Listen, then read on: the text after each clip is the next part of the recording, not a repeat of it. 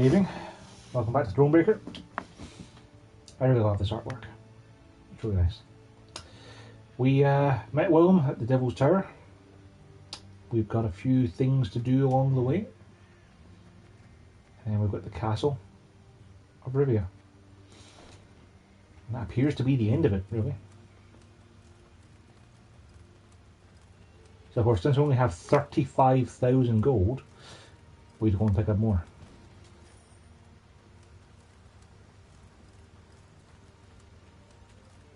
Your Grace, said Reynard, saluting and clicking his heels. Peasants from the Scala region have arrived at camp. Supplicants, wishing to deliver a plea to your person. Meve sighed. Supplicants, trials, audiences.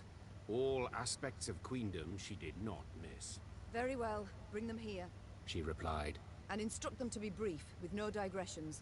The band of commoners was led by a sturdily built beekeeper dubbed Ethelred, son of Theobald. Finding himself in the Queen's presence, he fell to his knees and waved his arms in his best impression of proper etiquette. Oh, my lady, the Queen, your gracious mightiness, take pity on us tillers and toilers. Wars all around, leaving us but scraps to live off, and barely that, to be honest. So we beg you, don't do it. Don't raise the levies. We can't pay more than... What? Meve interrupted. What the devils are you talking about? What? Your decree? One they nailed to our notice board. The peasant said, sheepishly pulling out a parchment and pointing to the relevant paragraph with his rough finger. I've been seeing quite a few of these around. Do hereby proclaim that if our throne we shall recover, the tallage, muirage, and pavage we shall raise threefold. The expenses of this war for to compensate at the cost of the common folk. Even Reynard exchanged astonished glances. They had issued no such decree. Yet the document bore her signature and seal. Willem, did you have a hand in this? No, Mother. The prince said, shaking his head. We were at odds, true, but never would have forged your name. Then who fabricated this decree? The Nilfgaardians. The Queen replied without hesitation. They have access to my seal, to my scribes. They wish to spread fear, uncertainty, and doubt, turn my folk against me. And they are liars without any honor. The Queen tore the falsified document to shreds. Knowing this would solve nothing, she had to find the printers churning out these fakeries and end their run.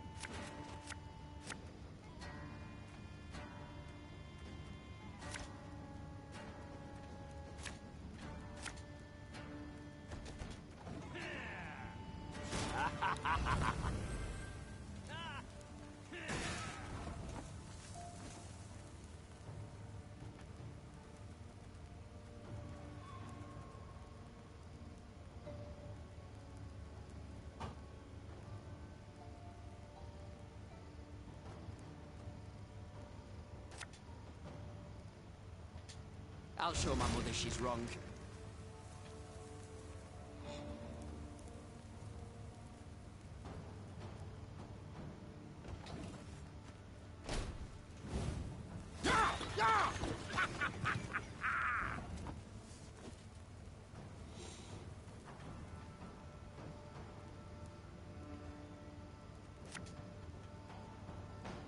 One boat.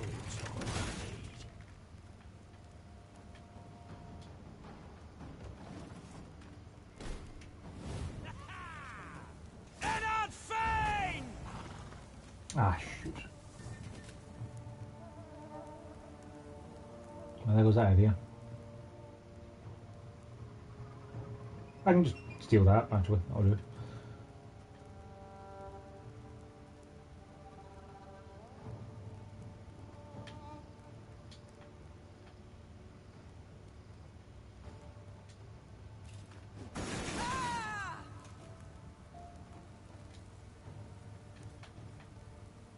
He's got resilience as well.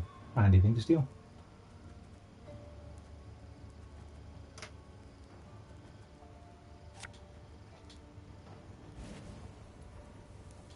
You mad? Don't shake that!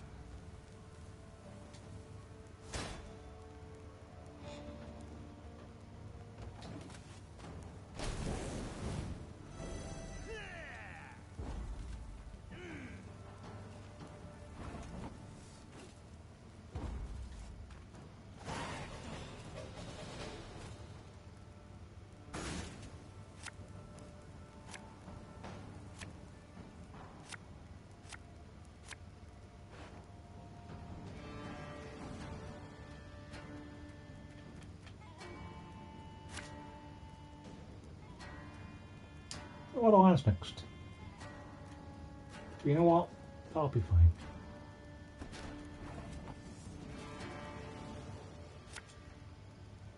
Every rib's a thief. My boots got sand aplenty in them. Death is only the beginning! If I deploy him and replay him, I'll give all my allies immune, won't I? That's pretty handy.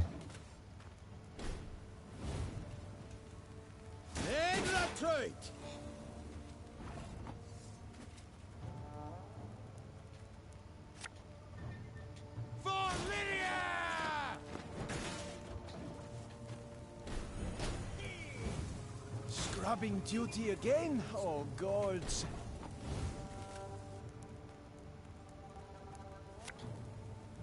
Long live me!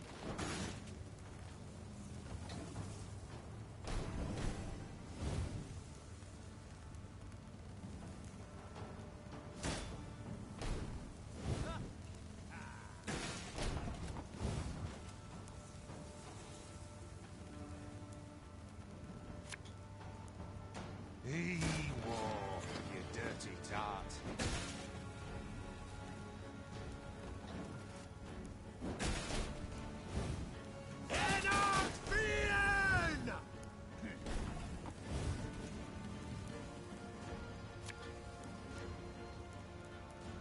Give me a time.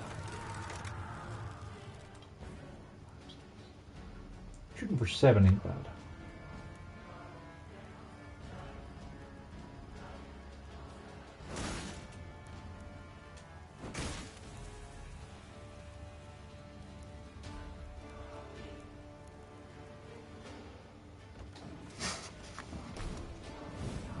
Discipline, that is what you folk lack.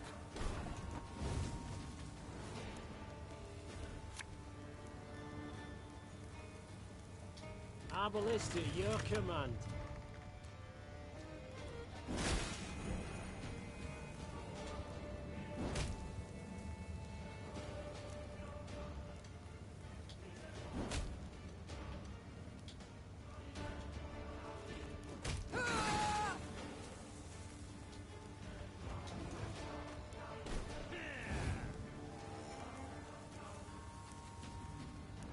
Those guys not supposed to be summoning copies of our units? Please wait, Your Excellency. I'm falling behind.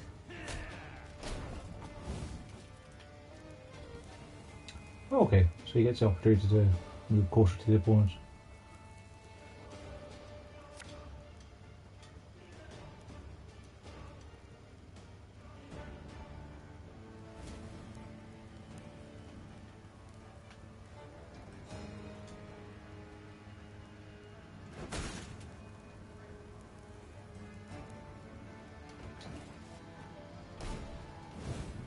Of course, as you wish, master.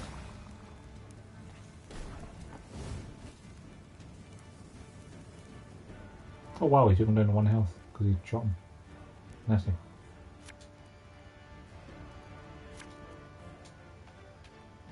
Oh, you can only play him in the back row. That's dumb.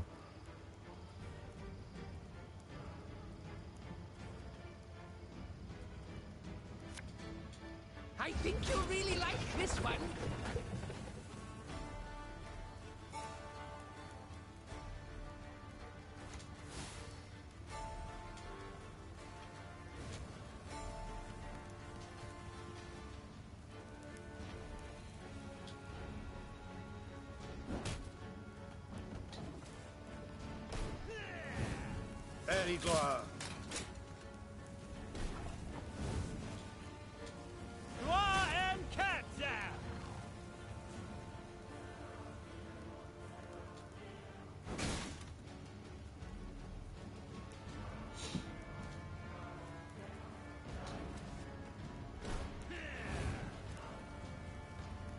Edroto dum anime est, des est.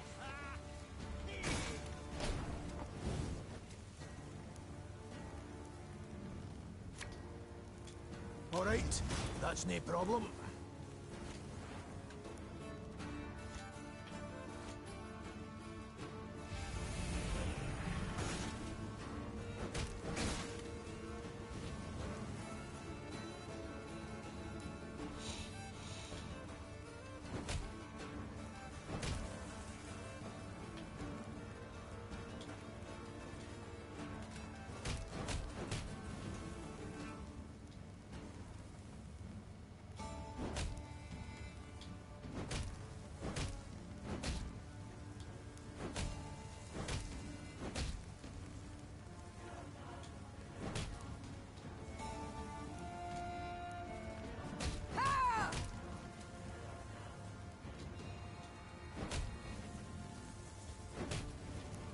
Okay, it turns out having a bunch of lands next is pretty handy.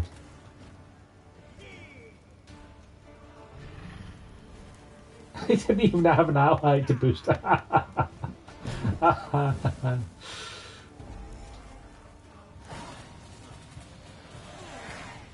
those lands next are pretty decent.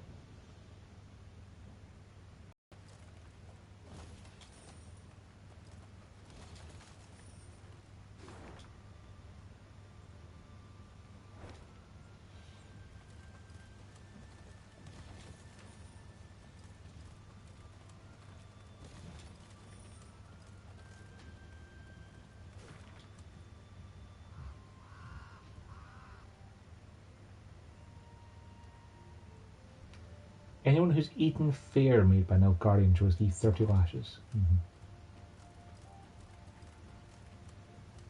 You'd have to hope that my subjects wouldn't be that dumb as to fall for that stuff, but... Let's shoot.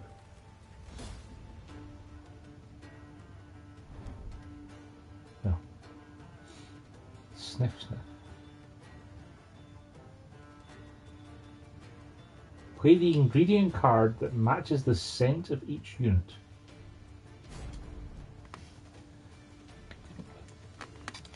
I don't know how any of these things smell, do I?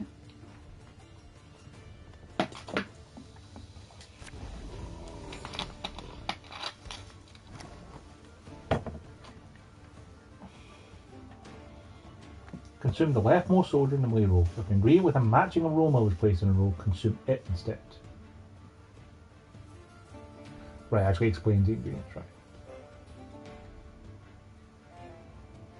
Okay, so I have to stop people from getting eaten.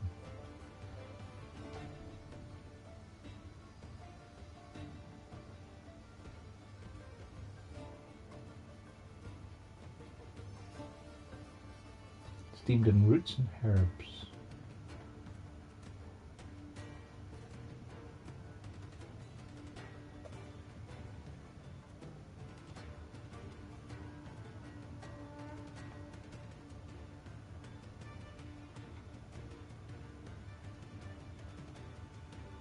It's got to be a mandrake, right? Maybe?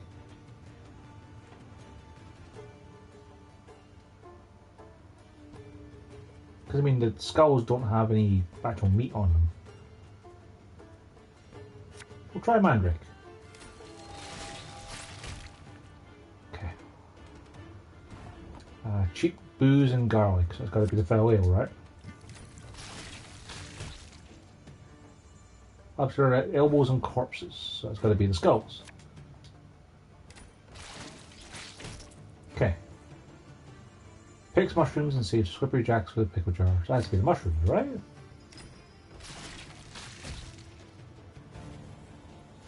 Hey, I can read.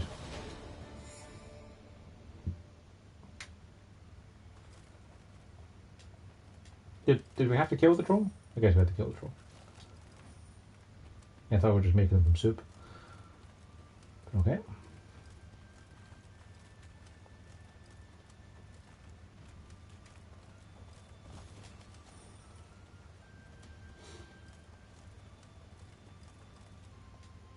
Oi, Meavy! cried Gascon, as usual paying no heed to courtly etiquette. Come here a Meaty. minute. Would it hurt so terribly to occasionally address me by Your Grace or Your Majesty? I didn't want to be petty, but since you bring it up, you've never once addressed me as the Duke of Dogs. Meve sighed, rolling her eyes. Get on with it. My lads jumped one of the Blackclads' transports. Guess what they were hauling? Gascon handed Meve a pot filled to the brim with a thick, dark fluid. Paint? Close.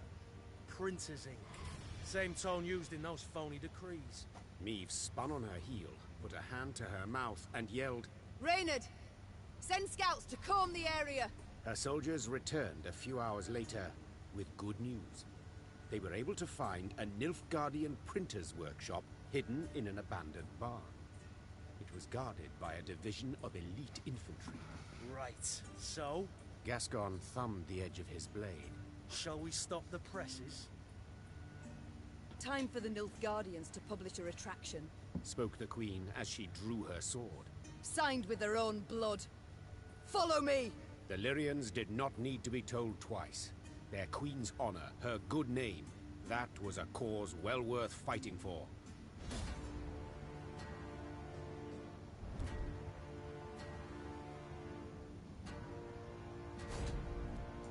Meve, a faint and timid woman. Yeah, that seems accurate.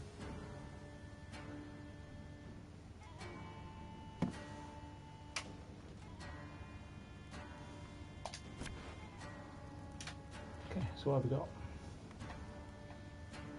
Okay, so a couple commandants. For every 2 units destroyed, boost self by 6 and damage enemies by 2. So we have to kill the Braveheart first then. Okay.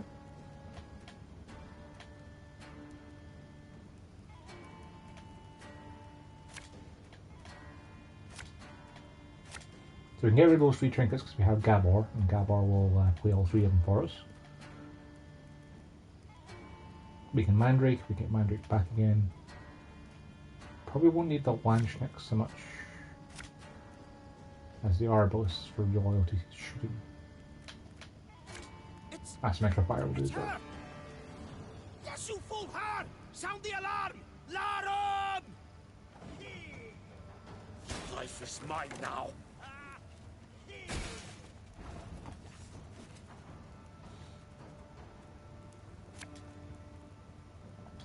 This could hurt.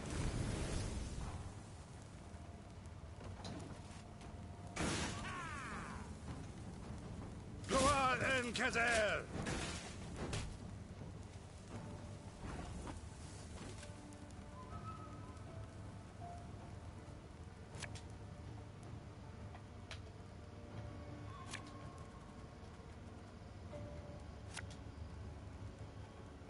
Watch your heads!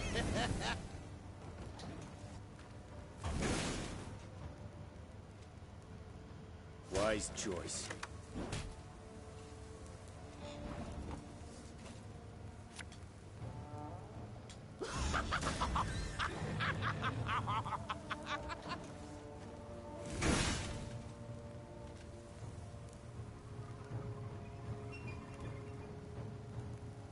Hail Katza!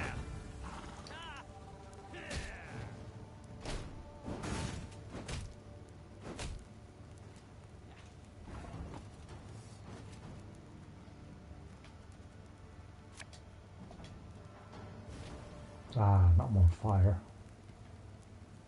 Well, we still distract those guys. Catch!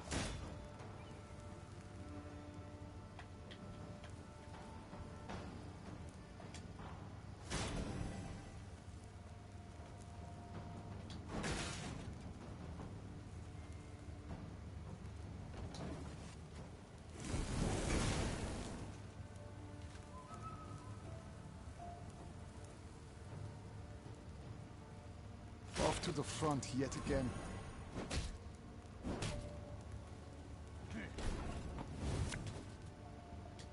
What's a helmet if not a pot turned over? Back to the dust whence you came!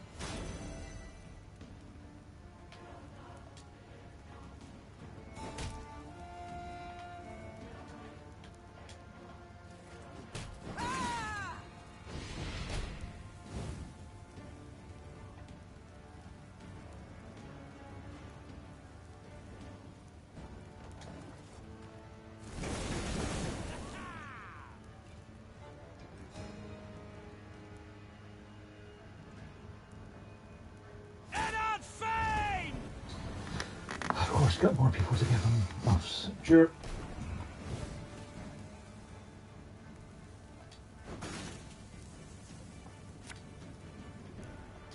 One bolt I need.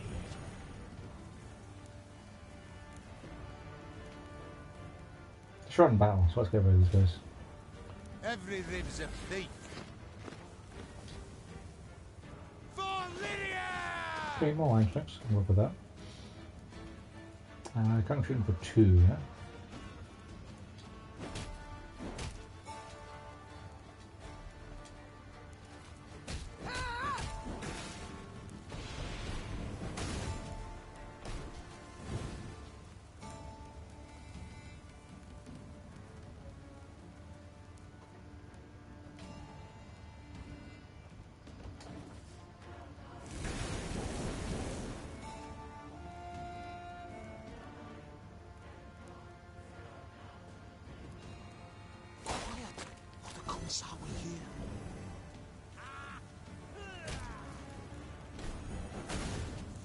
Oh, it counts just to try on my side as well. I thought it just counted using his side. It's way stronger than I thought it was.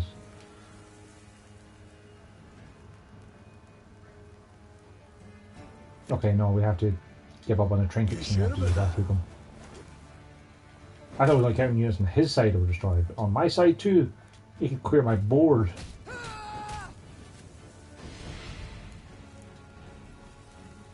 Shoot number 4.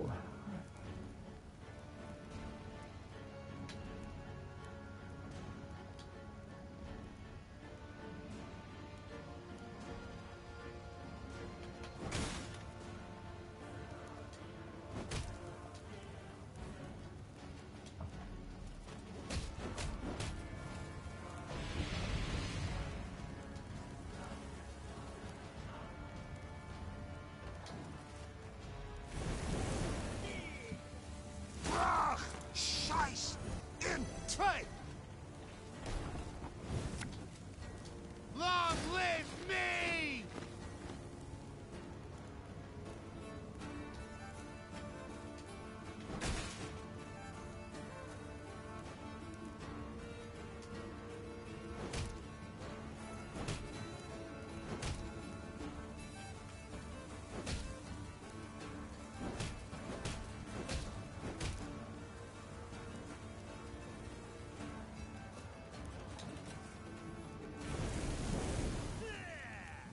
Off to the front yet again.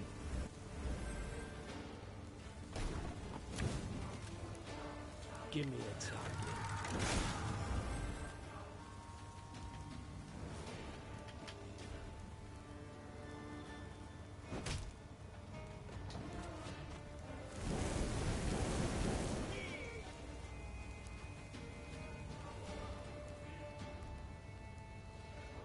Quiet, or the Commissar will hear.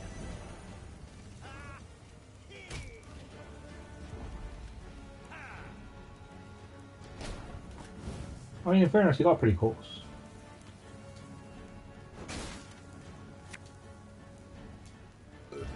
Sorry, turnips back for an encore.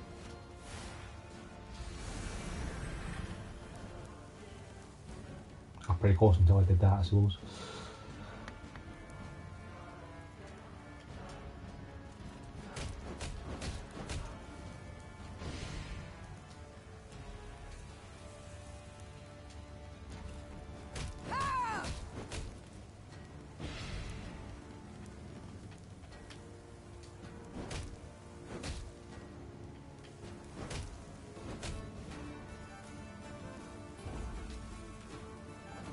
They weren't expecting us.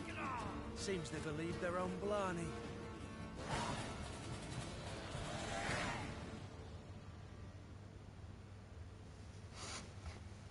The Nilfgaardians fought fiercely, led by a seasoned covert agent. Seeing he would soon fall into enemy hands, he put a knife to his throat and, in a quick slash, sent blood pouring over paper and still wet ink. Reynard leapt towards him, trying to stanch the red tide. But it was too late, and the spy's secrets perished with his last gargled breath. Neve picked up a freshly printed pamphlet. The document listed her many crimes and misdeeds, the true and the manufactured alike. Above the main body of the text, an etching depicted her, well, in a very unflattering manner. How about a taste of their own medicine? Asked Gascon, piecing blocks of type into a scathingly foul phrase. Me and the lads will scratch out a couplet about Epdahi, spread it around the countryside, give the folk a hearty laugh at those tossers' expense.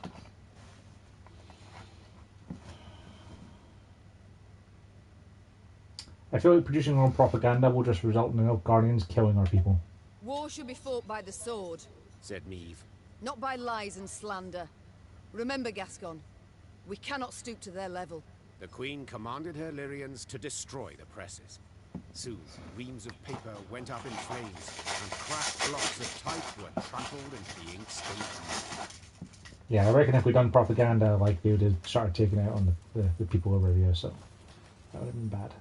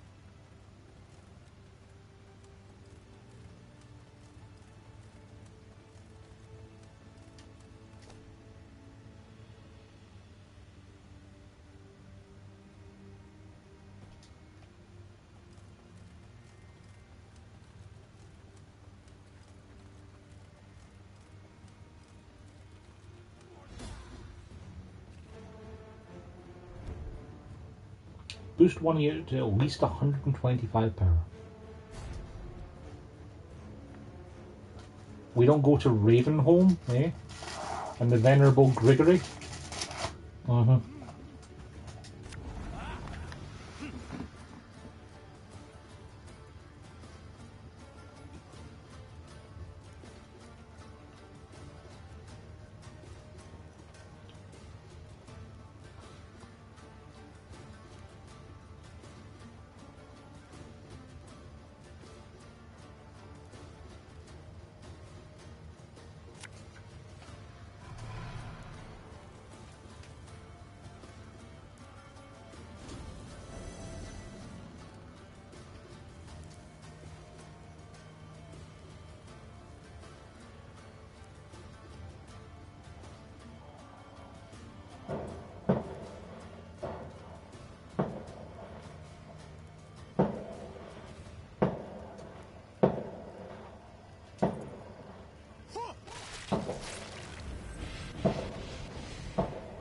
Oh god, this is going to be confusing. I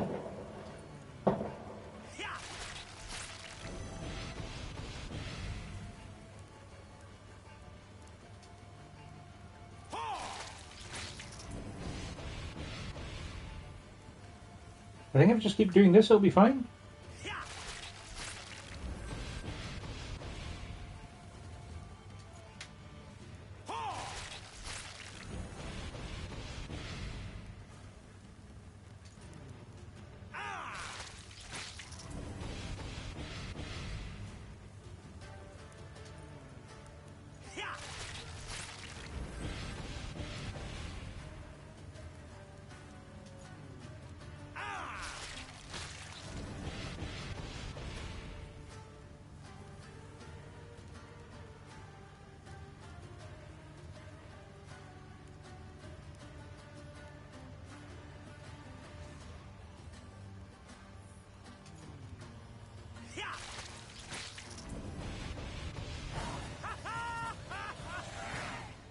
That was weird. That just seemed to be there for a Half-Life reference more than anything else.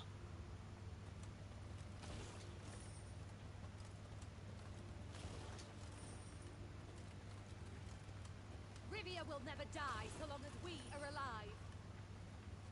Nilfgaard will not spit in our maws. Lady, the traitors run before you. Find me a map and I'll show you where they buried the loot. Rivia will never die.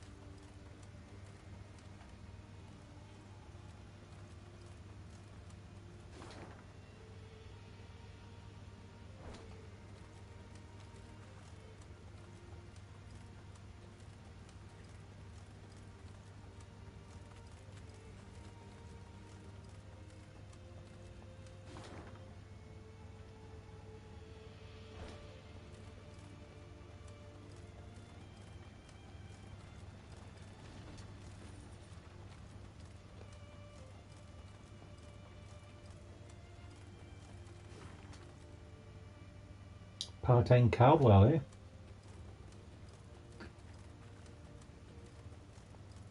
The traitorous Caldwell family's residence loomed into view. Against the horizon, it looked suitably sinister. Yet the manor had changed since Meve last saw it. 2 new wings, ornate towers, a grand colonnade. And the windows now glistened with stained glass, the gilded hue of imperial suns. We must pay them a visit. Seethed the queen. The great double doors opened with an echoing thud. Just inside them stood the heir to the estate, Dragomir, his wife and 3 children by his side, and Helena, the treacherous count's widow. Sliding the cap from his head, thus giving proof of the family's hereditary baldness, Dragomir knelt down upon one knee. Your Grace, my father's betrayal stands beyond doubt and exoneration. The young Caldwell said flawlessly, and in a single breath, as if he'd practiced a dozen times. And his death at your hands was most well deserved. I beseech you to lay your trust in Prince Willem. He'll confirm I knew nought of my father's plans. I humbly ask that you not punish me for his sins. Allow me to stay on my ancestral lands, to serve faithfully as your loyal subject. I believe not a word slithering out of his mouth, whispered Reynard. The first chance he gets to stab you in the back, he will take.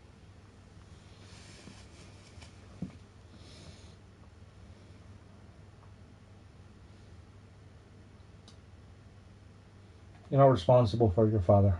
Meve narrowed her eyes and gazed at Dragomir. Large drops of sweat dripped from his brow. You may stay.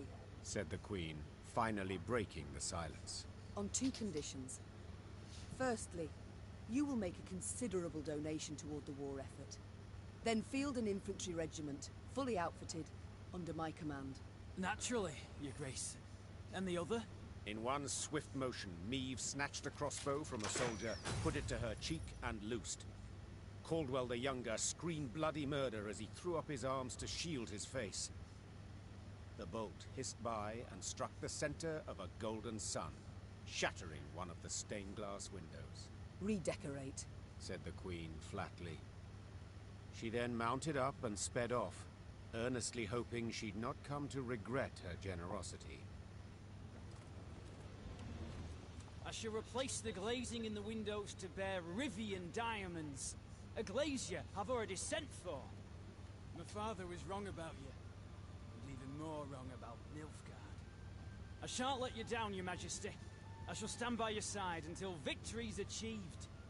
Again, many thanks, Your Grace, and this, may it serve as proof of my loyalty. I shan't let you down, Your Majesty. Yeah, his dad betrayed me, but he didn't. I can't just go punishing him for things his dad did. Oh, and it might not necessarily be the case of like father, like son.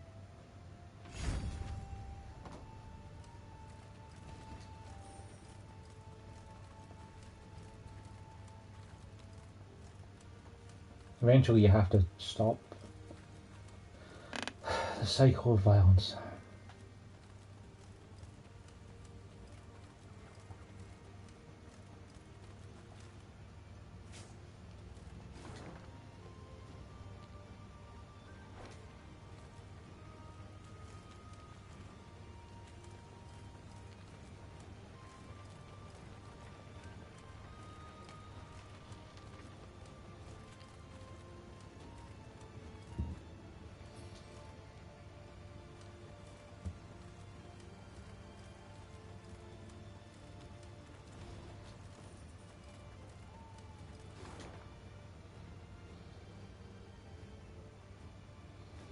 Still quite a chunk of line to go.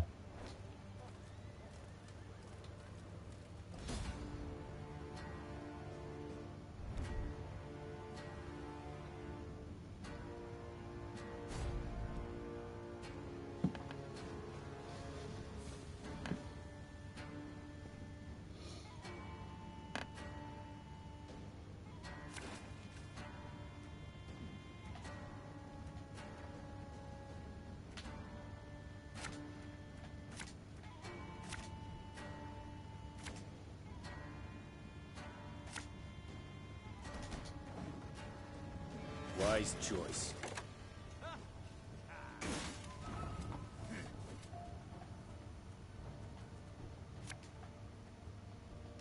You mad?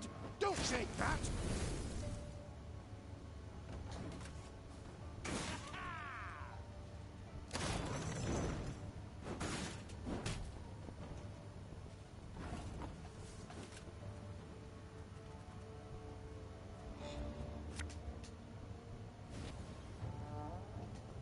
I'm a one, sir.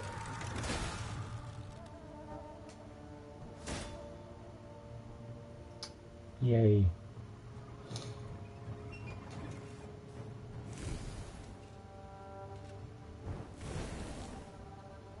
I warned you.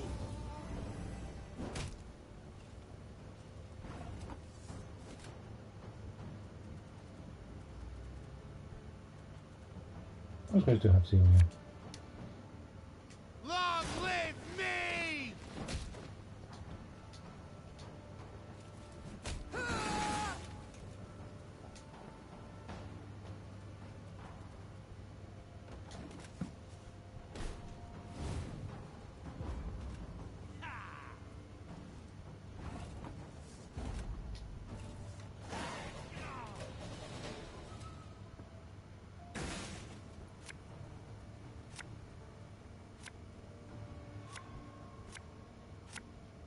Honestly, that hand is perfectly fine.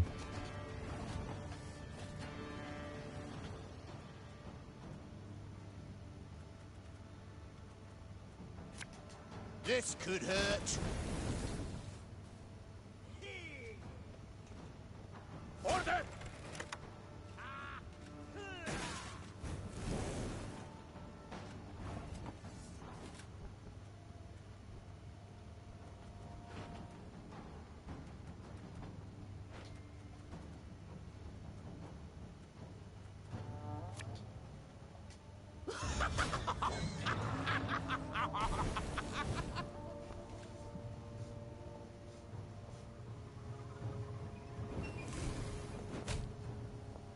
Your life is mine now.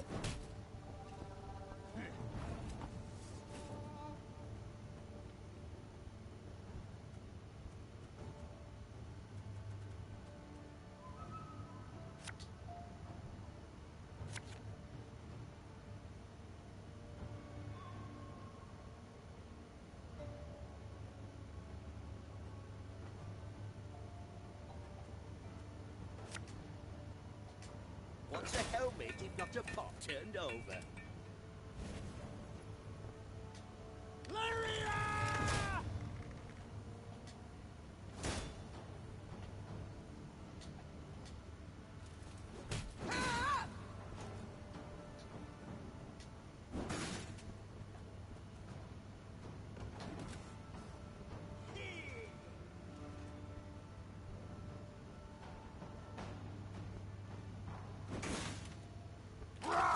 Scheiß!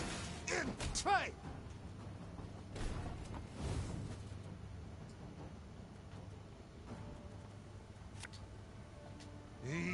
Whoa, you dirty tart.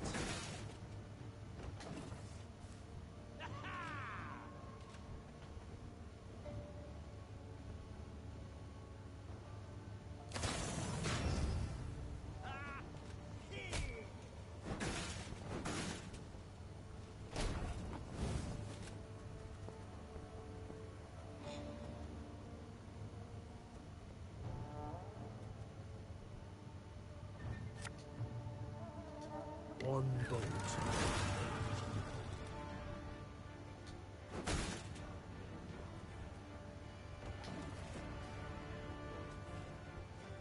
Good thing we have a lot of armour.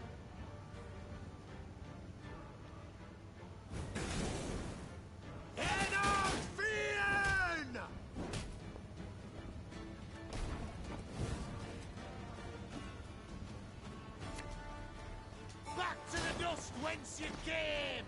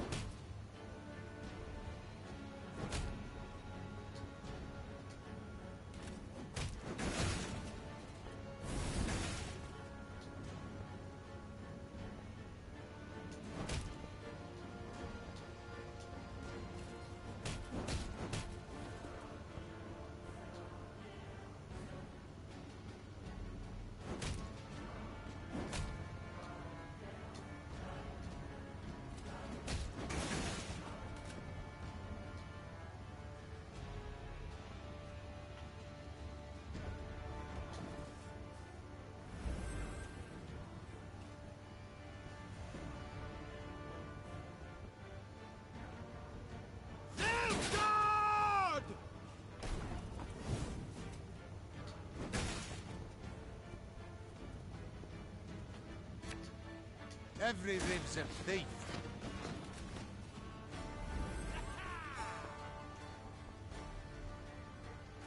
We can probably kill Merrill Orange tank this round, can we? Yeah. I'll shoot before it. Oh, no, you got nothing for Isabel, buddy. I'd hoped we could See you get on with solve that. this some other way.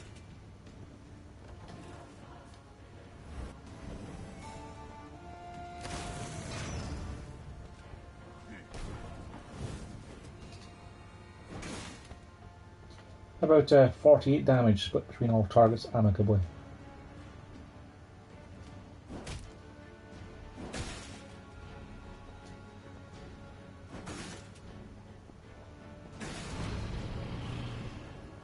That'll do the job, I think.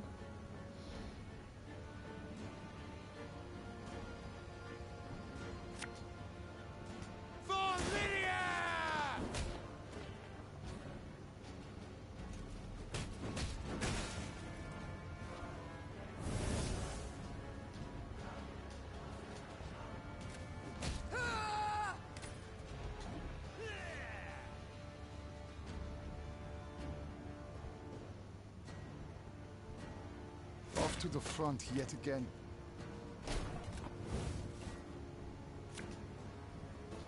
All right, that's no problem.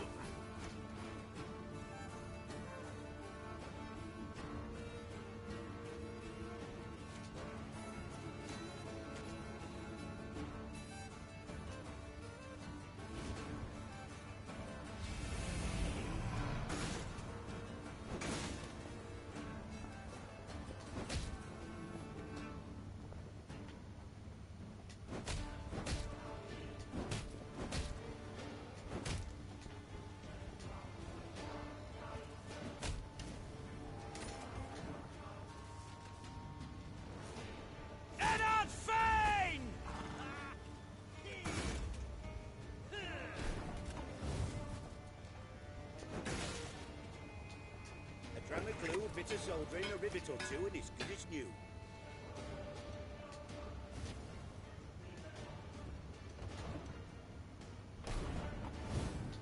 For you, pal, anything.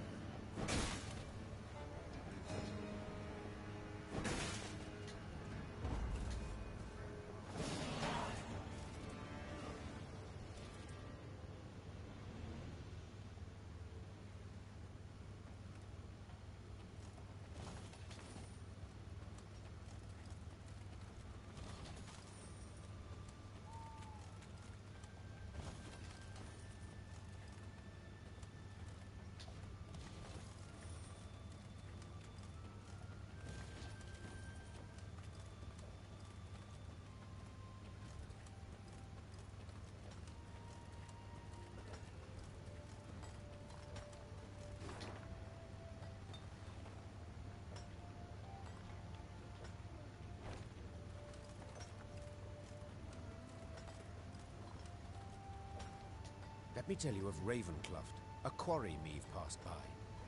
A quarry with a dark history. For years earlier, its wall had collapsed, burying dozens alive. Scholars summoned from Oxenfurt were unanimous in their findings. The rock was fragile, further digging would likely cause slides. Meve had heeded the scholars' advice and closed the quarry by royal decree. Yet now, as she neared it, Meve could hear the even tap of pickaxes. She dispatched scouts to investigate. They returned promptly, their faces sullen, their cloaks blanched with a fine limestone dust. Quarry's open a new place. Nilfgaardians. They've got folk in the pit working it. Appear to be from the surrounding villages. Interesting. Their engineers have found a way to render it safe. Secure the walls. I'd say that's right unlikely, Majesty. Judging by the fresh graves we saw. My son, I trust now you see the superior culture Nilfgaard has brought. Said Meve, turning towards Willem. In answer, the prince merely dropped his head. The queen then turned to Reynard, as ever at her side. Reynard, what do you advise? As a soldier, my queen, I'd advise against any kind of assault. The terrain's hard, unsuitable for a fight, and we've little to gain from a victory. As a man, however... Yes? To leave our folk in chains, in that death trap. It wouldn't be right. Darn straight. If I were to calculate in heart and mind, keep note of gains and losses... began Meve. I'd bend the knee to the Imperials, just as Willem did. But bloody arithmetic won't dictate my course. For I do what's just. I do what's right. Follow me! Her troops followed without hesitation, swords in hand, their hearts afire.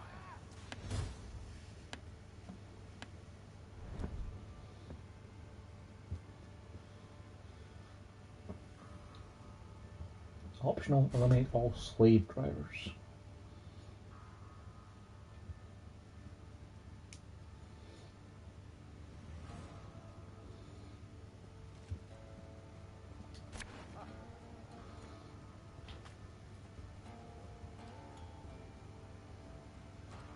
Oh, those kind of guys, right?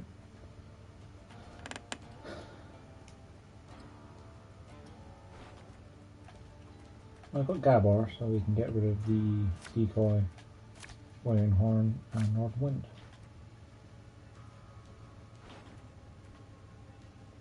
Now, if we deploy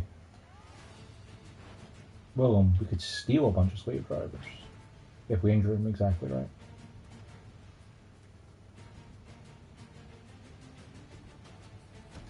You know what, that's fine. Forcing my own subjects to fight us.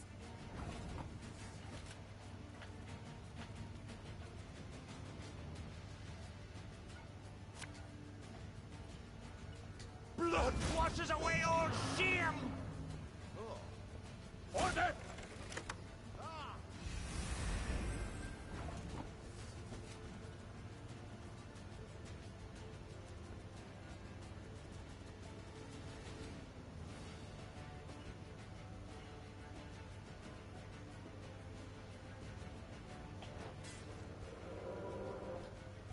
Does that mean it would affect my own units? I kind of feel like I have to discover that. Watch your heads!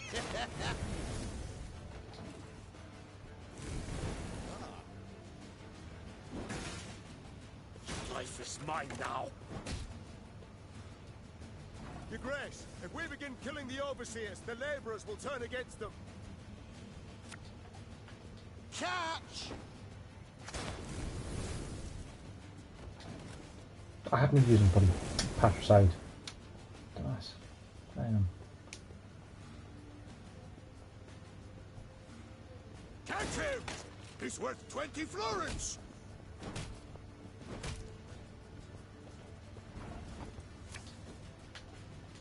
A king faces difficult choices.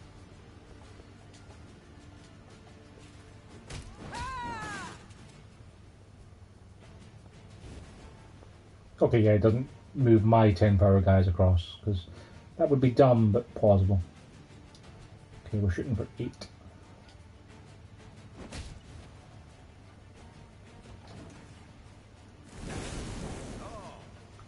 Wise choice.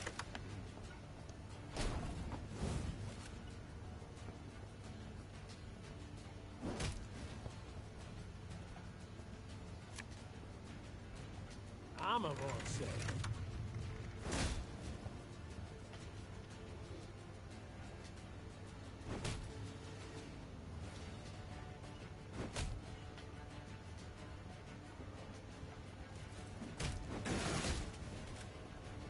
So I might just win if I kill a slave driver? The overseers are dead, your grace. Yep. That works. The Lyrians handily dispatched the Nilfgaardian overseers, more trained in the ways of the whip than the sword. Those who survived now found themselves shackled in the very chains they'd forced the peasants to wear. Peasants. Oh, unfortunate souls. The cruel labor in the quarry had taken its toll. They stood before the queen, shrunken to skin and bone, clothed in tattered rags, their eyes reddened by dust. Burned a brilliant fire. Ooh, mother.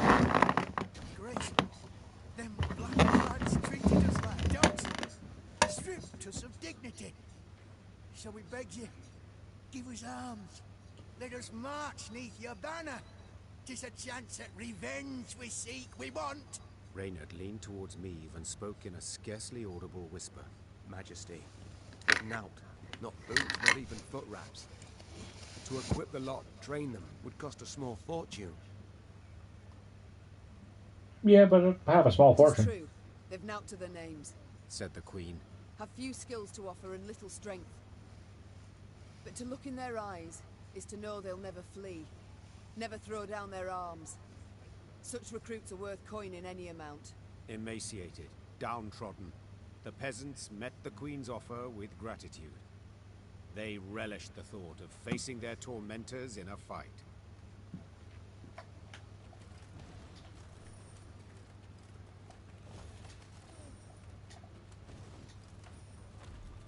I mean, heck, we almost got much cash back from that to pay for the peasants.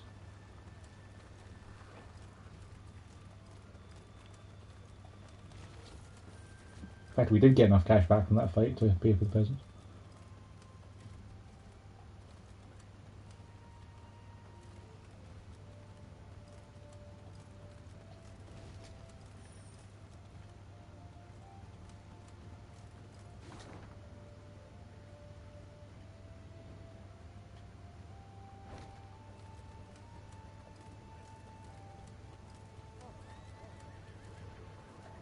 What does Muddle do before we go into this fight? Potentially fight, anyway.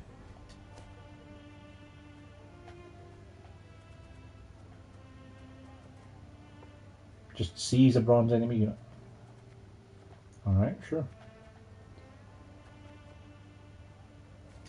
I'll have that instead of Mandrake.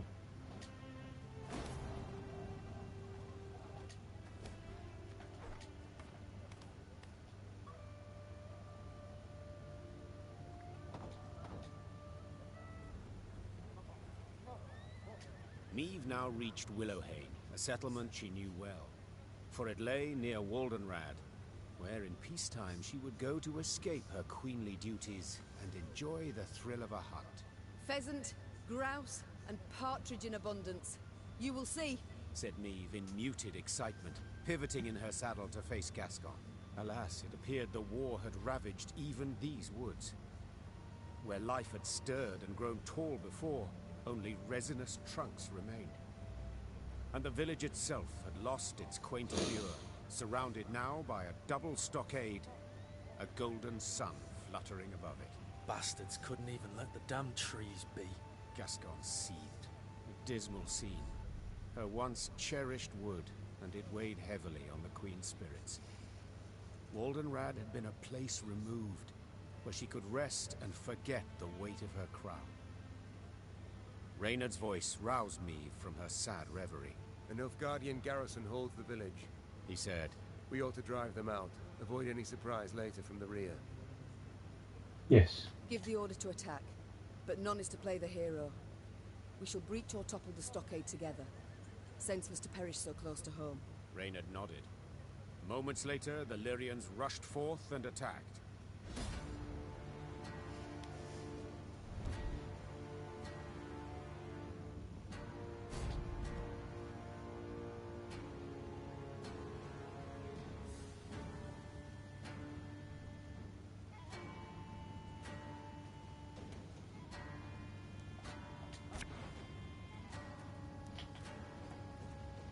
That's one of those brave hearts. Yeah, he's getting murdered. And Cap are gonna. He's not a boss, is he? He's a gold unit, right? He's a gold unit. Right. However, that just seizes anyone with the same power, right?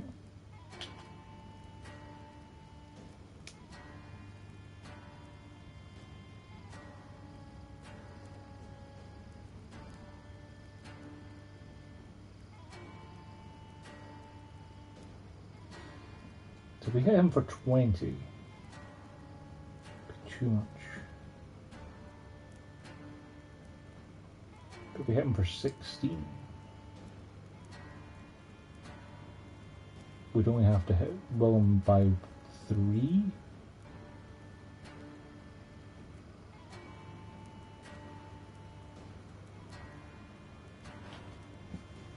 Those guys get strengthened by 3, strengthened by 2, and it appears range room.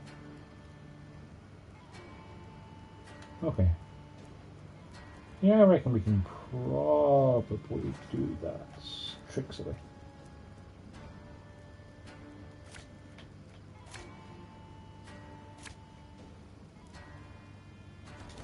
The time has come to purge these devils from our homes! Follow me!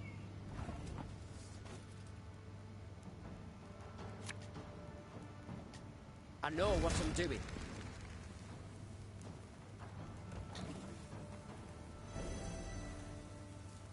Life is mine now.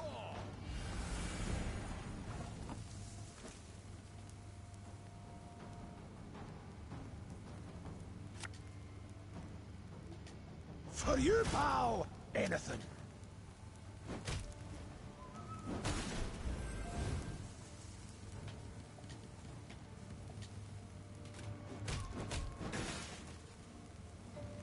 Yeah, let's have the brave heart on our side, thanks.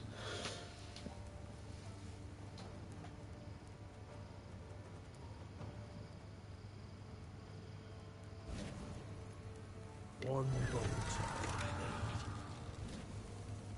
Give me a time.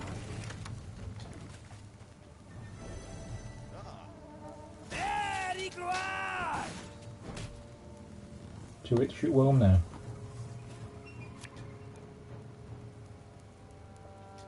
Blood washes away all shame! Wise choice.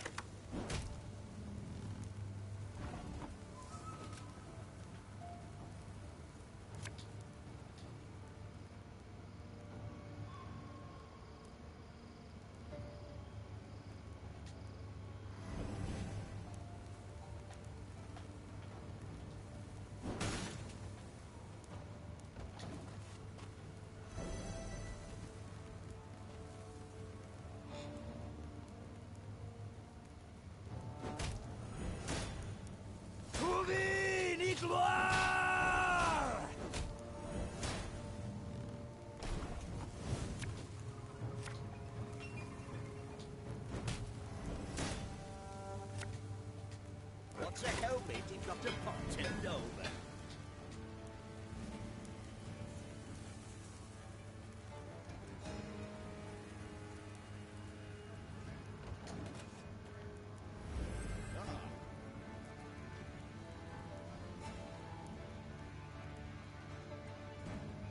Order!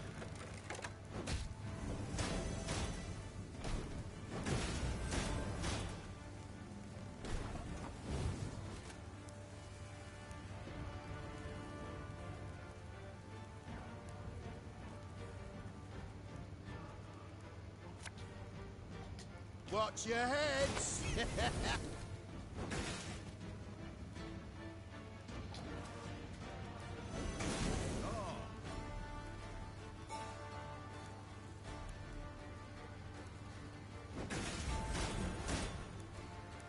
My prescription, a bit of blood. Ah, dang it.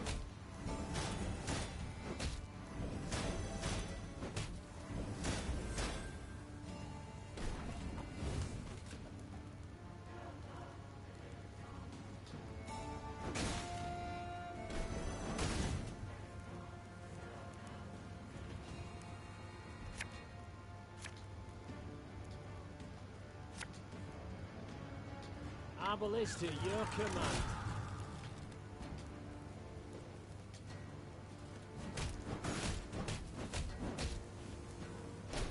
I didn't really mean for you to shoot them, but okay.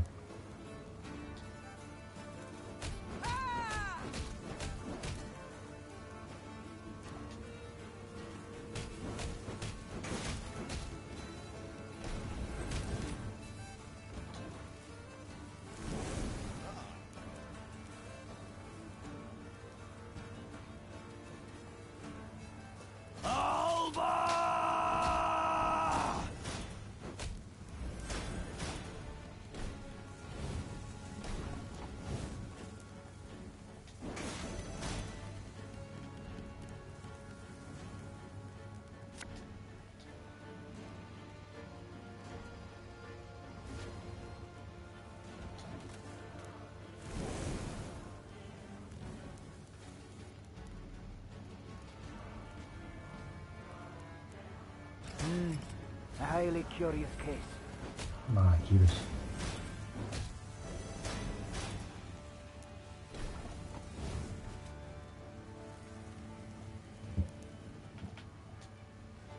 You sure about that?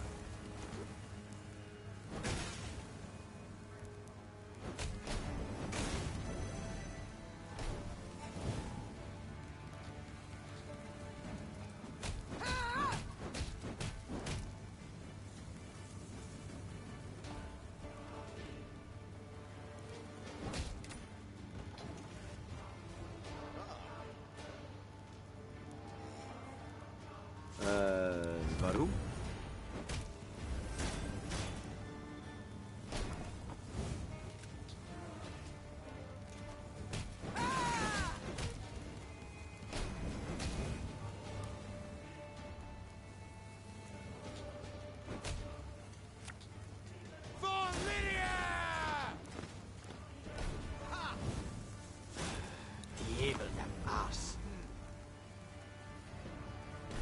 Yeah, being able to steal the enemy's units that buff themselves is pretty effective.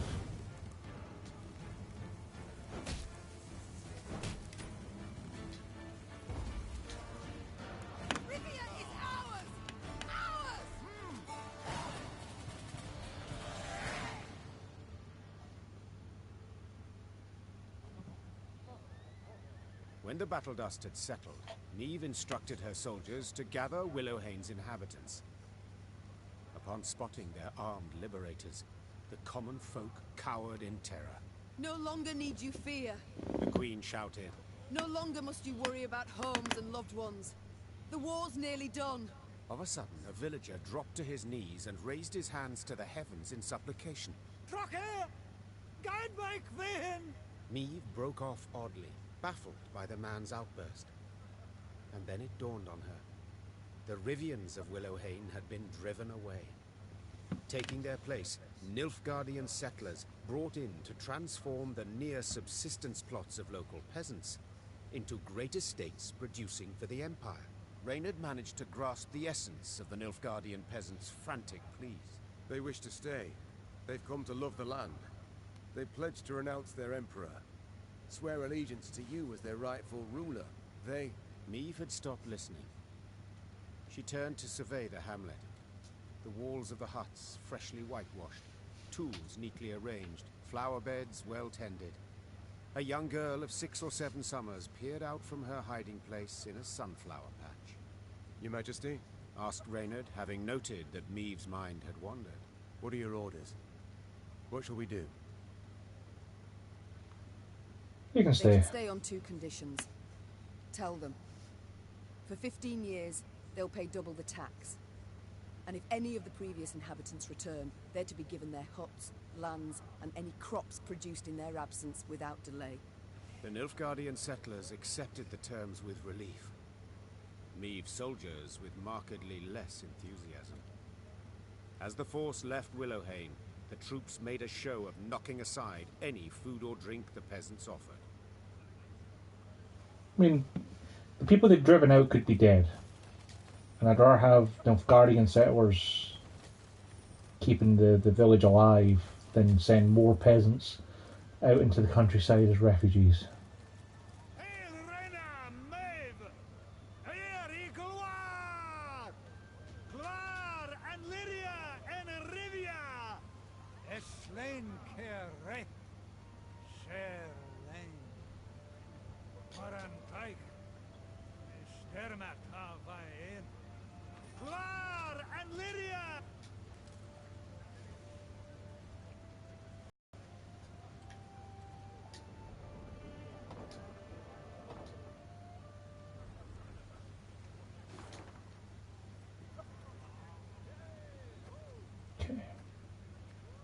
A little bit more to do in this mainland.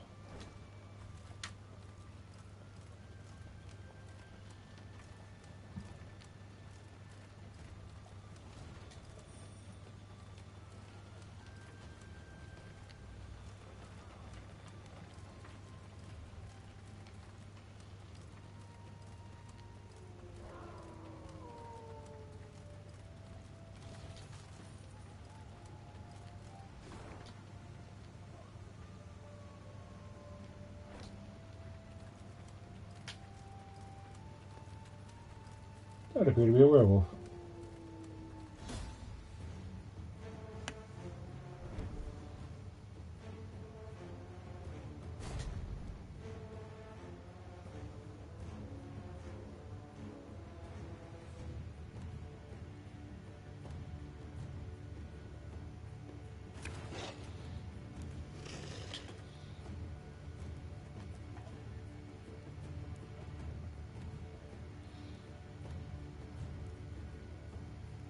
Damage around the end of another bar, kill all your units.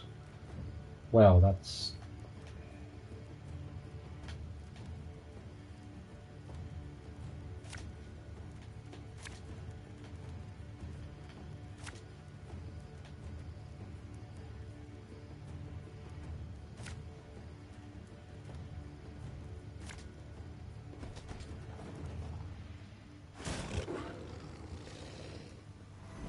resilience, and every turn you just get stronger.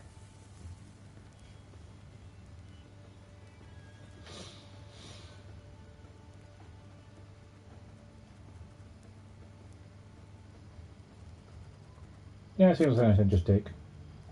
Thanks.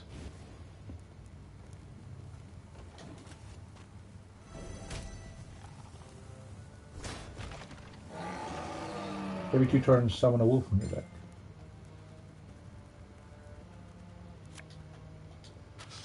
I smell a leak.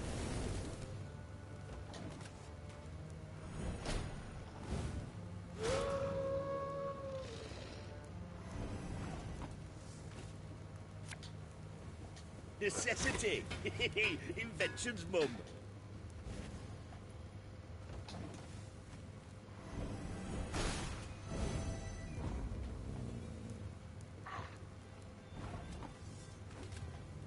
Just a regular wolf, not like any kind of wolf. Okay.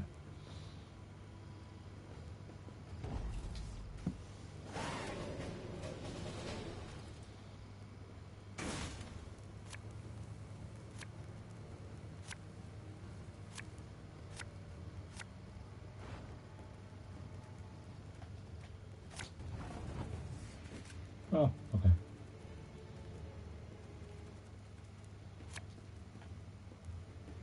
Wanna know why I've got my scar?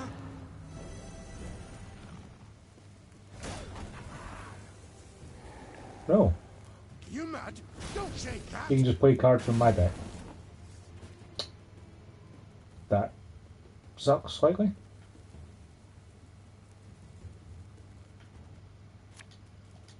I think you'll really like this one.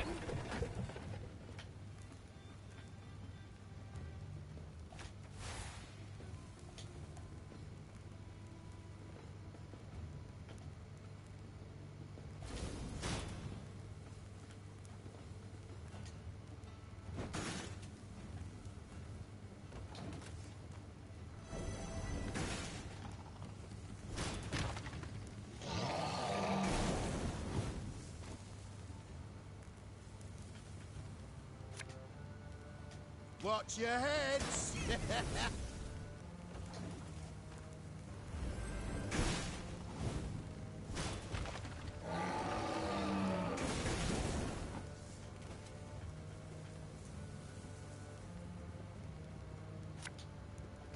catch!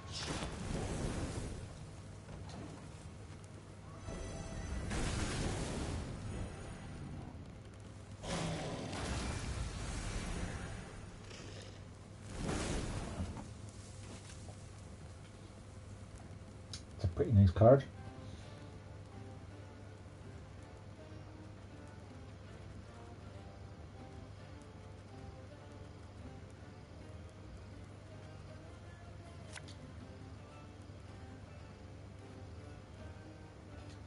A king faces difficult choices. I haven't been using peppers. I'm a dumbass.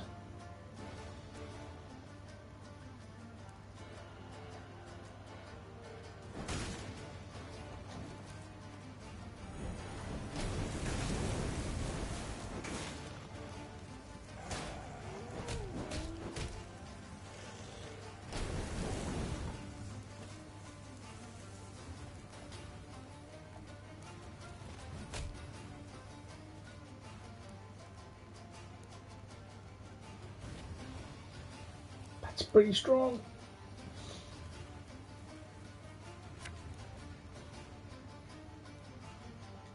One bolt all I need.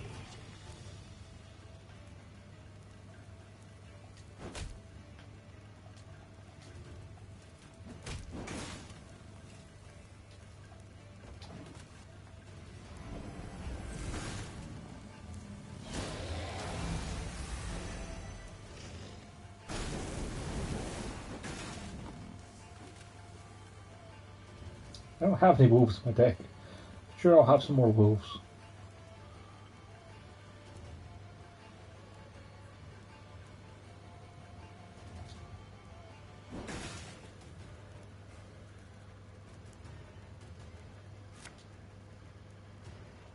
Back to the dust whence you came!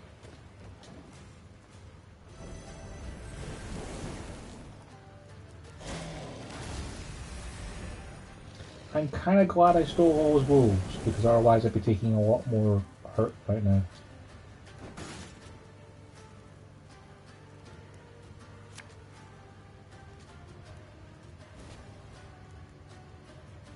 It's 21 strength.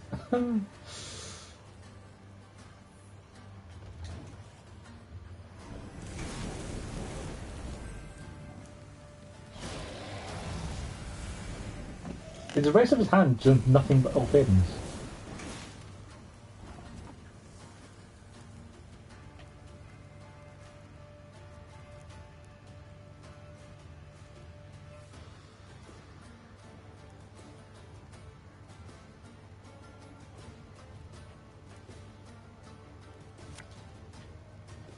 Something from nothing? It's exactly what I do.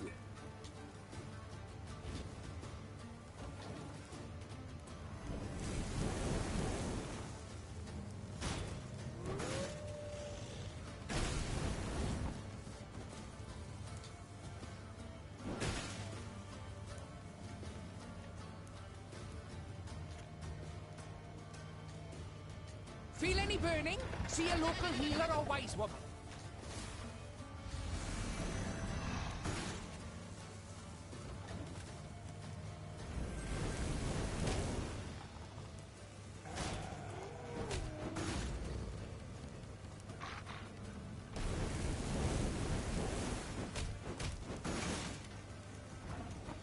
The wolves spawning are triggering the wolves on the enemy team as well. That's kind of dumb.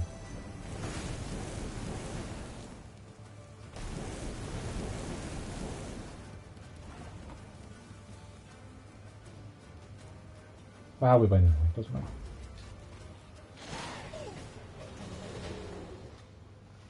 Yeah, being able to steal those resilient guys who strengthen themselves every turn is pretty handy. Being able to steal enemy units is just pretty handy, really.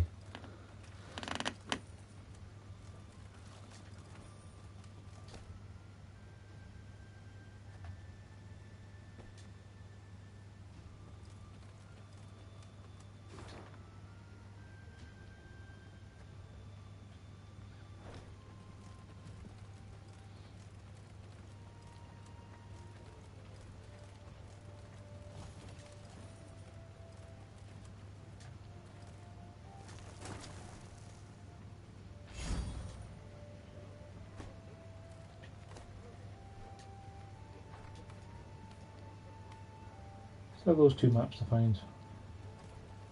We'll probably end up having to Google them at the end.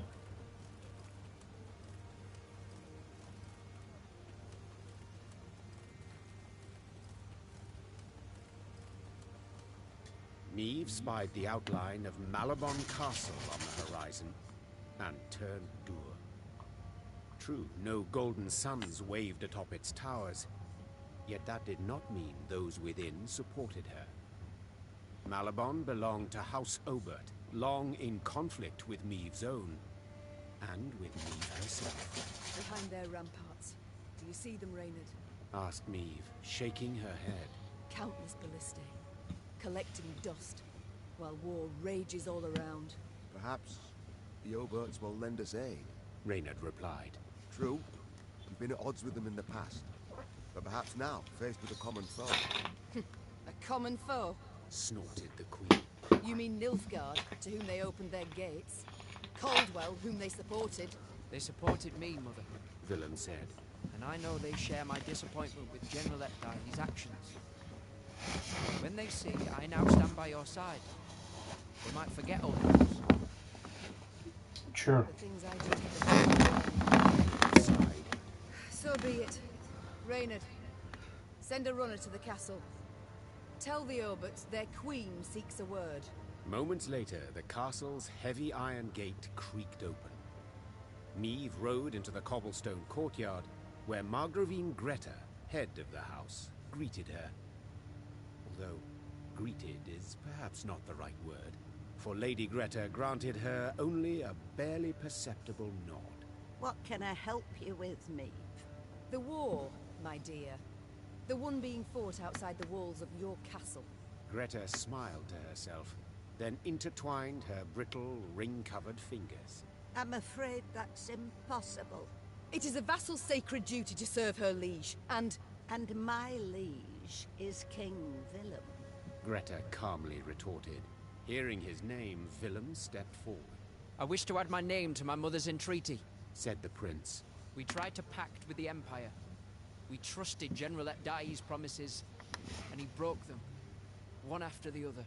Margravine Greta dropped her gaze. The Oberts had lost lands, their serfs had been deported. Under Nilfgaard's rule, they had lost no less than the other great families. We can brook no further delay.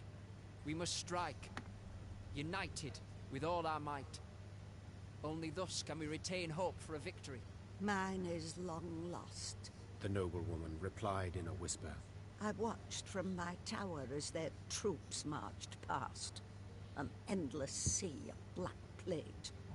But you are right, Your Majesty. At some point, one must say enough. Even if that is one's last word. Willem grasped the Margravine's brittle hand and bowed. Thank you. On behalf of myself, my mother, and all our land. Meve left Malabon Castle reinforced by the Oberts and reassured by Willem's actions. If earlier she had harbored doubts about forgiving her son his betrayal, now she was convinced she had done the right thing. Reinforced ballista. We march with you, Lillian beside Rivian, together at the Blackclads. War. War, what is it good for? Absolutely not. War. War.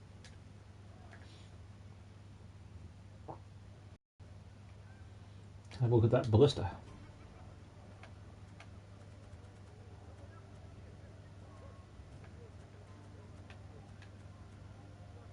Damages by 3, 2, and 1 every turn. That's pretty good is the words I'm going to go with.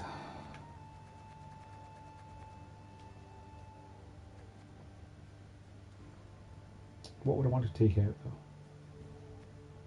The Arbalists maybe? I mean, I'm mostly just damaging random enemies by 2 when I use my loyalty.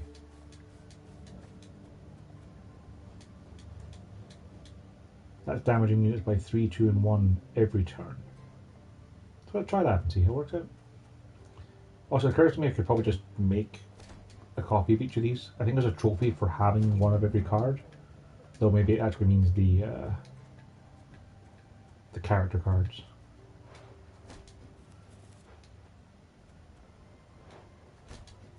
It's not like we're going to be running low on resources anytime soon.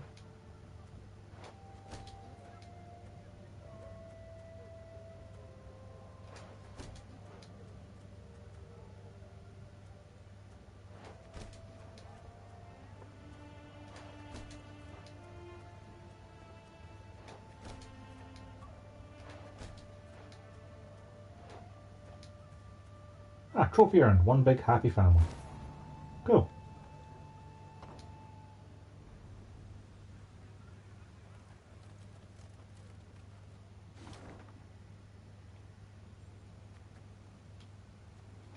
Getting there.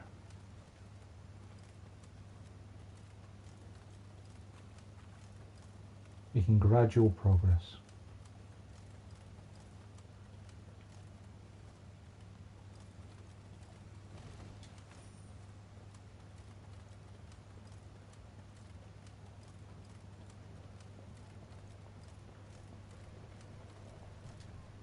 Meave's force reached Cavalden, a small, run-down town.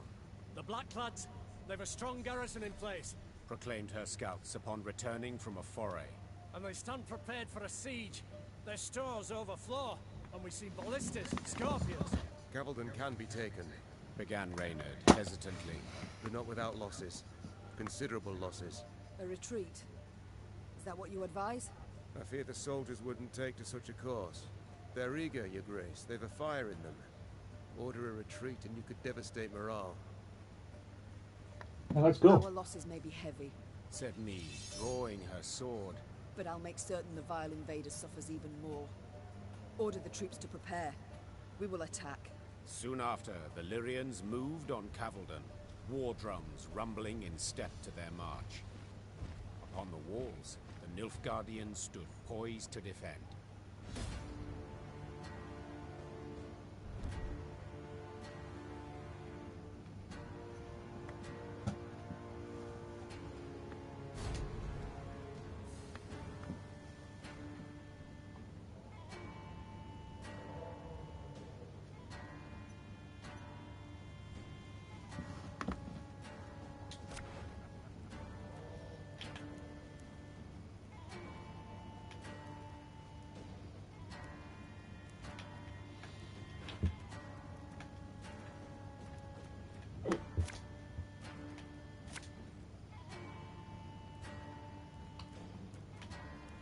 Two fires, some shooters.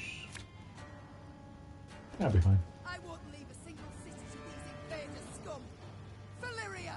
For Rivia!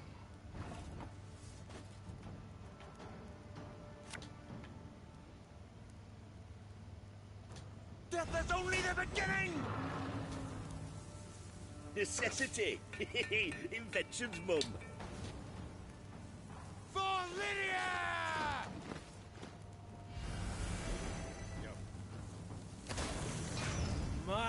My, now that is some fancy weaponry. And it's still got that new war machine smell. We must bring down their walls! Crush them! That's gold, isn't it? Yeah. Fine, I won't just steal it then. Are you mad? Don't shake that!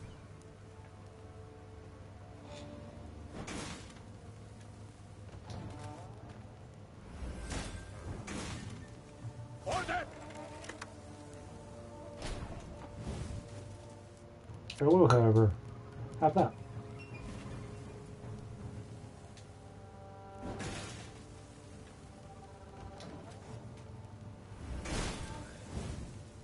Life is mine now. And I'll also have Something from nothing. It's exactly what I do.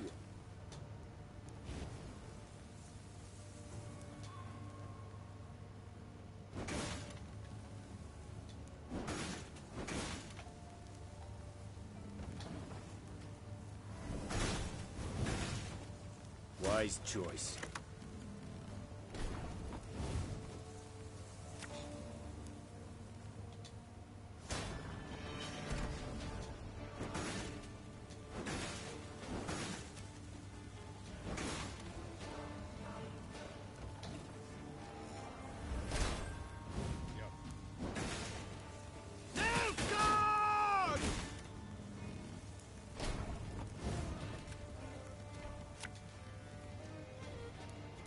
This could hurt.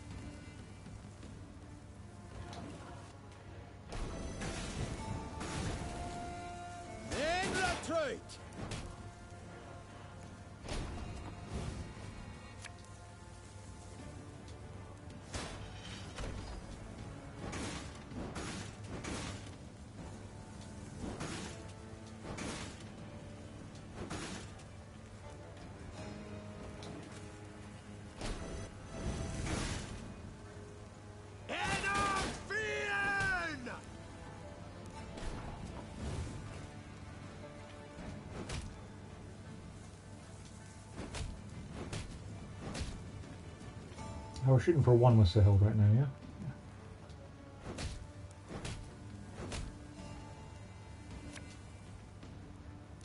Long live me!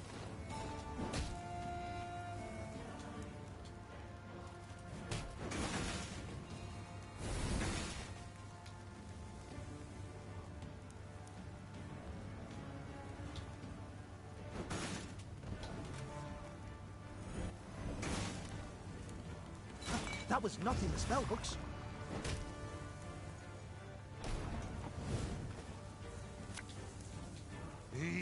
War, you dirty tart.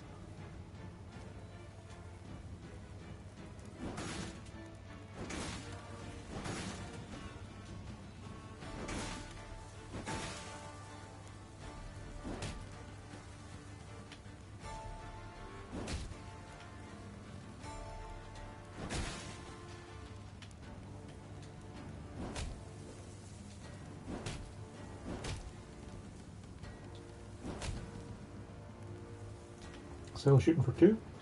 Still shooting for two.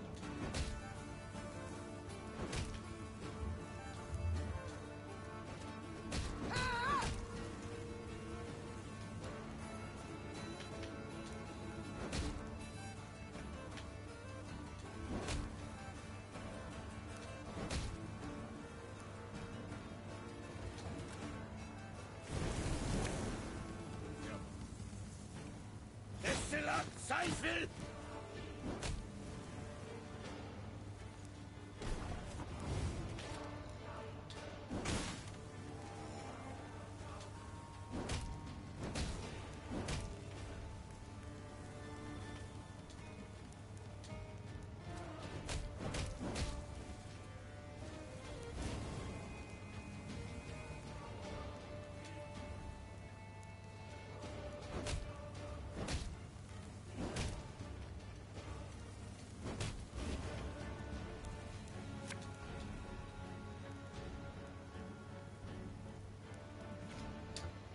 I could probably just pass here, really. I mean, I only have 148.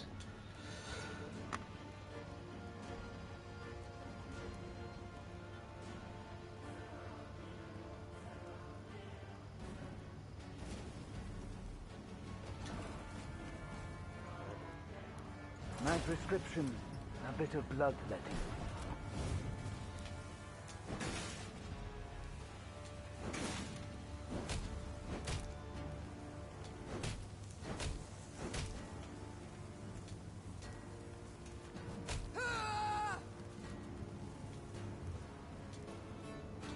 What's a helmet if not a pot turned over?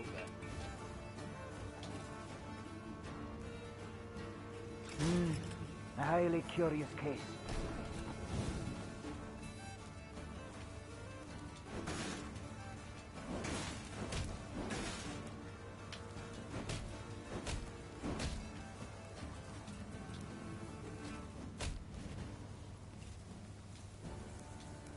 A dram of glue, a bit of soldering, a rivet or two, and it's good as new.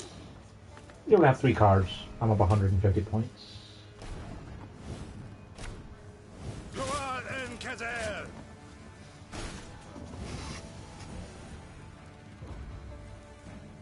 We did it, Your Grace. The city is ours. If he actually played that spear earlier, then he could have kept returning it to his hand and Kept himself going for quite some time there, but luckily the AI's not that The smart. Nilfgaardians had indeed prepared well, with grapples to repel hook ladders from the walls and long spears to rain down upon attackers far below. Meve managed on the fourth attempt to breach the defences, but did so scrambling over the corpses of her own men. The Queen was in the field tent when Reynard arrived with surprising news. To be heard over the groans of the wounded, he had to raise his voice.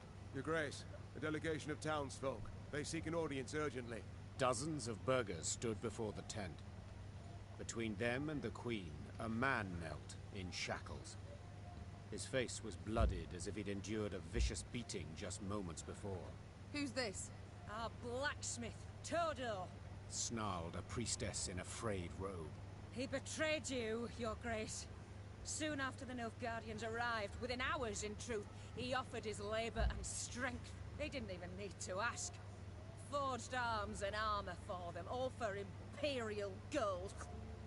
Meve gripped the beaten man's beard, tugged upwards, and looked him in the eyes. Did you forge the hooks and the tips for those spears? I did, Your Grace. It was fine work. Growled the Queen. Damned fine. Show him mercy, milady! Cried a withered old man in a flour-spattered apron. When the black-clad bastards captured my son, they were eager to hang him. Todo spoke for him, saved his life. He helped me too.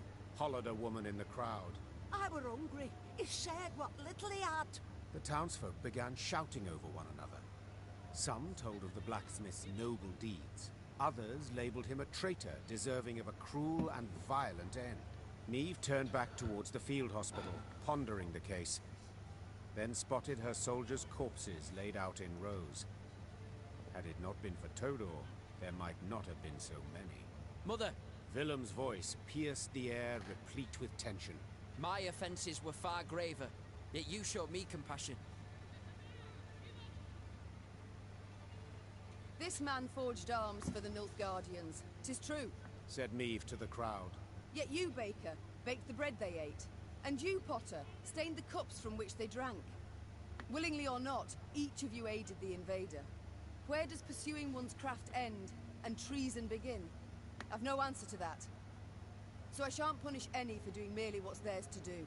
Upon hearing the verdict, the Queen's troops stared in disbelief, then began to boil. As she walked back calmly to the tent, they jeered and hissed. At the last, it took Reynard to calm them down. Meve had saved Todor, but she was convinced she'd not see the blacksmith again. Come evening, he returned to the camp, with a wagon full of arms so new they shone. If it weren't for you, Your Grace, they'd have torn me to bits with their bare hands. He said, kneeling before her. I thank you for speaking up for me. For my innocence, that is. I've a gift for you. A gift I knows you'll put to proper use. Meve took a spear in hand, put it to her shoulder, and gazed down the shaft. The tip glowed red in the light of the setting sun. Of that, my friend, you can be sure.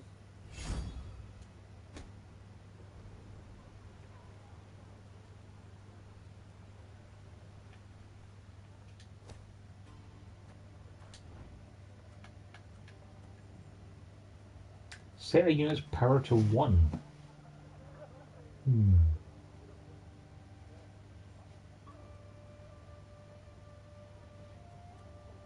It's not terrible.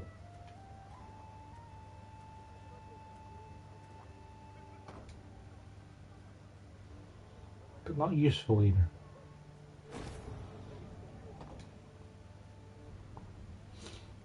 You can probably do some good shenanigans with that, with dropping Willem down in a row of units you want to steal, each of which you've set the power of to 1, and then capture them all in one fell swoop. Cost us dearly. Dearly indeed. Freedom will cost us. How could you, Your Majesty? He's crafted weapons for at blackclads. The very same what killed our lads. How could you, Your Majesty?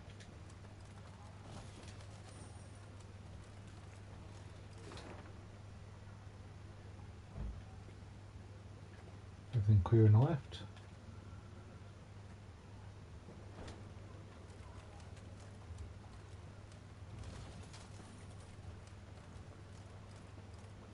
Your Majesty. The hut's untouched. Ripe grain in the fields, 'tis hard to believe. I feared we'd have another Edirn here, with the Blackclads setting fire to all. I feared nothing of the sort. Nilfgaard's not stupid. Lands it aims to hold, it doesn't destroy. And Willem did bend the knee to the Emperor.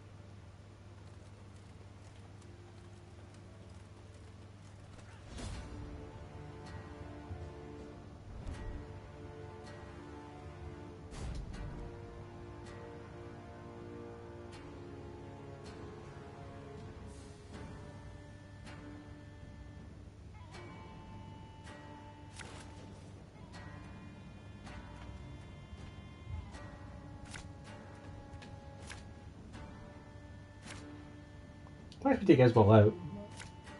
Like, I'm shooting so much that there's not often opportunities for anyone to actually, you know,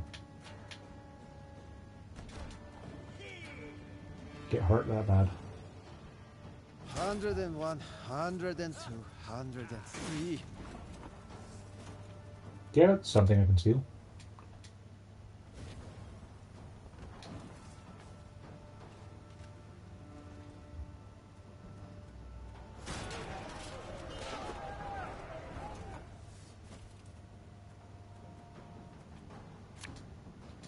Watch your heads!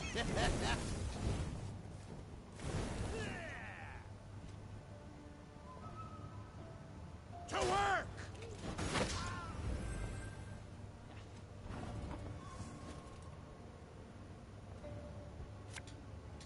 For Rivia!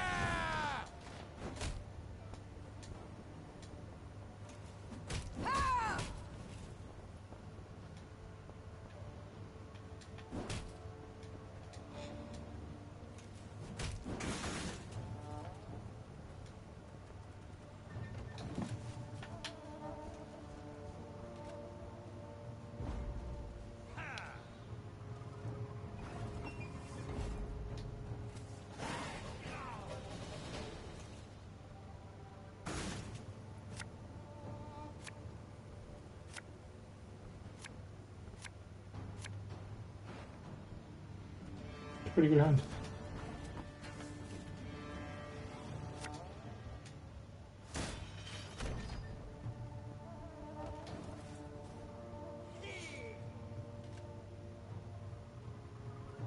Life is mine now.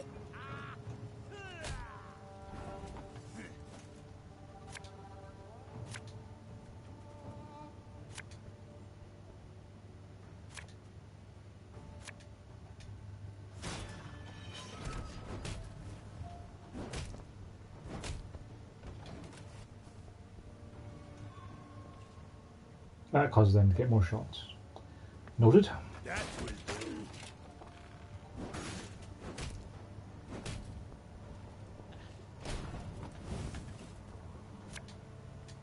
I'll show my mother she's wrong.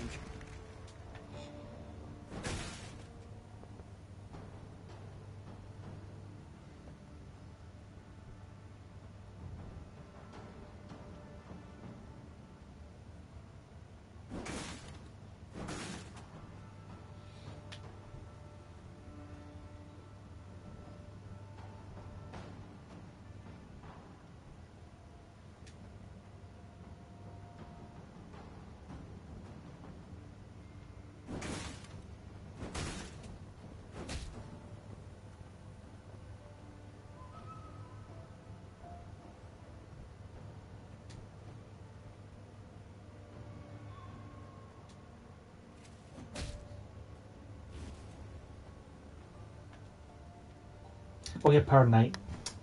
I shot everyone too much. I forgot I had to shoot him for 2 to get down to 7. I'm dumb.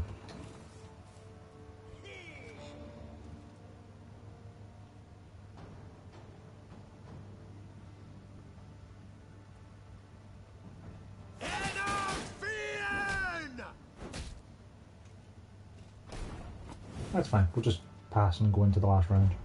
Not being dumb.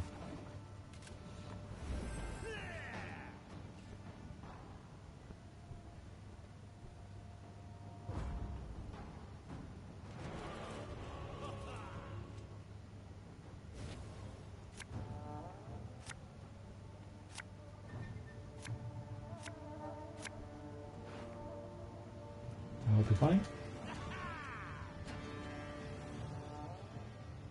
Wise choice.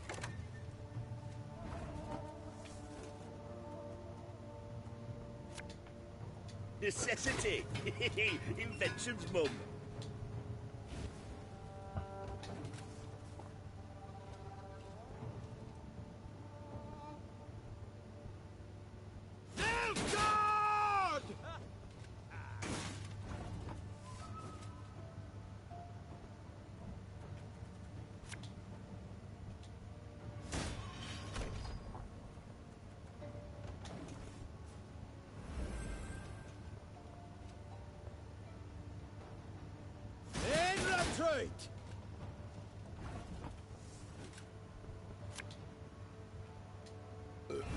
Sorry, turnips back for an encore.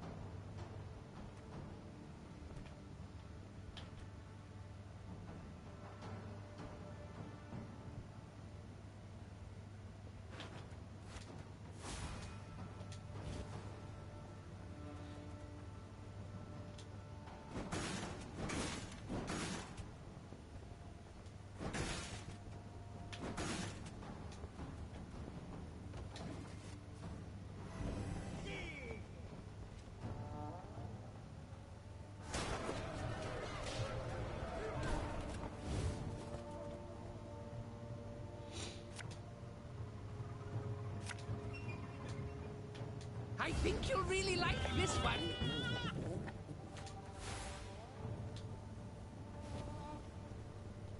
Catch!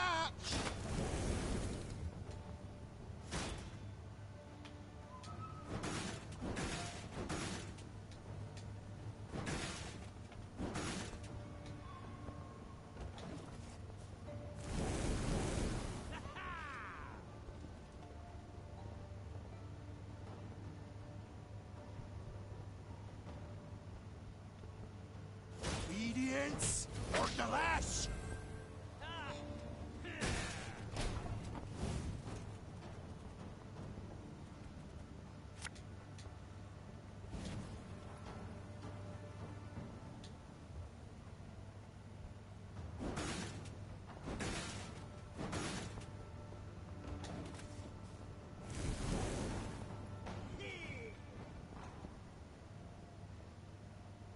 Back in line! Those wave drivers don't always seem very good because they don't tend to get any units out long enough to be able to actually, you know, buff anything really. Something from nothing. It's exactly what I do.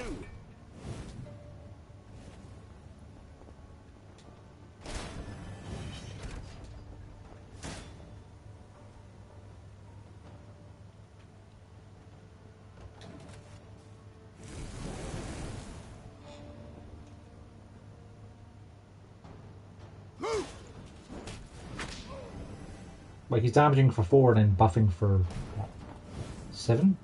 So it's +3 overall. I'm sure he's shooting things that then come back from the graveyard for another 3, but it's still pretty bad. Long live me!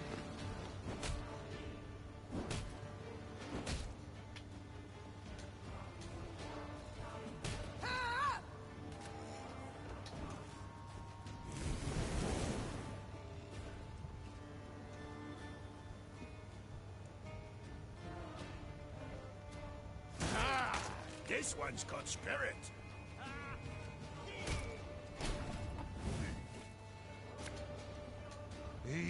More, you dirty tart.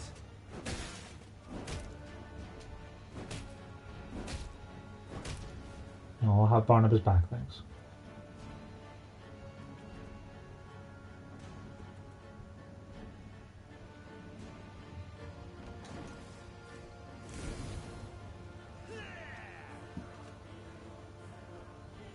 Catch him! He's worth 20 florins!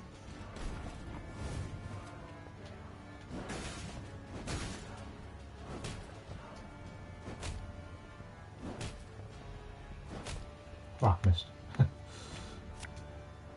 Back to the dust whence you came!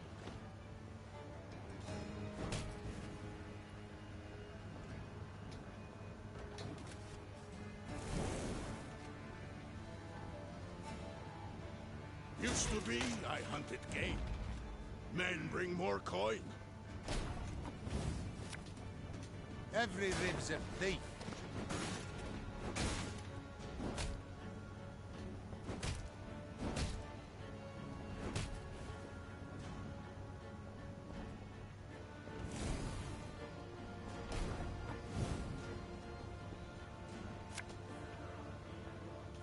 You sure about that?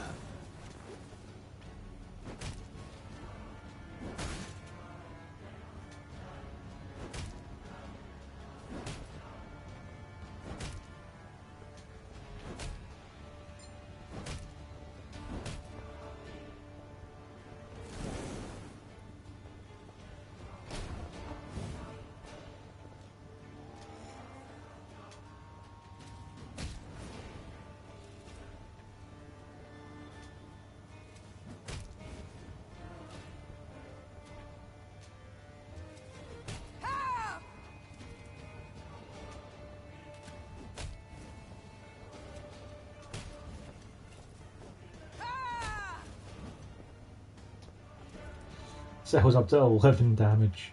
These guys have got 8 shots apiece. This deck is way too strong.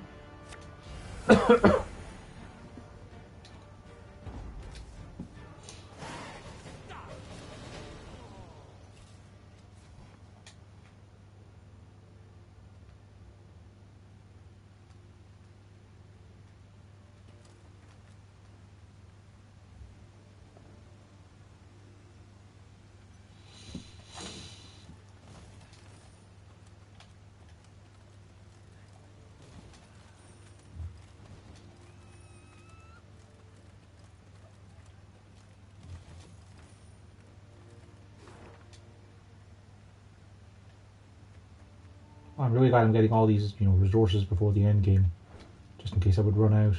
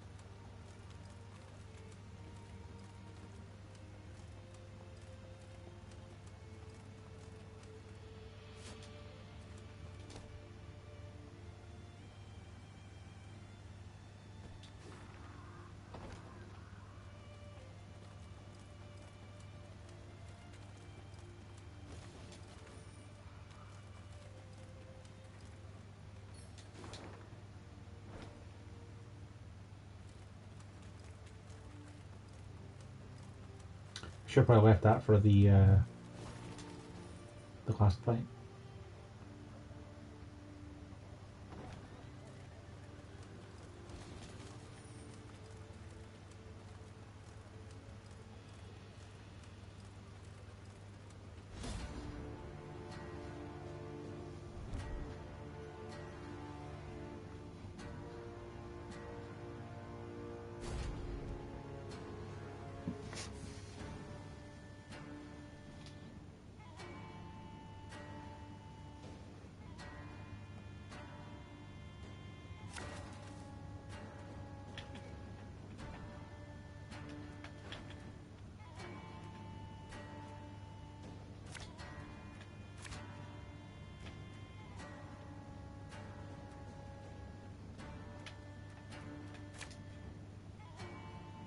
That'll be fine.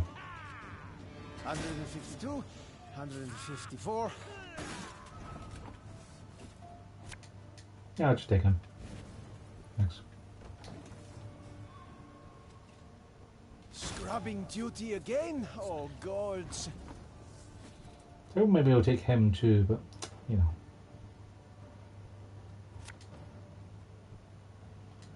I must think of my folk. Life is mine now. Oh, because I played one on his side, he already fine.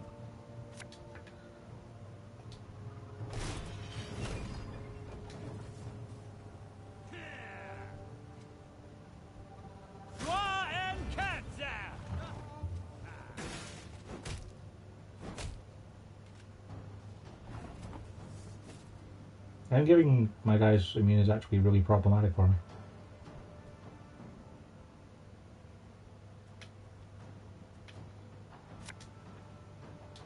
You know what, Gabba? Sure about that?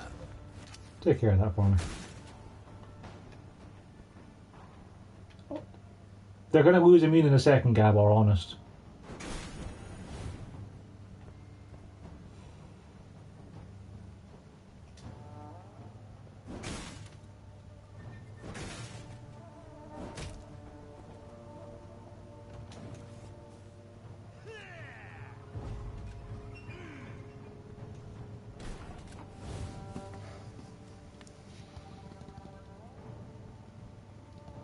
So how can I hit that guy for 9?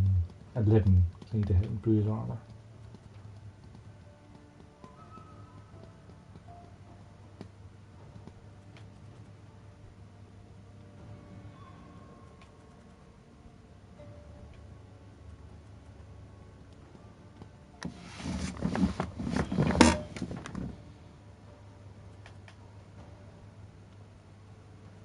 That'll shoot for 6, would be 7, plus the 1 from Sahel would only be 8.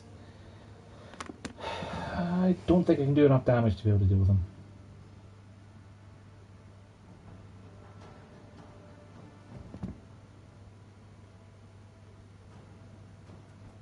Shady Car Gabber back.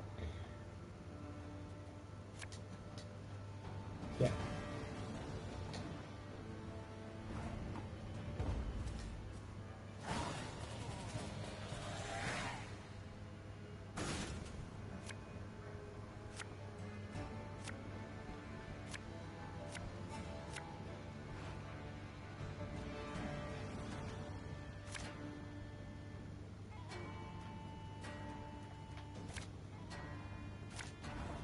Oh, what? This could hurt.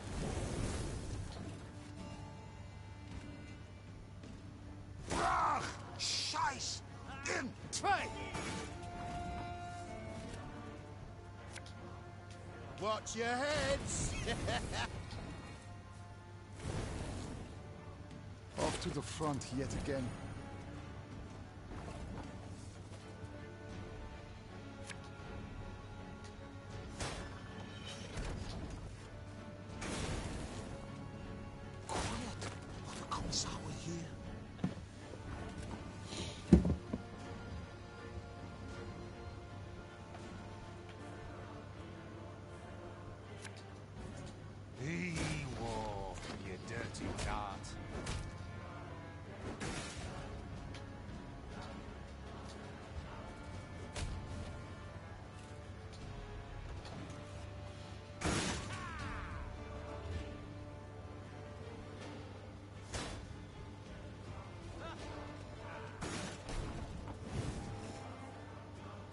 Is it worth stealing an assassin?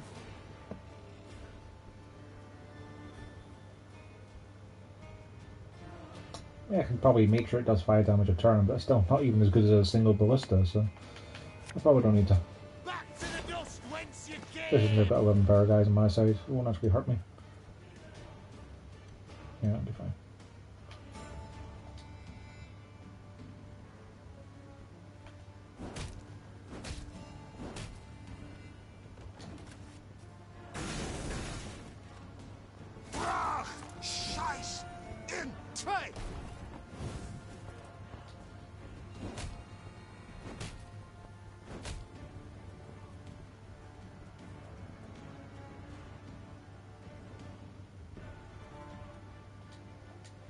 Oh, could murder a pint.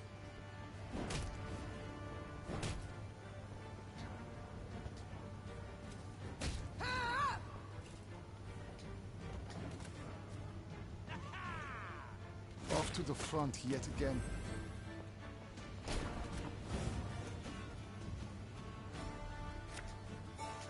It's not too late to walk away.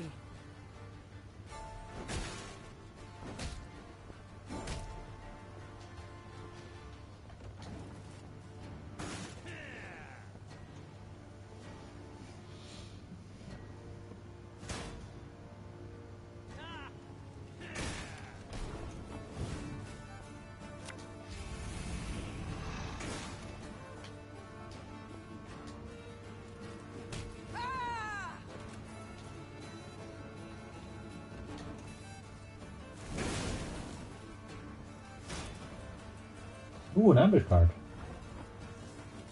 I haven't even used the ballista.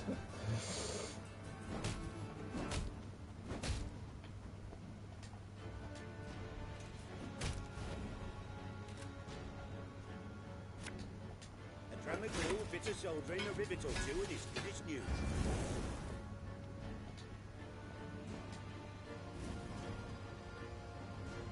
Destroy the next unit played from your opponent's hand. That's pretty decent. Right, let's make the board. And what can we do? Shooting for 5.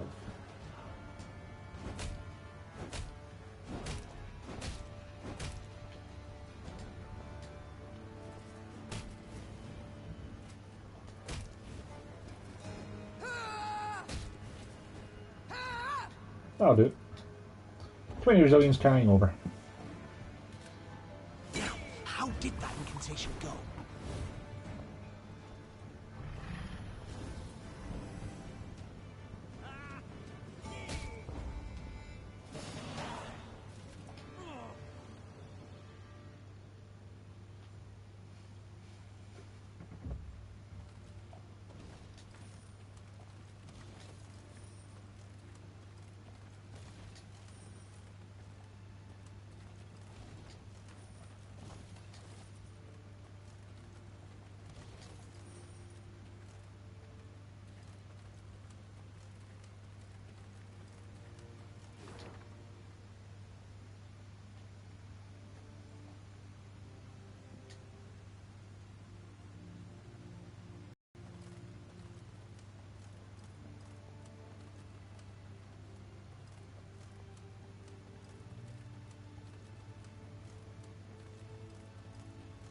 Another puzzle involving cows.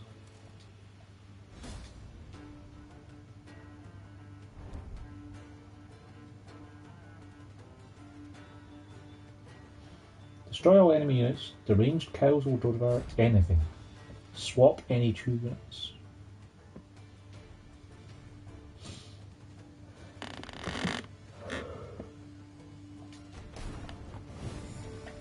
Right. What is going on here? Consume the unit in front of this one and move 1 position to the right.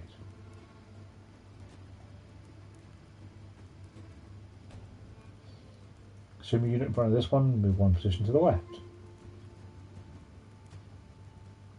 Okay, so the rotting corpses, as they stay alive for a while longer, deal more damage. And those guys, if they eat them, they'll probably gain 3, won't they? They can take 12 damage because they've got like a bunch of health. Choose a unit and swap its position with another unit. Choose your amount of cards, increase count by 1. Okay, so I can only choose my scytheman.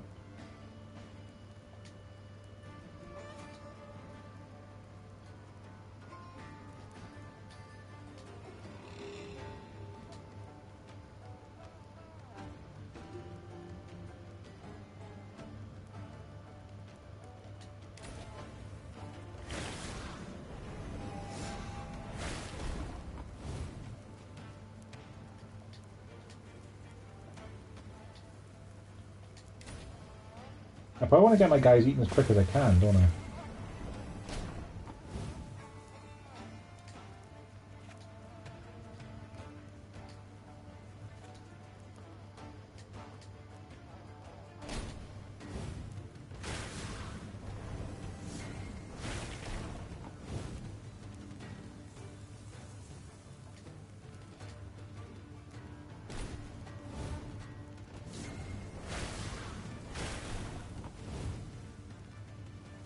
They can't pass each other.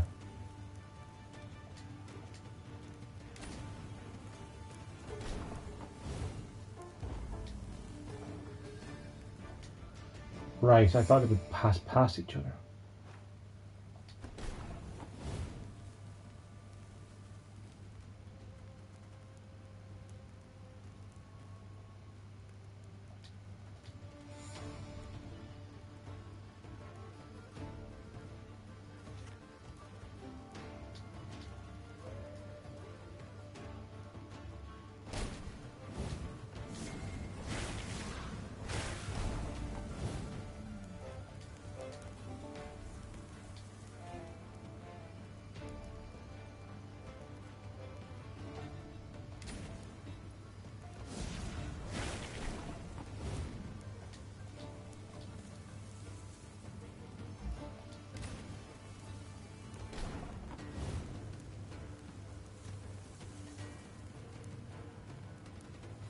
They only consume if there's something in front of them to eat. Right.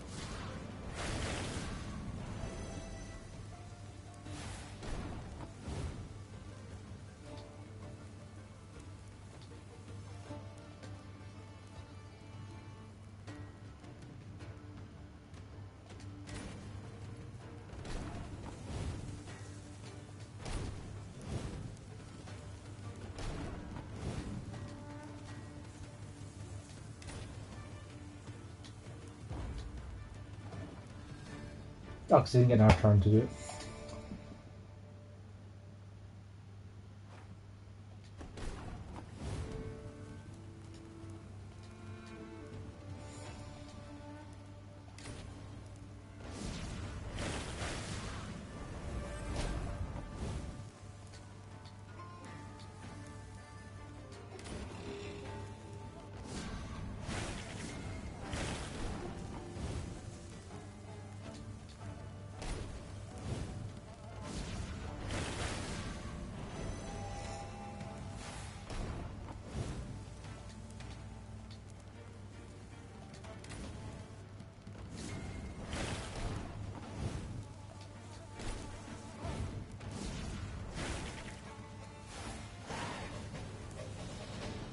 That worked.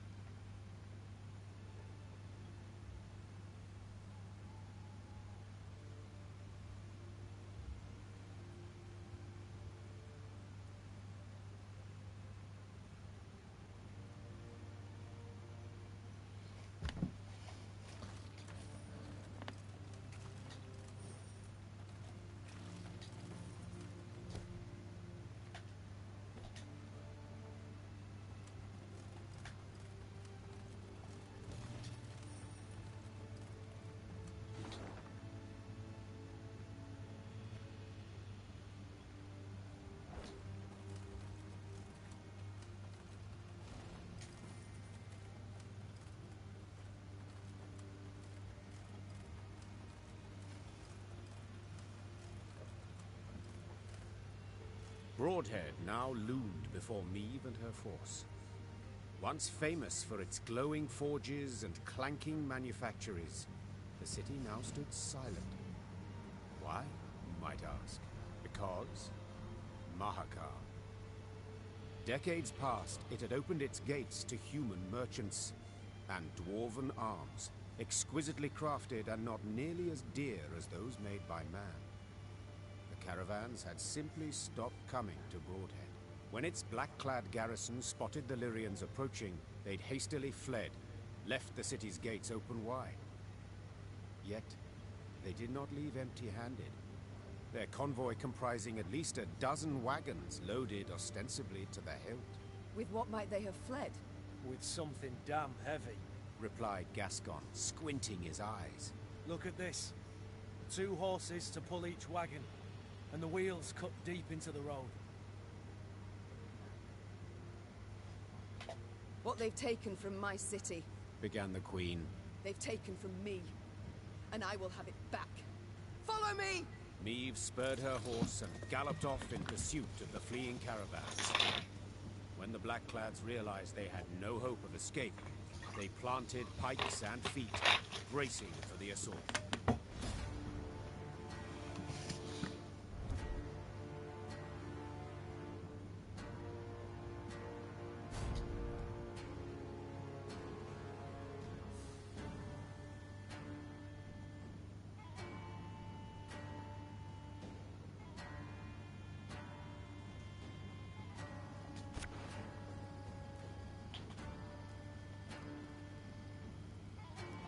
Pikeman, huh?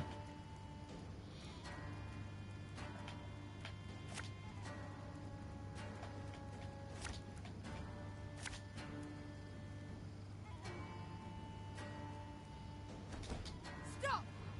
Whatever you carry belongs to me! They gain ground!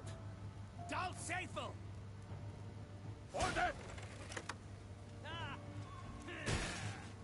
Ow.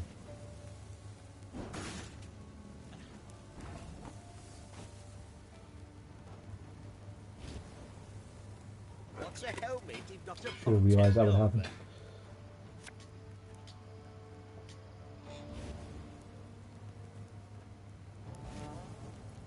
Watch your heads! Well, you don't trigger the deploy abilities if they come into play from that anyway, so it doesn't matter. Okay.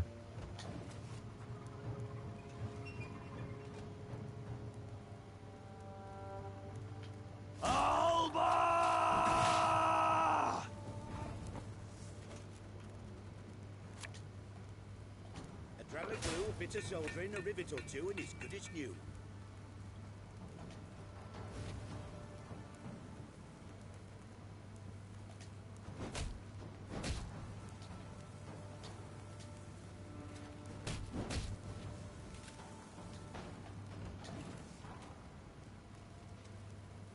Life is mine now.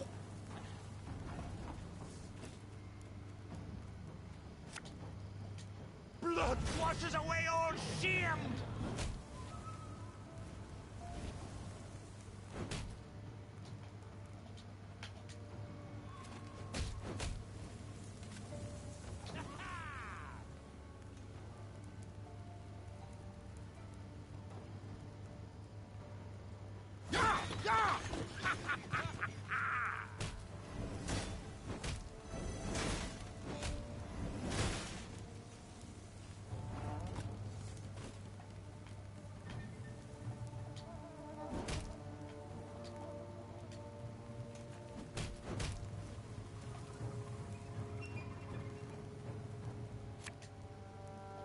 Catch!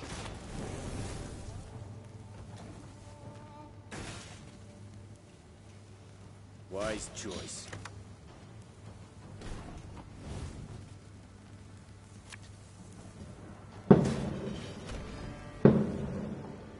The heck do people have fireworks for?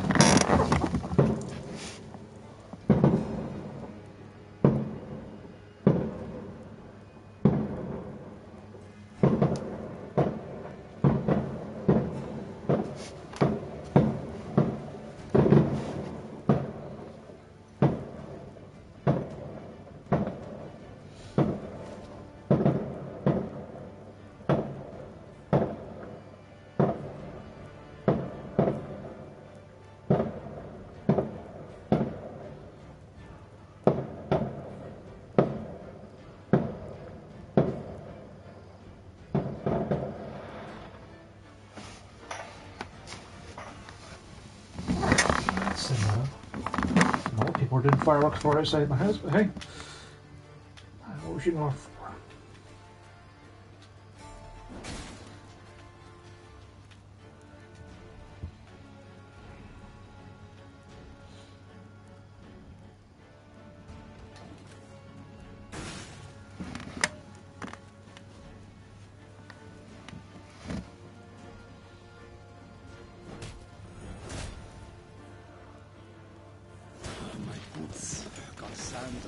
pity in them.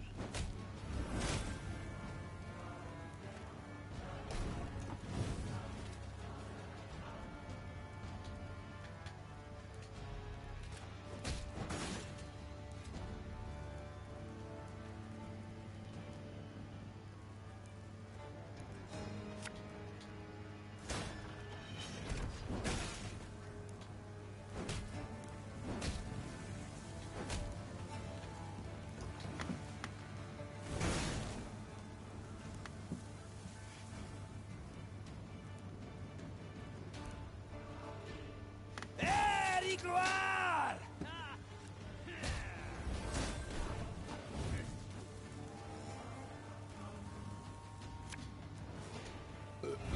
Sorry, turnips back for an encore.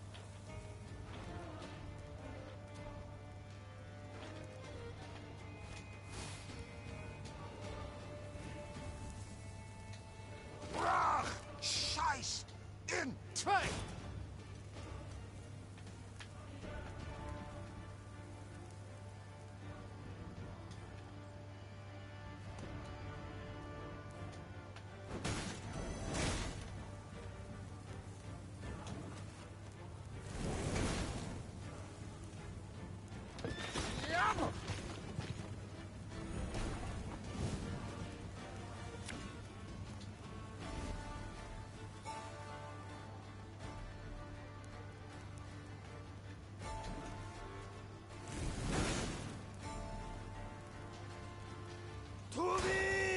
Oh, jeez, two of those Alba Cavalry veterans.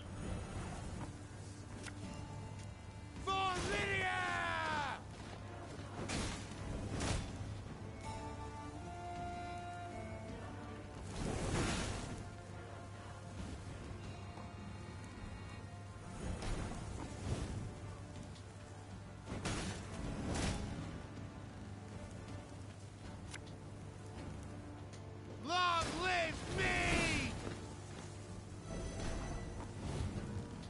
I think you'll really like this one.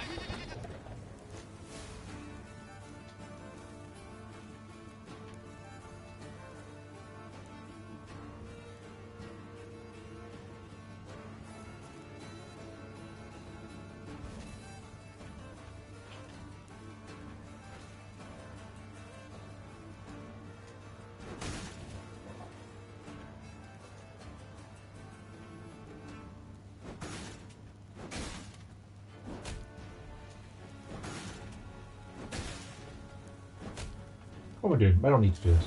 I just did. I win. By a significant margin. I refuse to die from these scraps!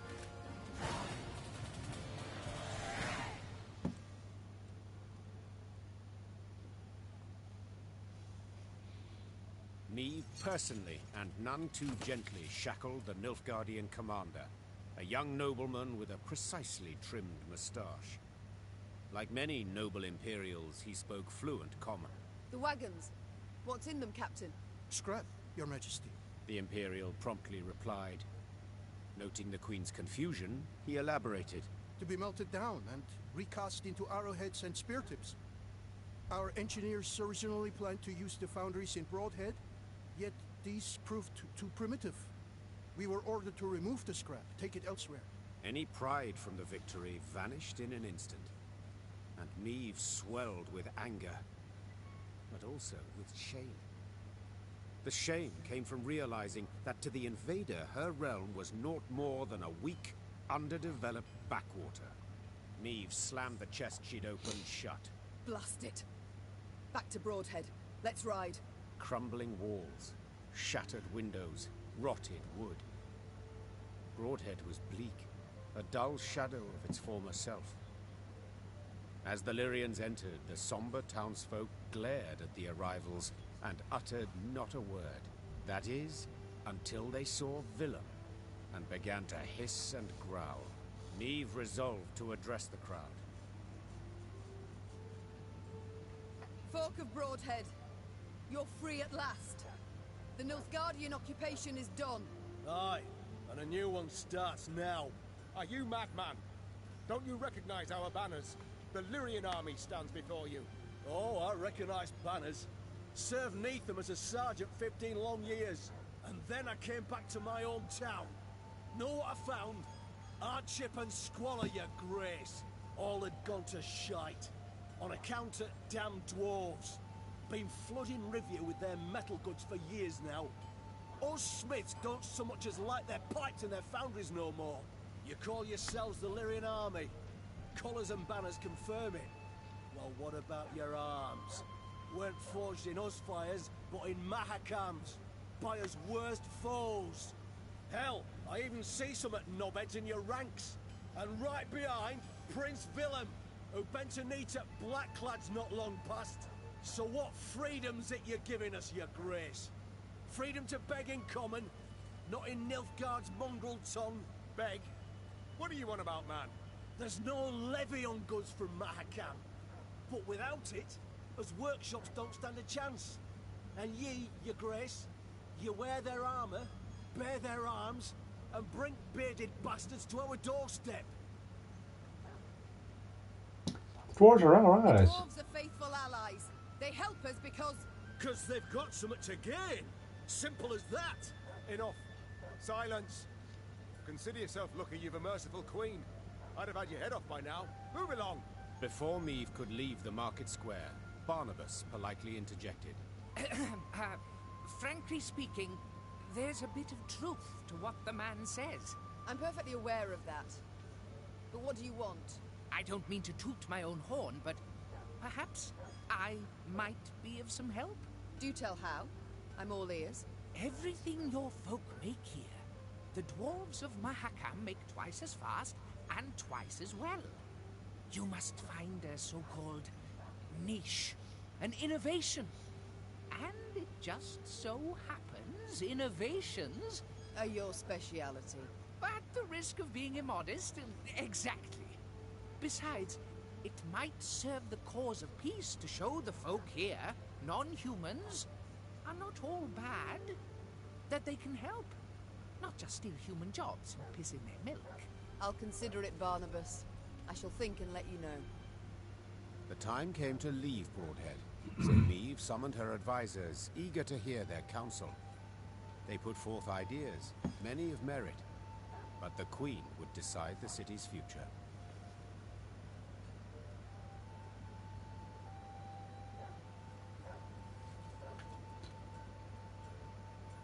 You know what? I trust Barnabas. He's been doing some pretty good inventions for us. After careful deliberation, the Queen approved Barnabas's proposal. He would manage the city's ailing industry and seek to restore it to health.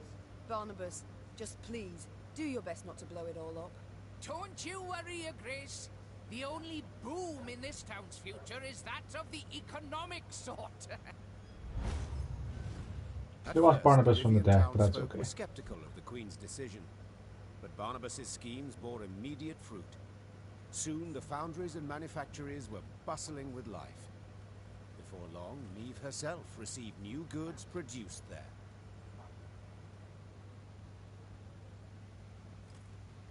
Now, I'm no ally of gnomes or any freaks, but this Barnabas bloke, he's not a bad apple. Now, I'm no ally... I'm so glad to have your approval that he's not a bad apple.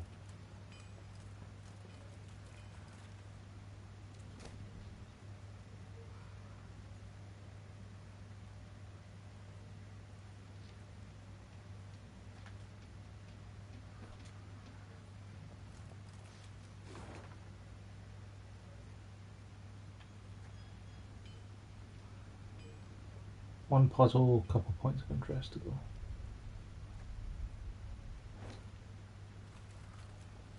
The wind howls like a ghastly apparition.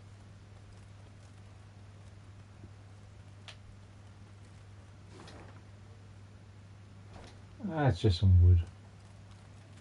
Probably leave it be.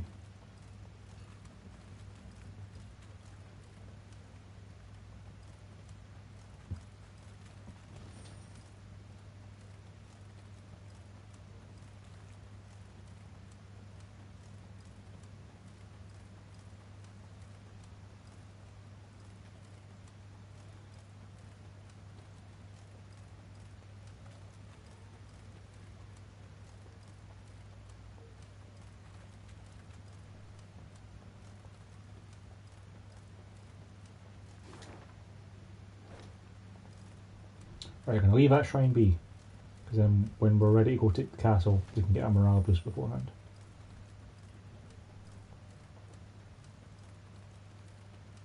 That's probably what it's there for, in fairness.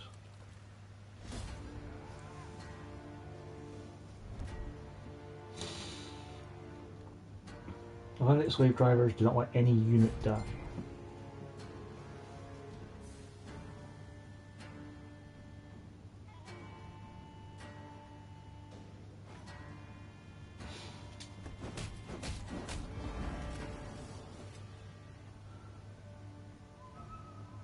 Right, I've got long swords, boost an ally by 4 and give it 1 armor.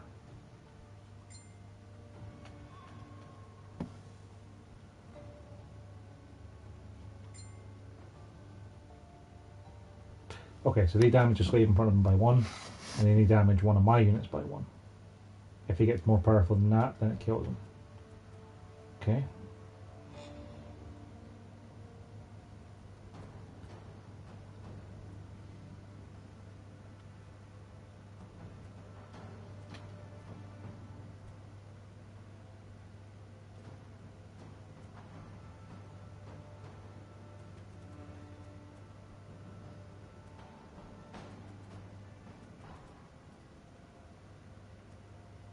So I think I want to make the horse thief swap power with one of his slaves, and then use a scytheman to buff it up. See if he's hid any coin in his pockets, or his holes.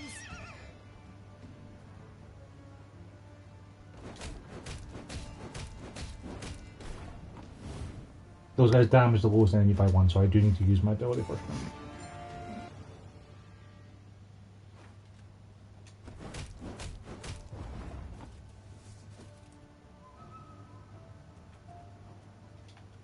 You might have got away had you not been hauling so damn much.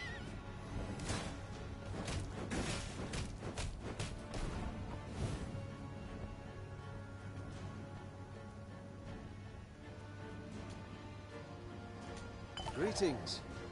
What is it?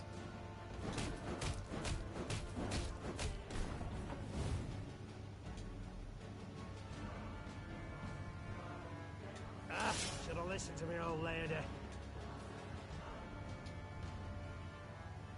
I've mispositioned him.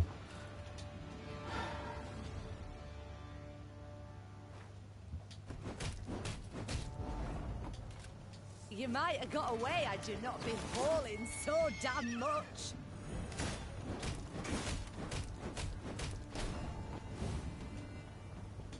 There's a time to reap, a time to sow. Oh, sure. Because this time... I'm tired. I should probably stop trying to do this puzzle without thinking. See if he's hid any coin in his pockets, or his holes.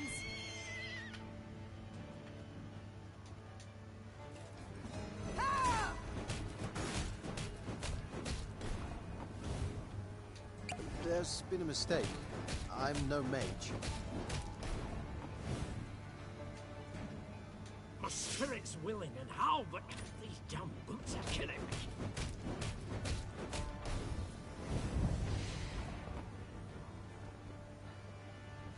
That was a turn too soon.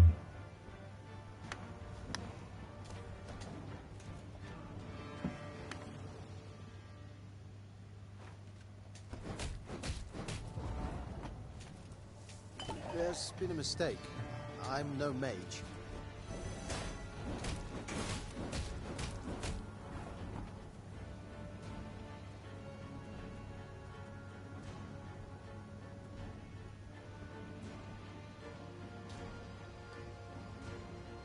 You might have got away had you not been hauling so damn much.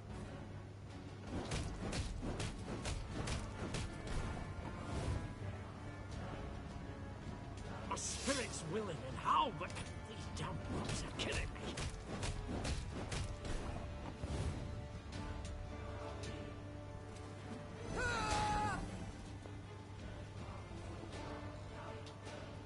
Life had me ploughed, now here I'm marching proud.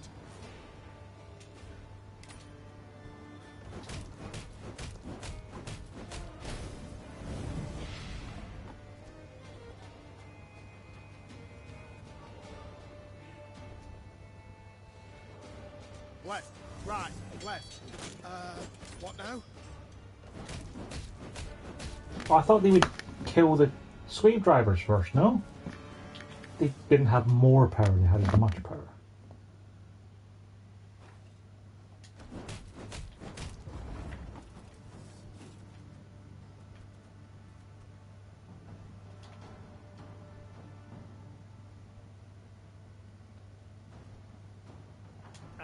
Should have listened to the old lady.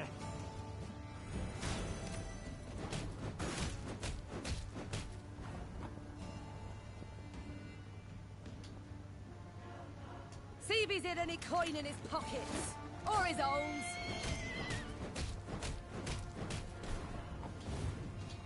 There's been a mistake. I'm no mage. Equal to the power in its way. Ah. Sorry about this, guys. I'm just not braining today. There's a time to reap, a time to sow.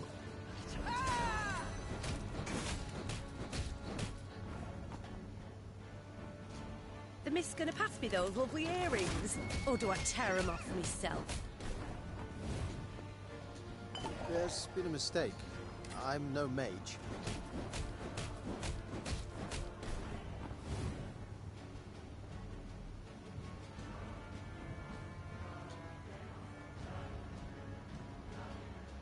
Not going into the fray already, are we?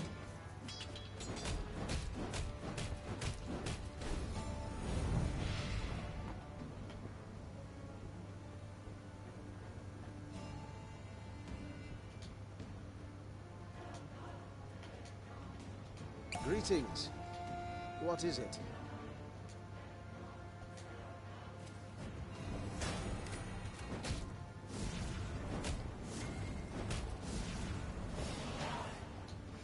Hey! Stop being dumb.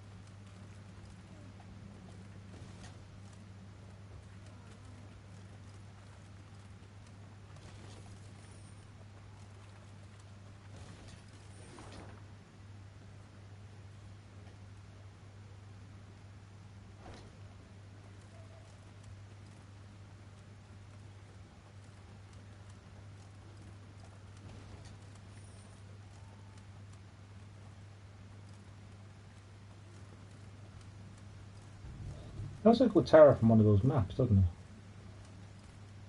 I might be wrong, but kind of looks like one of them.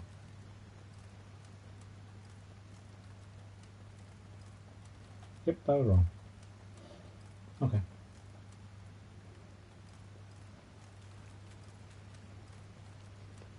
When Meve saw Reynard's usually stoic visage rent by a half-moon grin, she knew he brought particularly good news. Your Grace, our toil has borne fruit. The liberated towns of Rivia have hired an outfit of mercenaries conveyed to your command, along with wishes for a speedy victory. Meve cast an eye over the 300 hired soldiers, taking in their top-notch arms and battle-hardened faces.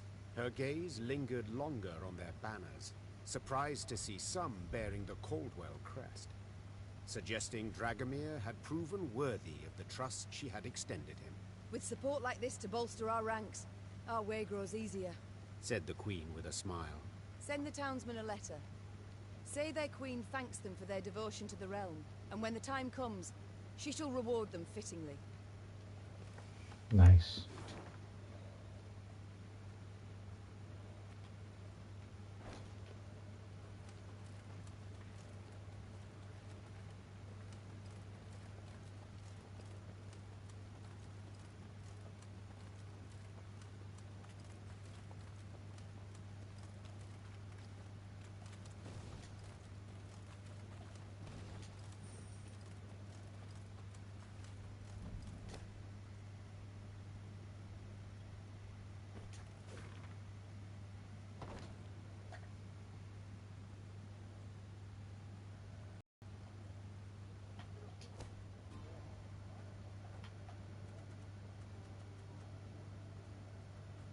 Destroy 3 random enemies. That's not that great. Especially since the Rivia shooting deck Castle. is... Seems our journey nears its end. That end could yet prove tragic. We've daunting tasks ahead. Pride. It's all I ever felt pondering those walls. Yet now, to behold them from below, I truly do wish we hadn't built them so tall.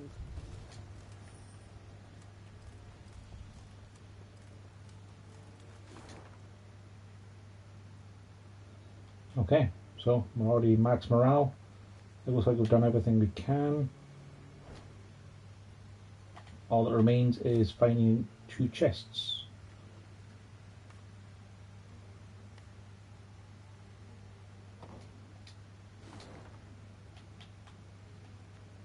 That was so early on. It must be near that castle. That fort we bought at.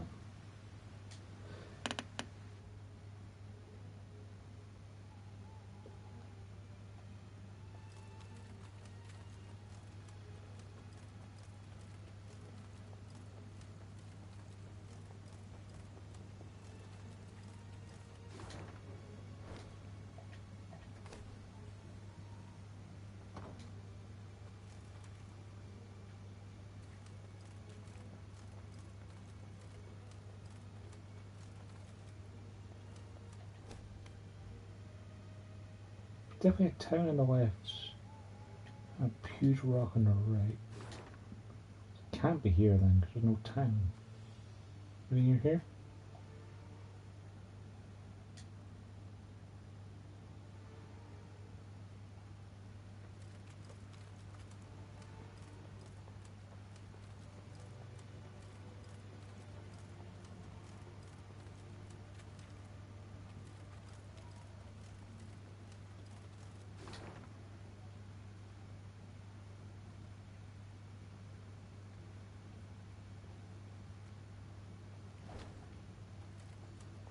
I'll take a few minutes to try and find the chest on my own. If I can't, I'll scoop them.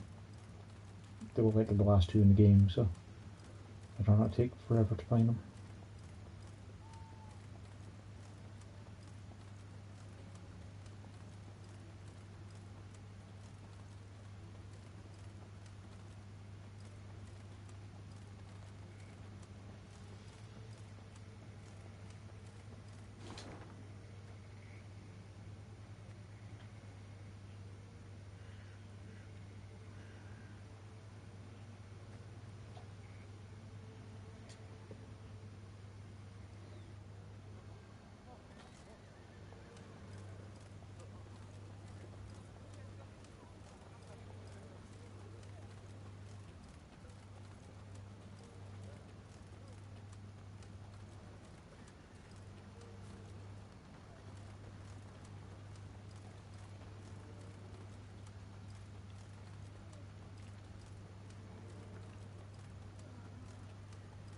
This looks like it over here.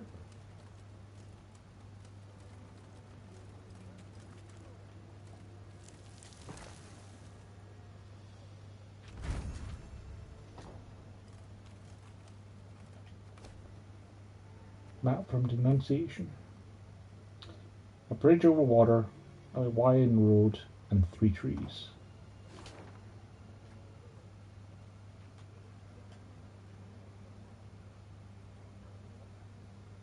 That must be over there then, surely. Wouldn't I have found it after I came across the bridge from the Devil's Tower? I feel like I would have. Maybe I got the map after that.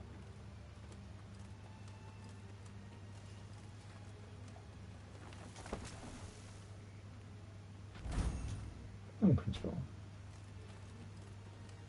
Now that should have been the trophy for getting all of the gold chests in the game.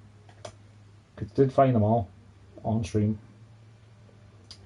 But in our den, only 8 of 9 triggered. So as such, it didn't actually save. Shame. See if anyone has any last words before the last fight. Reynard. Yes. Nope. No. So. It's said. But you don't say. Do you? Is it before? And they. It's time I. You guys don't have anything new to say before the final fight, yes, no? Mother. Oh. We shall speak later. Okay. Well, our troops are at max morale. We're ready to shoot everything in Nilfgaardian in the face. I'm going to get myself freshened up and then get ready.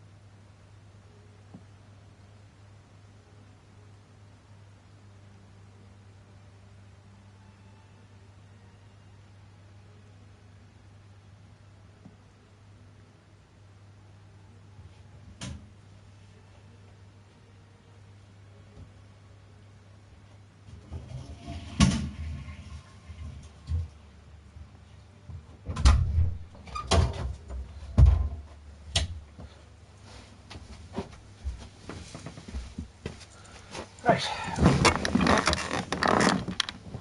Been to the gents, got iron brew. Let's finish Thronebreaker, shall we?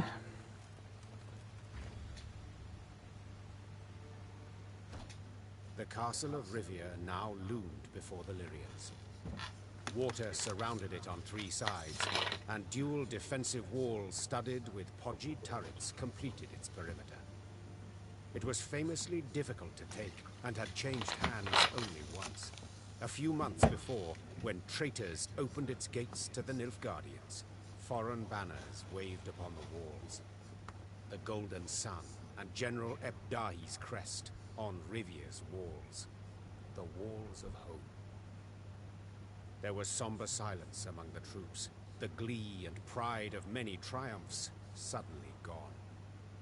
For each knew, if the Queen ordered an assault, most would lie dead by sunrise.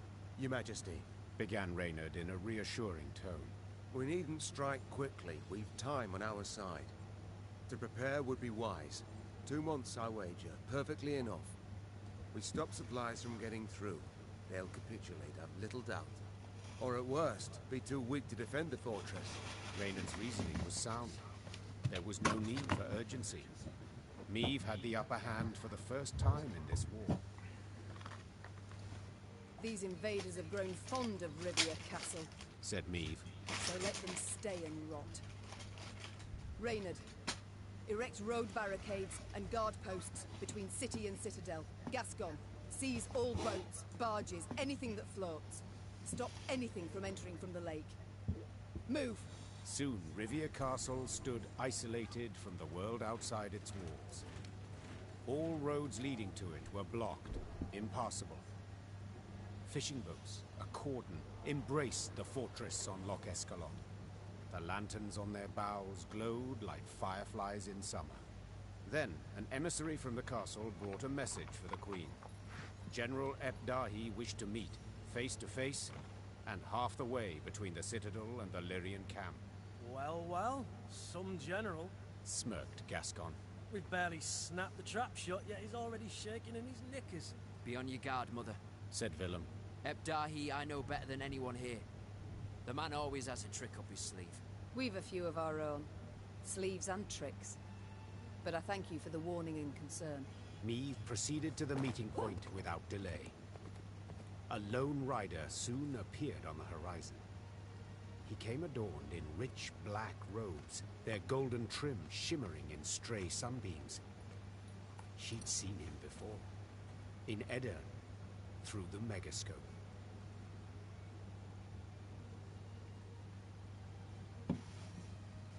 You came as I requested.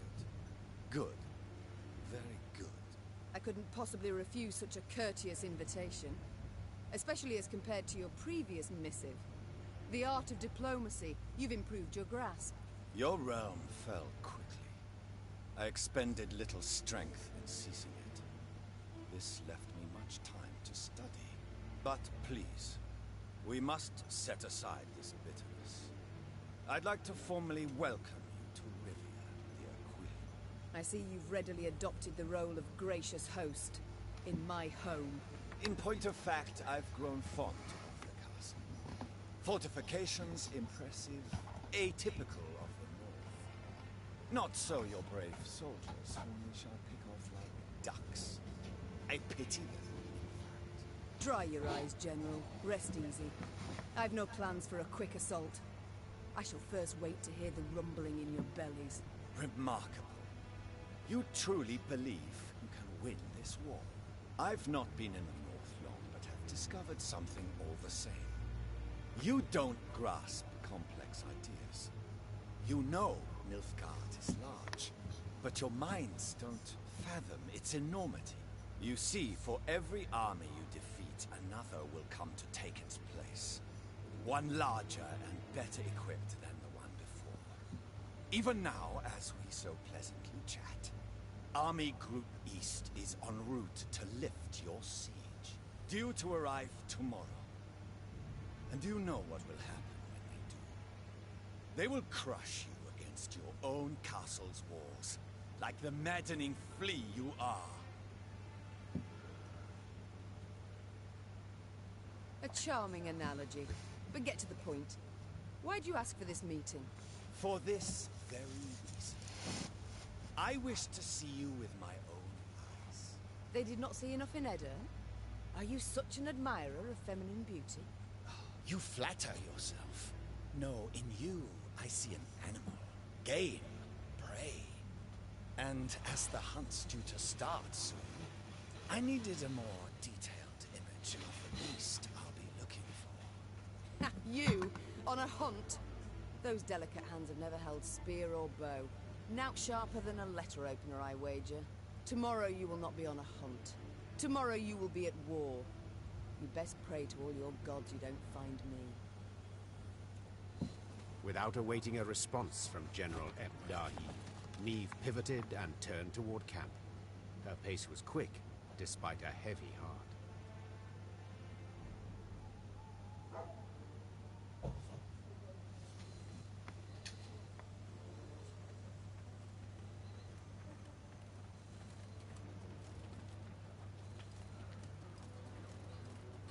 As a rule, human fortifications aren't worth a pound of shield marshite.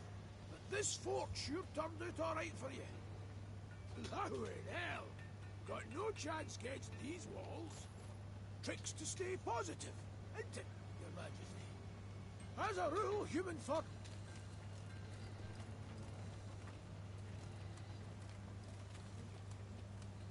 Gonna be one hell of a night! Ah! Ah!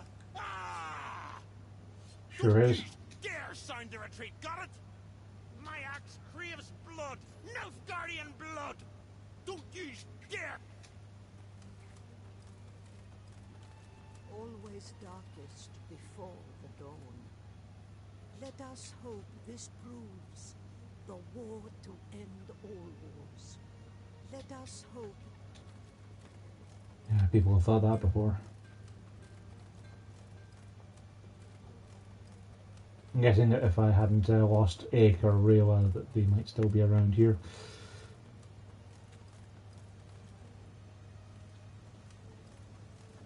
Let us hope. Should I not be able to talk to you guys?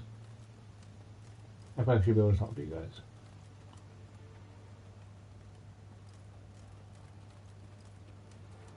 It's an impressive camp.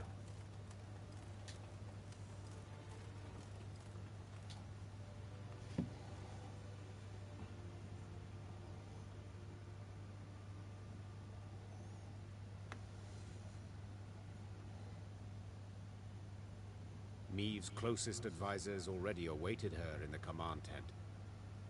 In a few brief words, the Queen gave a report of the meeting, only with great effort masking the quavering in her voice. An army, an immense one, approaches from the west.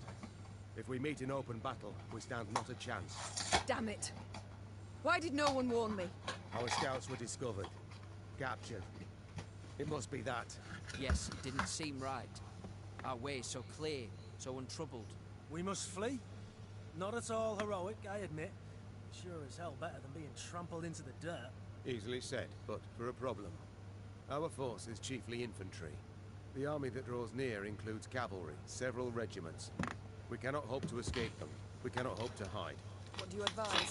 We've two options. Capitulate. Out of the question. Or take the castle. Tonight. Suppose for a moment it's possible. Tell me how and at what cost. Are we to scale a mountain of comrades' corpses to reach the top of the wall? I know we're at war and many die. But to command our troops to take that citadel is to condemn them to certain death. Rivia's walls are unassailable. I fully agree. But there's more than one way to take any fort. And this fort too. I think I like where this is going. I know this citadel like no one else. I know its one potential weakness. The boat landing. Wait. That narrowest of piers between the two turrets? The one where the fishermen would land? The same. As I'm sure you recall, Your Grace, at that narrow pier's end stands a narrow door leading straight into the fortress. A small detachment could approach unnoticed, overwhelm any sentries, and get inside. What then? They would need to pass through the fort to the winch in the guardhouse. Open the gate for the rest of the force. That is... suicide. Perhaps. But as options go, we have it alone. And I'm to choose to send folk there? Most certainly to die. You needn't choose anyone, for I volunteer. And will take only those willing to do the very same. Bloody wretched plan. And you've a better one, do you? Of course. I'll go instead. Beg your pardon? I don't. Face it, Reynard, you couldn't sneak past a corpse. Sound like a bloody tambourine in that armour, apart from which, you're Maeve's right hand. So you ought to be by her side when the fighting starts. Gascon is the man for the task. Thank you, Reynard. I'm grateful. Well done, my friend. Thank you, Your Grace. But truth be told, I did indeed hear you walking to the tent, from the other side of camp. And yes, you know Rivia Castle better than anyone else. But the assault must transpire silently. Gascon will lead the force. Understood, Your Grace. Cheers, Maeve. I'll try not to disappoint. You won't, I'm sure. Godspeed you on your way, and please, try your damnedest not to die. Gascon hand-picked his men. I think he might. Those most adept with daggers, not swords. Noiselessly, they glided through the dark toward the castle, the light of its lanterns blurred by the evening mist. Maeve watched anxiously as the boats glided away, her heart pounding in her ears. All depended on this mission. The fate of her realms, perhaps all the North, the lives of her troops, and her own. Now there was naught she could do but wait.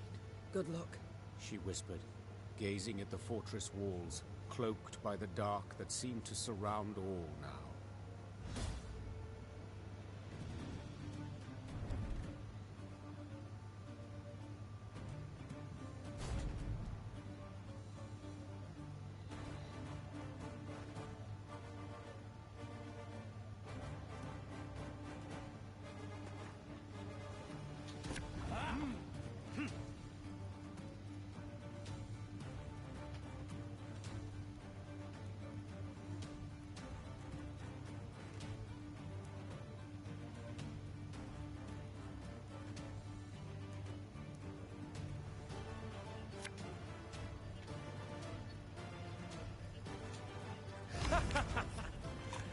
Wait, you're serious?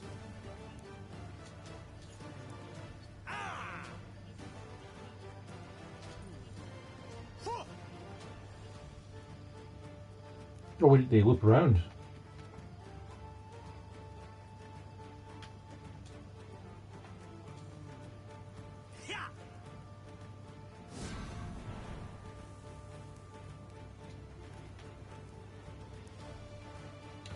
Oh, dang.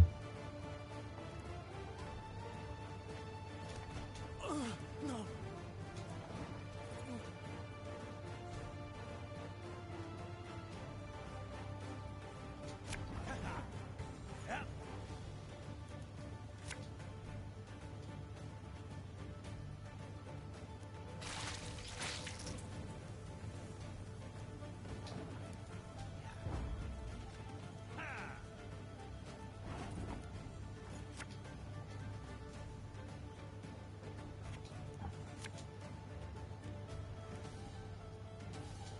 Coin never stinks, no matter how rank the pouch.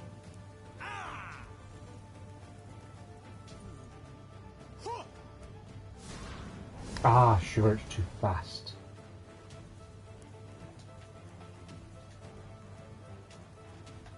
Because I played Daft Punk, I can't play no card. No, no, it can't be. Not yet. Not now.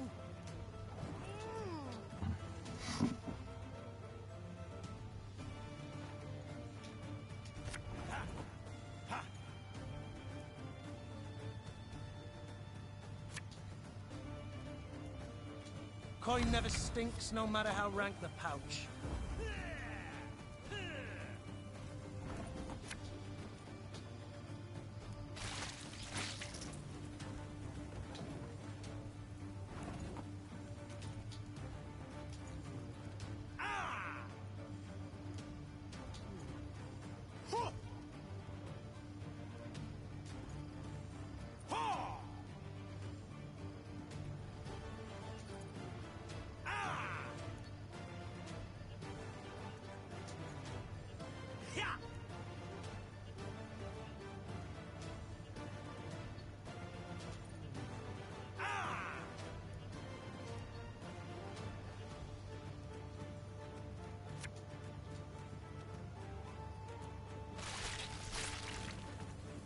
Knock them off the wall!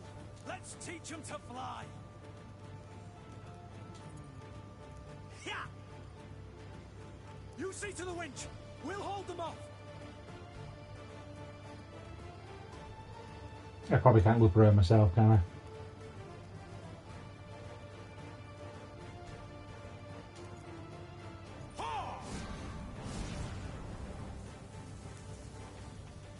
Why can't I go up?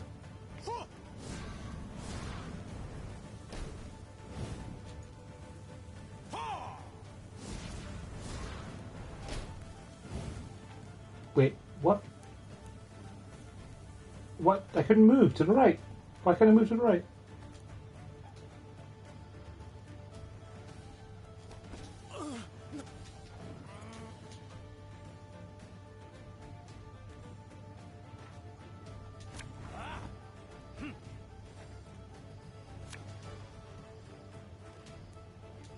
Quick and painful this'll be.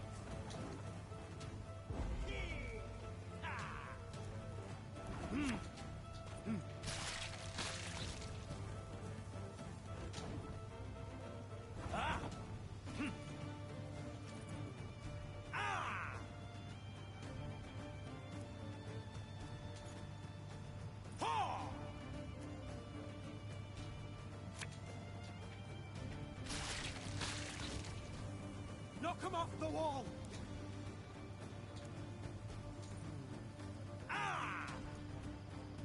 You see to the...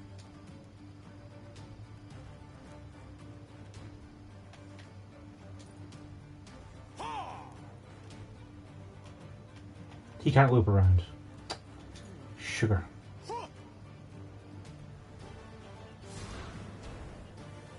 Wow, we lose again.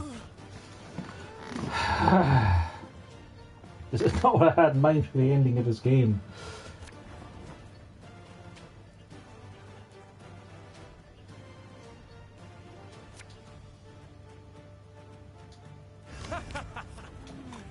Wait, you're serious?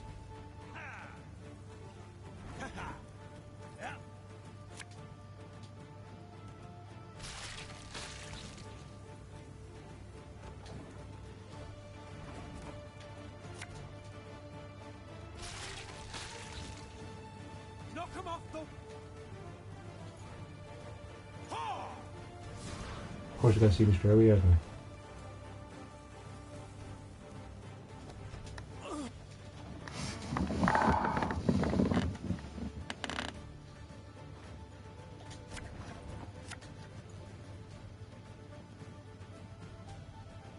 Quick and painful this'll be.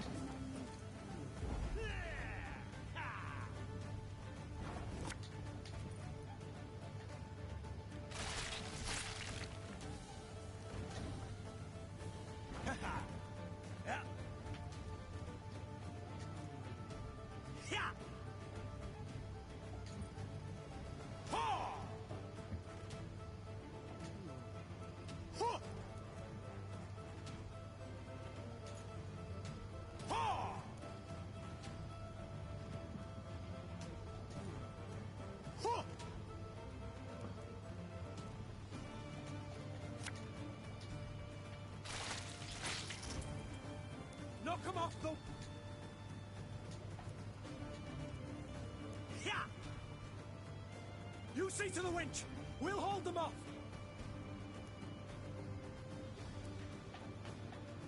Why can I not move up? When you reach this card, you win the battle, yes. Why can I not move up?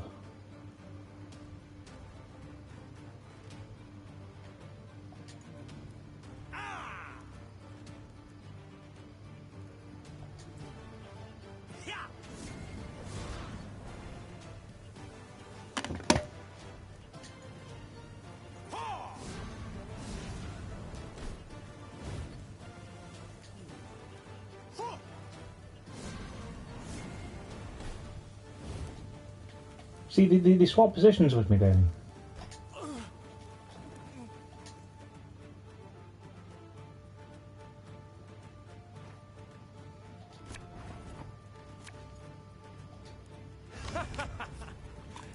Wait, you're serious?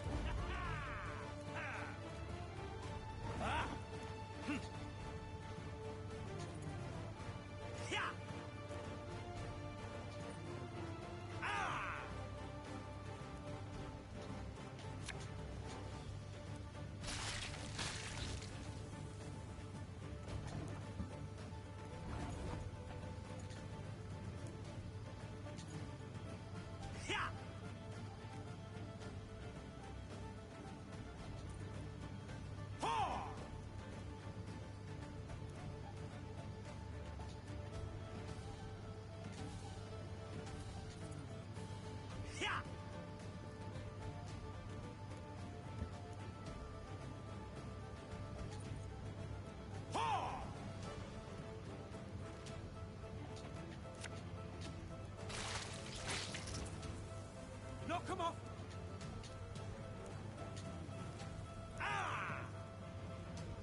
You see?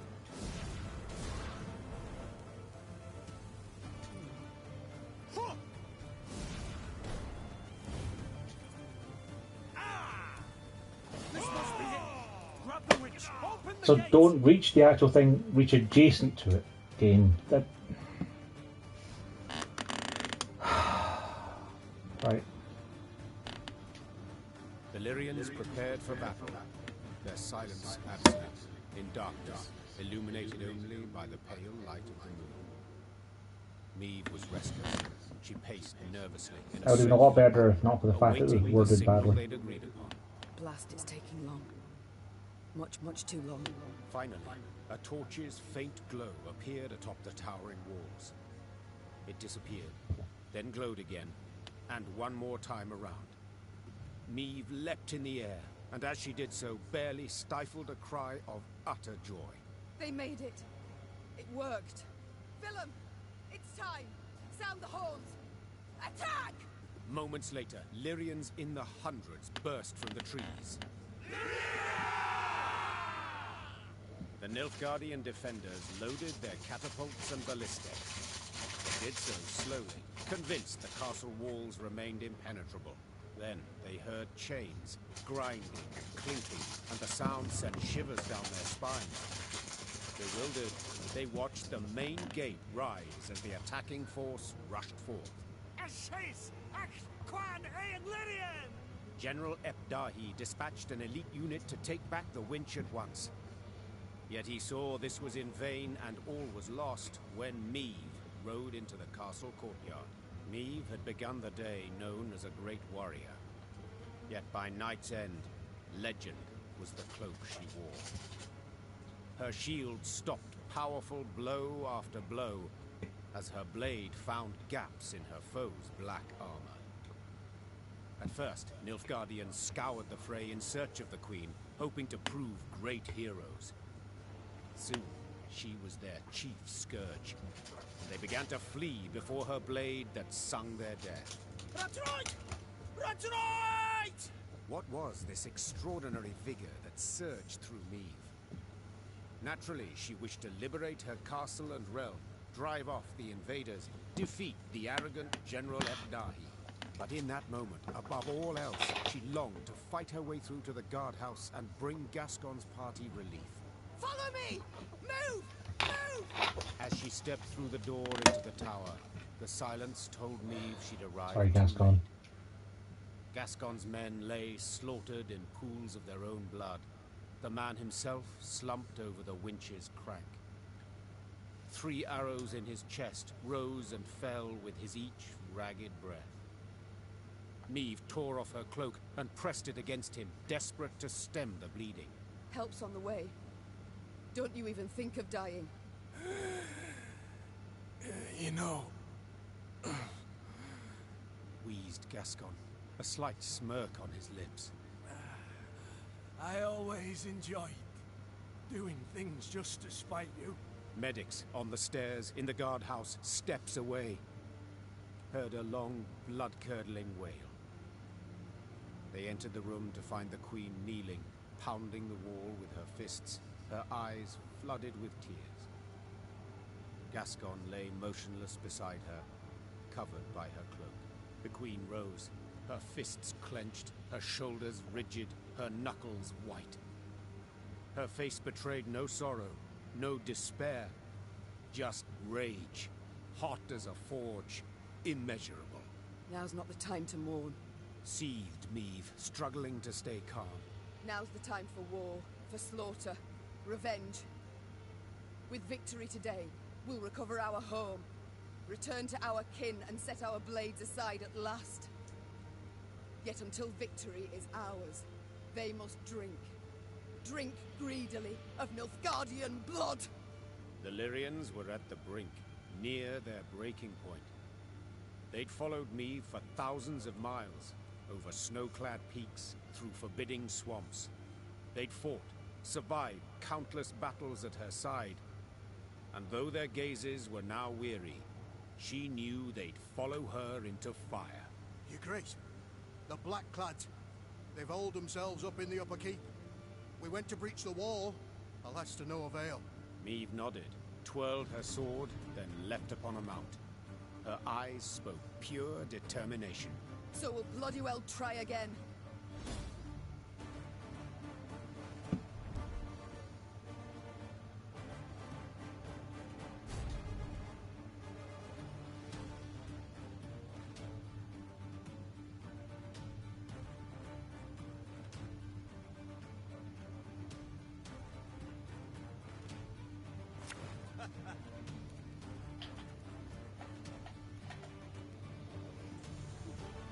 Alright, what is this? For your unit for each player's deck, yours is more power, boosted now by 10. Whenever an ally is destroyed, summon our unit from your deck in its place. He's got a 90 card deck?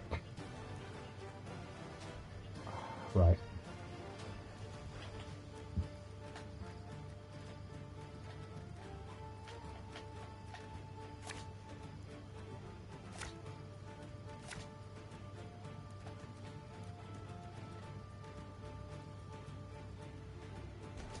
This is the end, Ebdahi.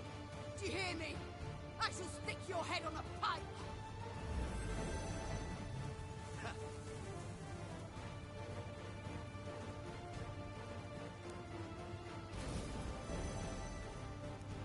I think that's probably going to do pretty well for him.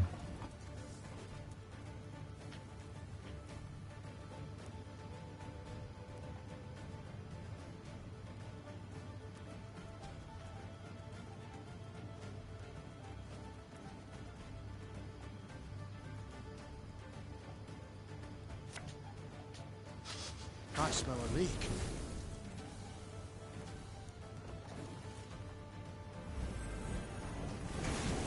I must thank you. Your fortress has superbly solid walls.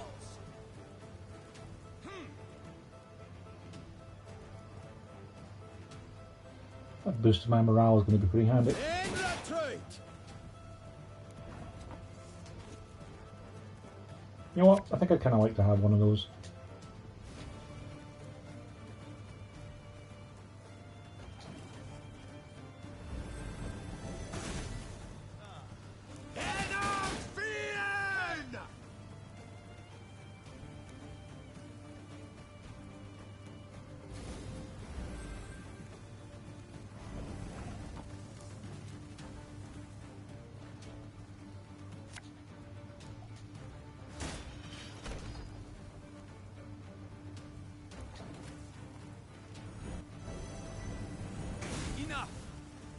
do not need to hear this. Kill her!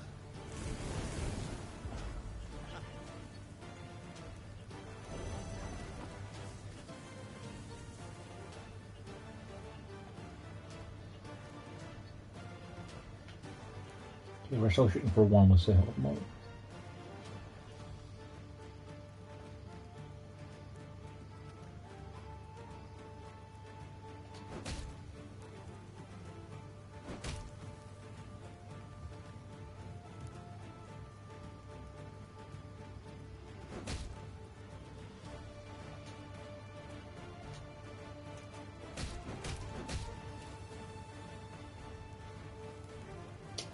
Go off at the whole replacing units thing.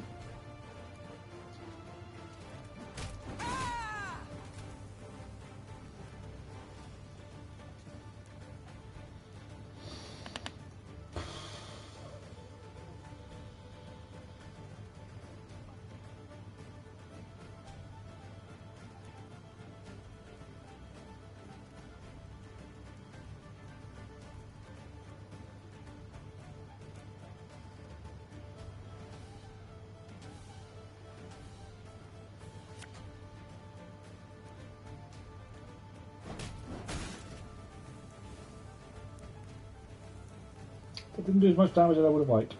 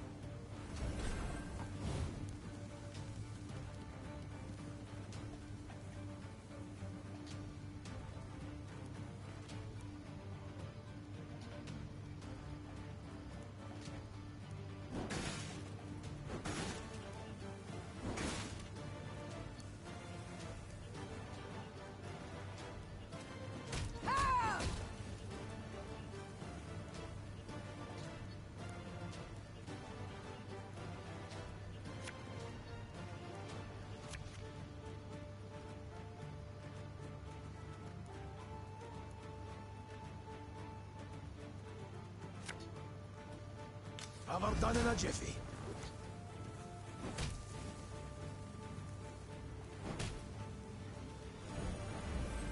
I guess those guys don't have resilience.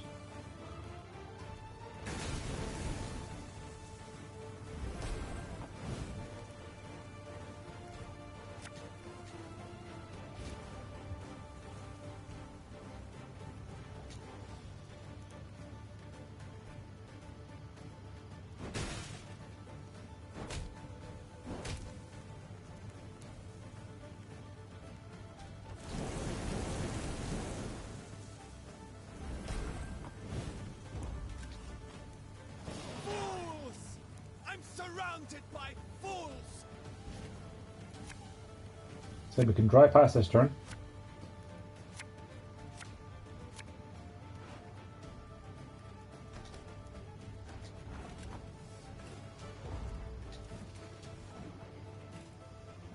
We'll go into the last round with a full hand.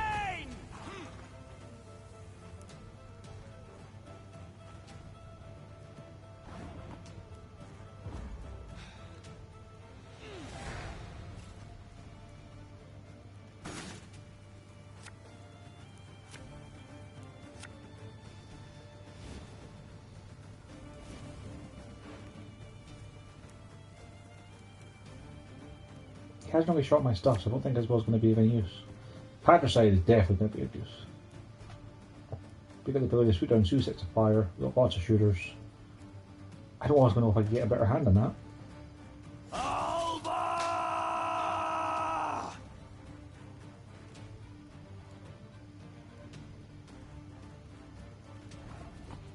The question is, do we take him now and assume that he'll get plenty of buffs from that, or wait and see if he gets to boost one of his allies by 10 first? I suppose I don't need to take him just yet. You mad? Don't shake that!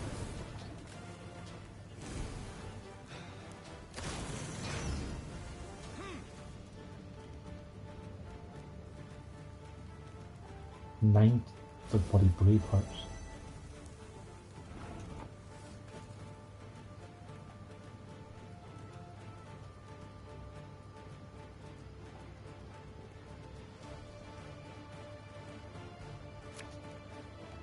This could hurt.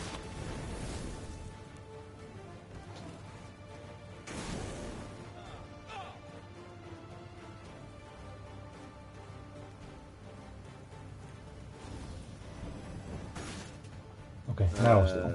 Varu?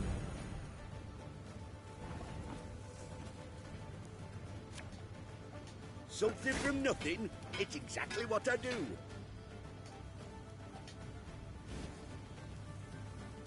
Sales shooting for 5, order ones.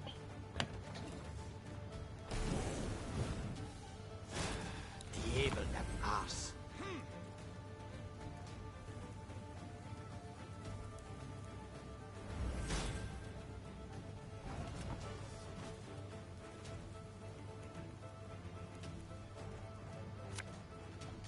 Wanna know why I got my scar?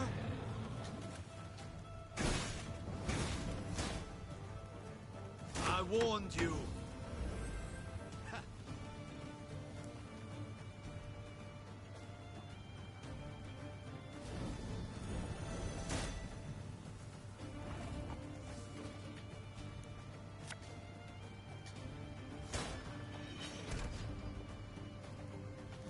They just repeat that after 3 turns, huh?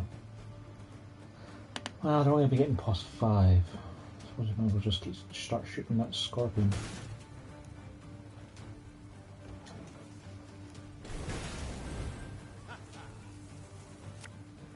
Draw 3 cards and boost all allies by 2.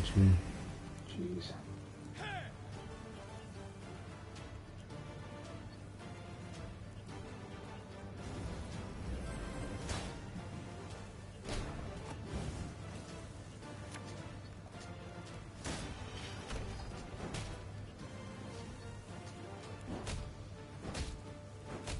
Okay, they don't repeat every 3 turns, they just repeat it once. That's fine, they can do that.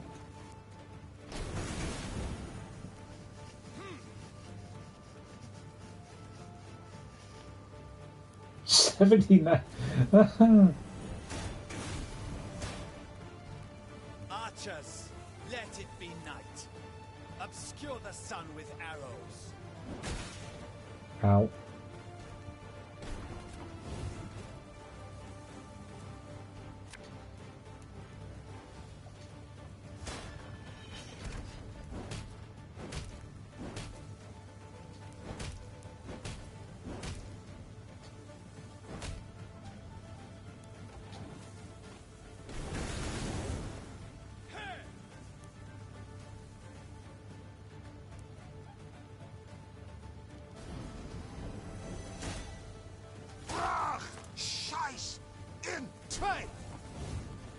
And of course that strengthening all the ones in his deck is going to make his order even more powerful, isn't it?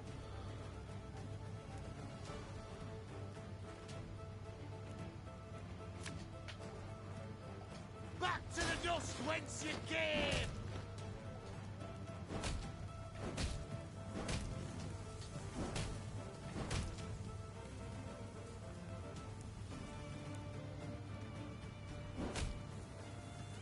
Shoot for 4.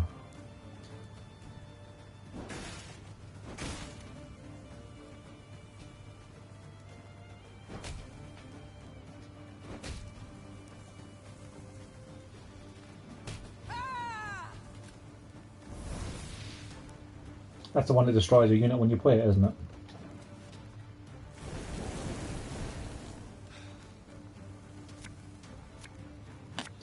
Ah, jeez. Are you supposed to lose this?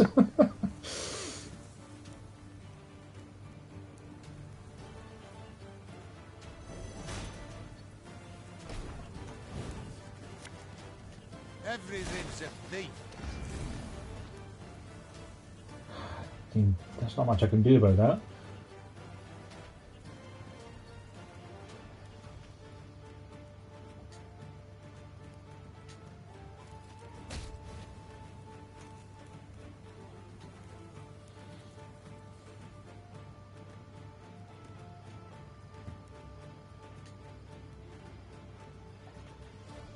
Shooting for 6.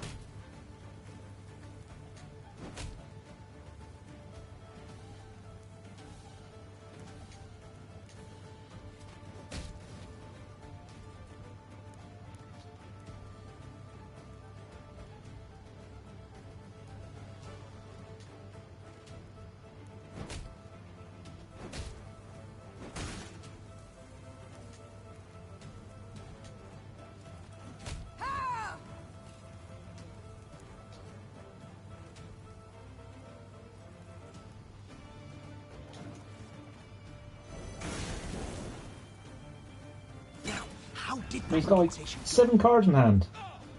He can just keep playing things and boosting his guys after I run out of cards. I don't actually think I can win this. Oh, well, this current setup anyway.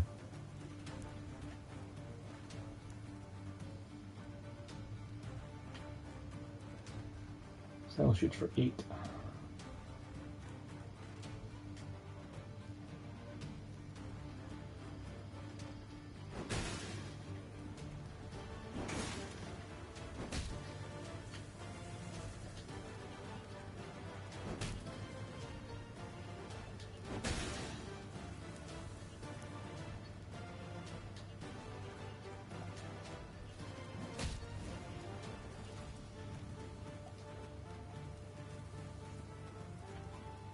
So I'll shoot for 9.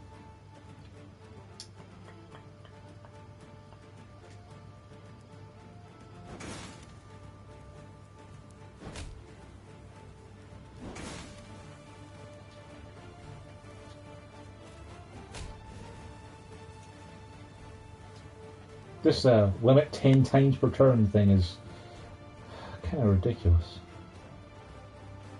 So shooting for 10 is not enough.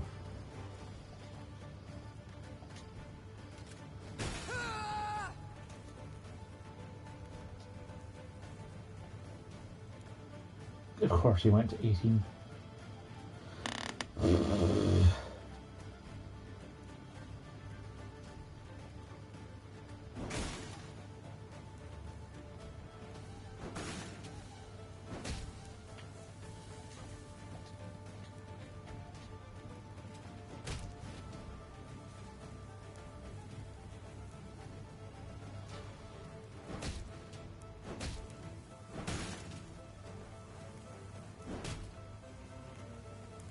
Well, I'm pretty much done, I think. Alright, that's no problem.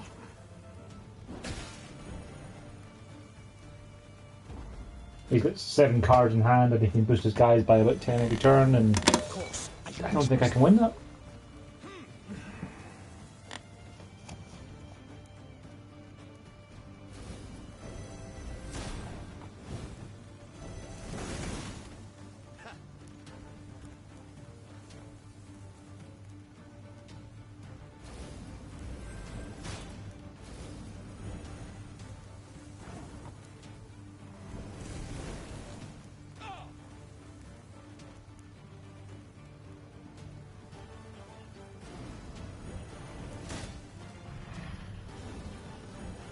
Yeah, it's...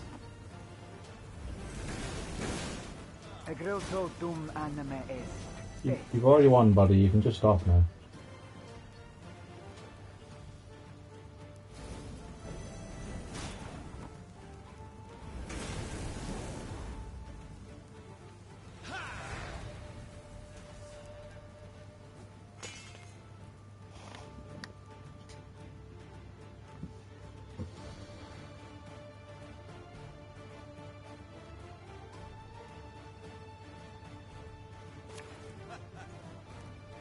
Like, my deck is based around killing things, and he can replace them 10 times a turn with a 90 card deck with huge things. I don't know if I can beat that.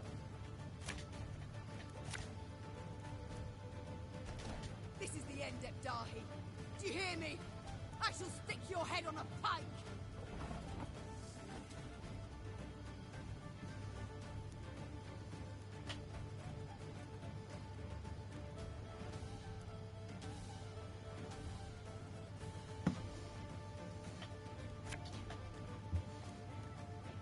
Catch!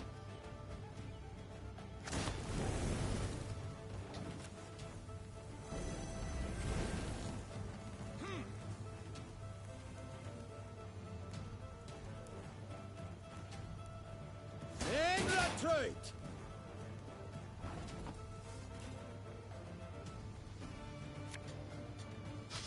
I smell a leak.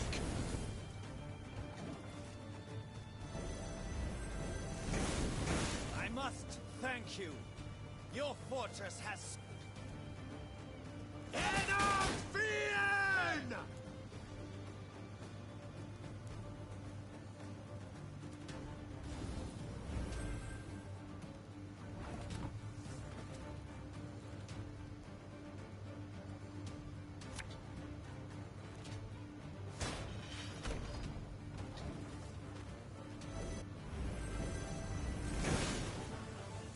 Nilfgaard!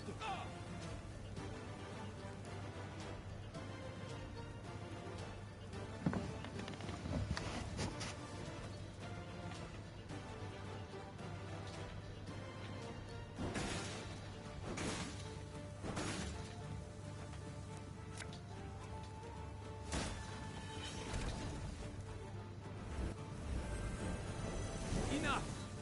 I do not need to hear this. Kill her!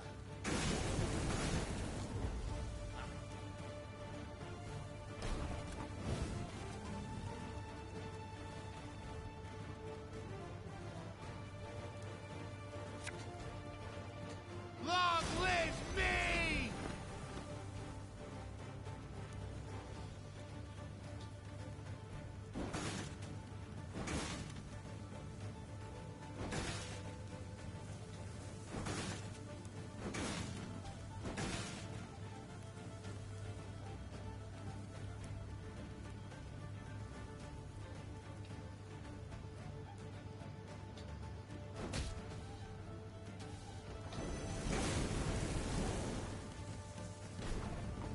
Could have done one more damage there again. It's fine.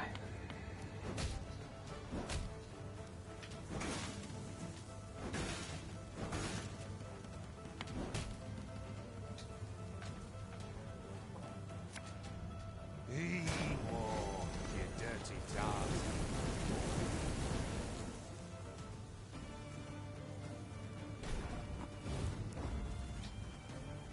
Fools!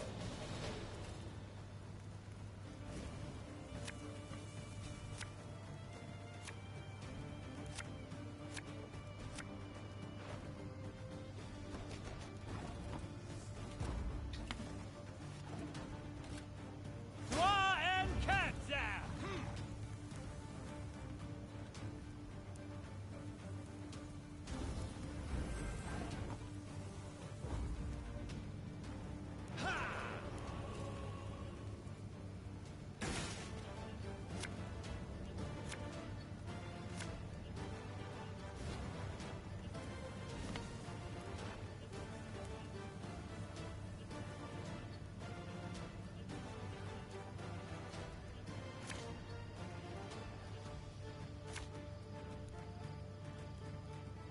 Okay, Bill might actually be enough to be able to help swing this.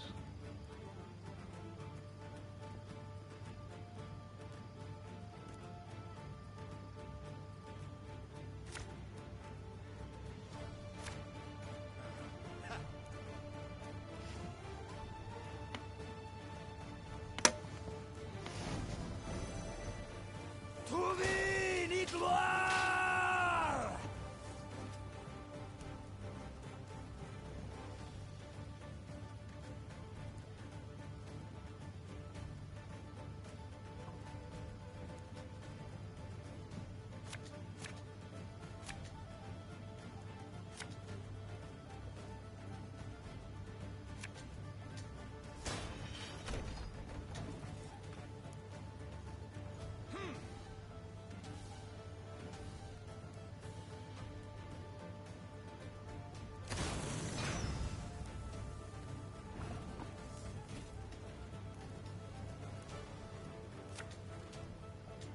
I must think of my folk.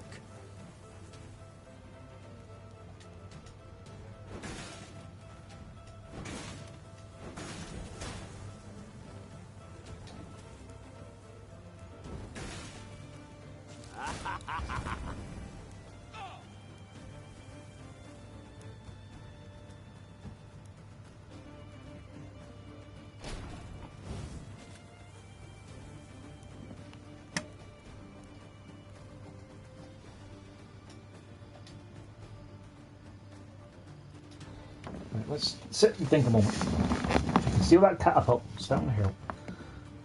Not as much as we can steal the catapult and something else. So we can hit that for 3, we'll take it down to 11, that'll be fine. He's going to go up to 12 power and 8 armor. So we need to hit him for 7 before we use our ability to be able to actually capture him.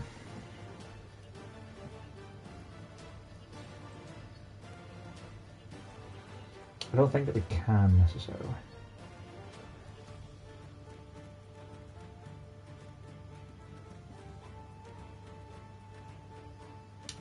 You can hit him for 18 and shoot for 2, but that won't be anywhere near enough.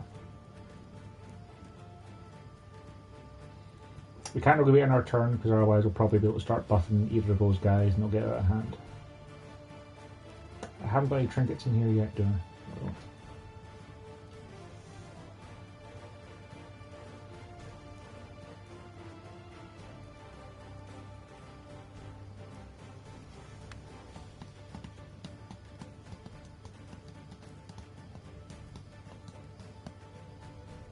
I think the best thing to do is just to go ahead and take a hold of the heavy fire scorpion.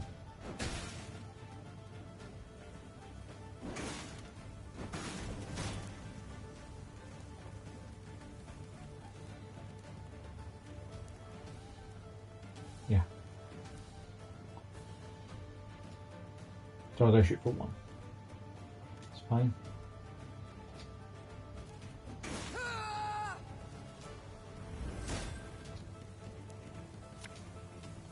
And then we're going to steal the elbow over properly. Alright.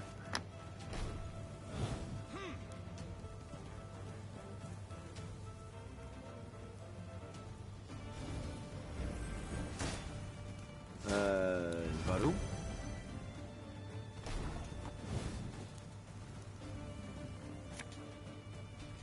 You mad? Don't shake that!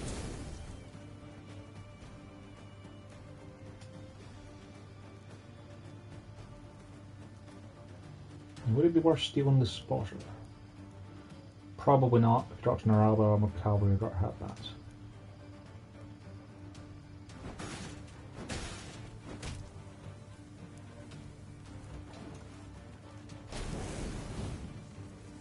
Off to the front yet again.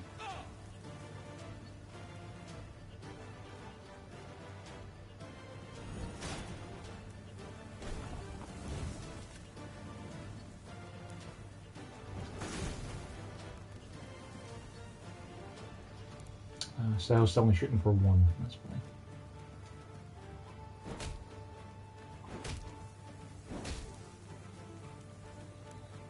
Next time we can shoot him for 4, steal him, or not, kill myself, sorry, and stop him from doing anything bad. Let's get an arbalist out.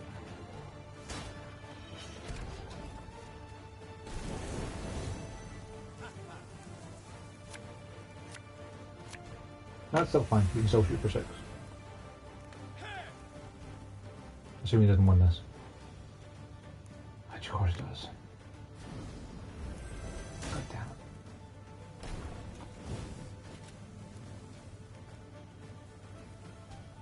Alright, it's not going to be that big of a boost anyways. Fine. Is it worth stealing? He's probably got a lot of units in his hands. It's not going to go any bigger though. Is it worth killing? No.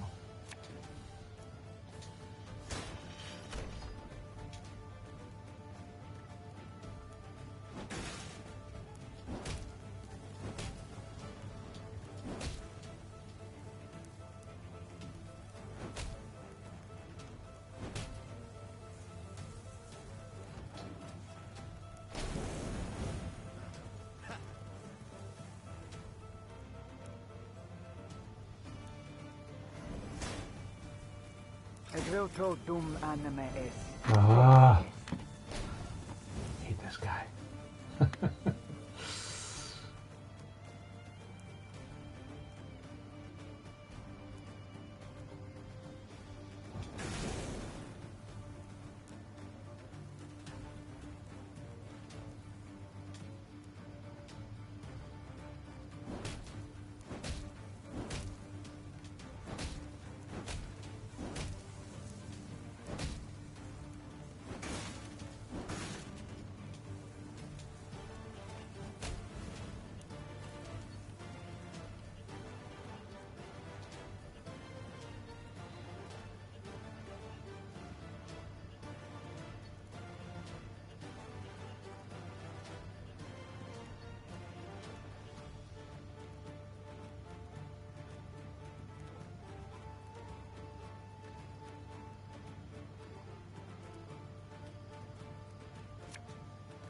Back to the dust whence you came!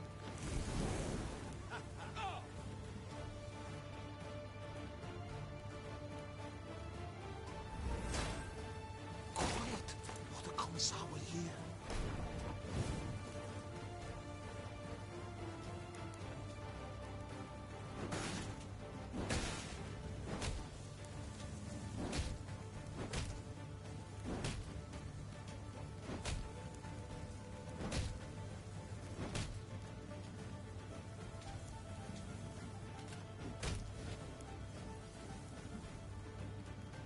Oh yeah, Magna Division, that's so much better. But if I steal that Magna Division, it could be useful. Something from nothing. It's exactly what I do.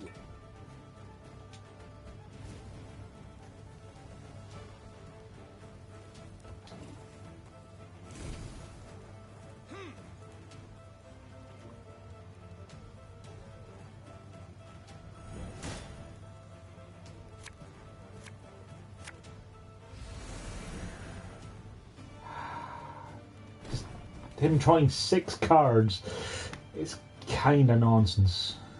Just slightly.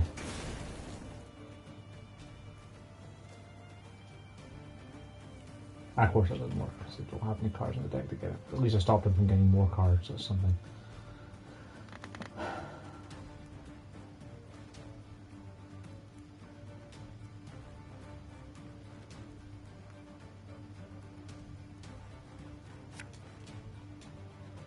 Can I decoy film?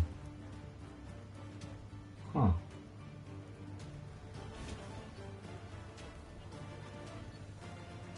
She's at 10 power now.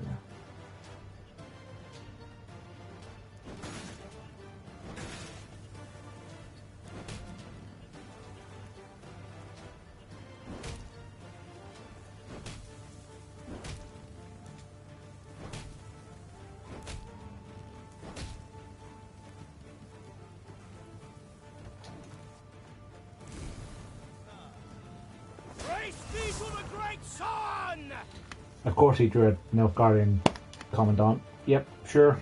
Why not?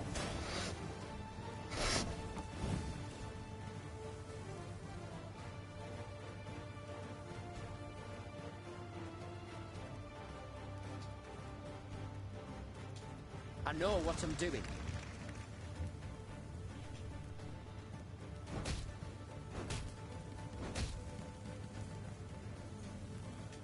He's still immune, isn't he? Of course he is.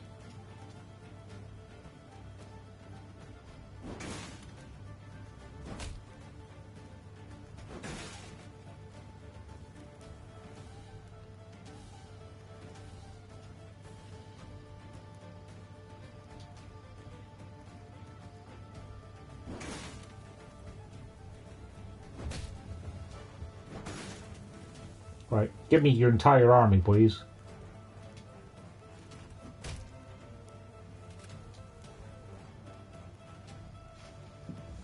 Game. When Maeve uses her ability, move Prince Vellum and all units with the same power to the opposite row.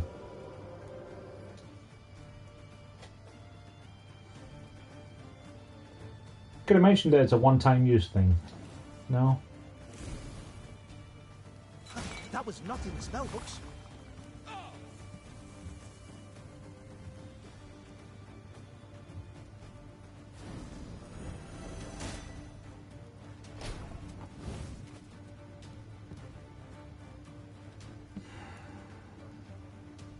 That's annoying.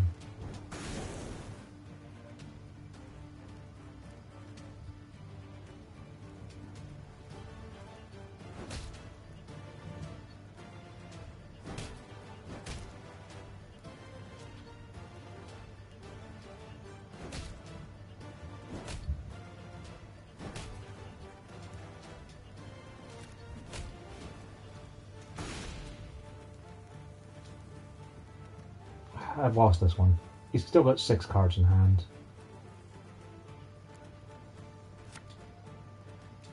You sure about that?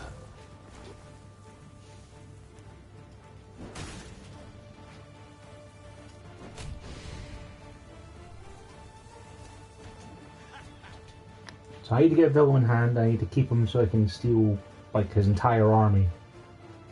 Is basically what I'm coming down to. I got Villum in hand, so that's a good start.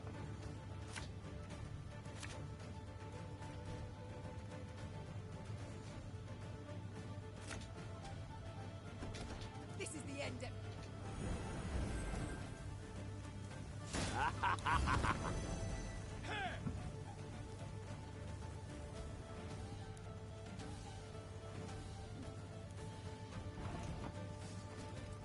Honestly, that's worth stealing. They're gold units? Of course they're gold units.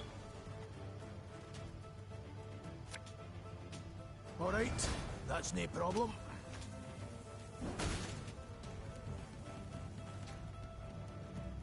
Yep. I must.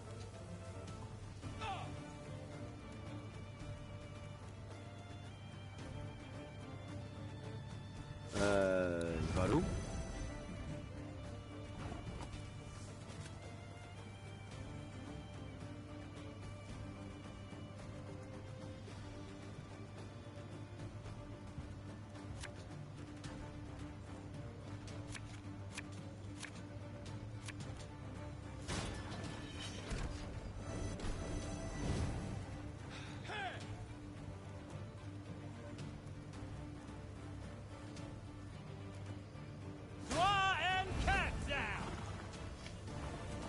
He's going all in this time.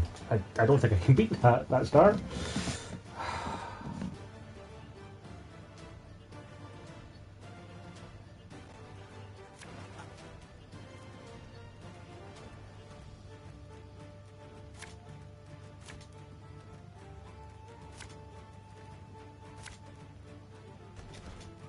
I need to keep some mulligans for later, because if I don't get Villum, I lose.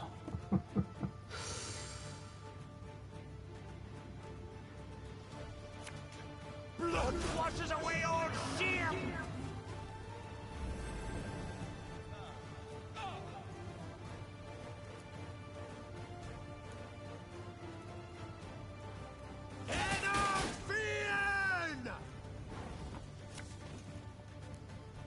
This could hurt.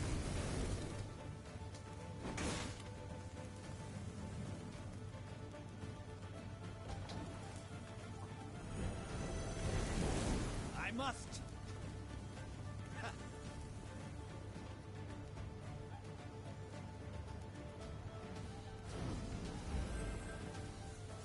God!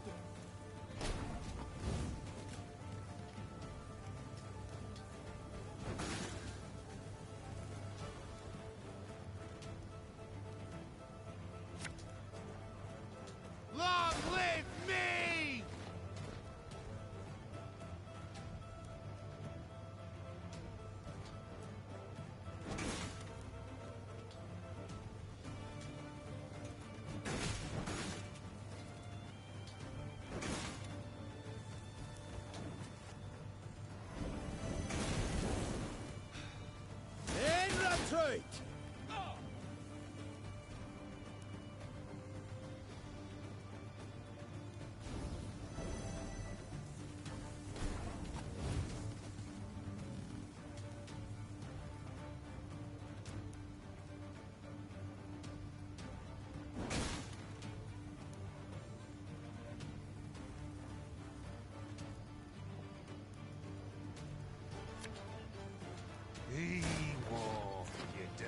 art. Enough!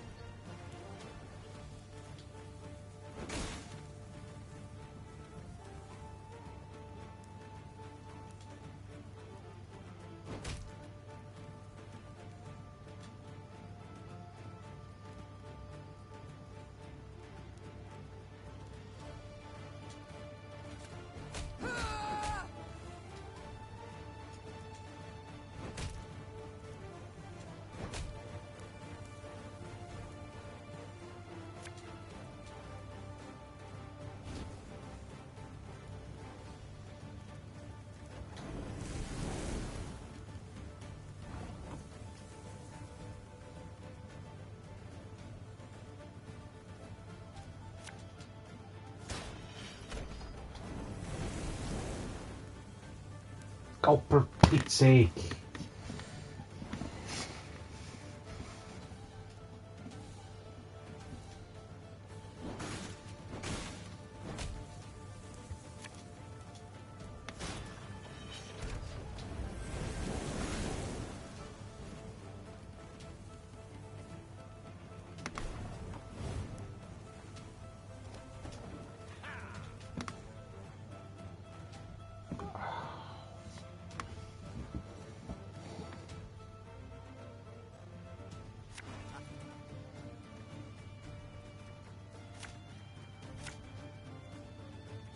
Okay, well, ventilators or something.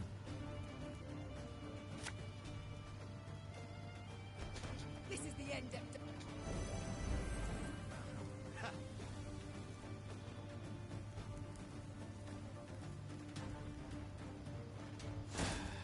Evil ass. See, sometimes he doesn't play the quarters. Sometimes he does. It's like some randomness to him.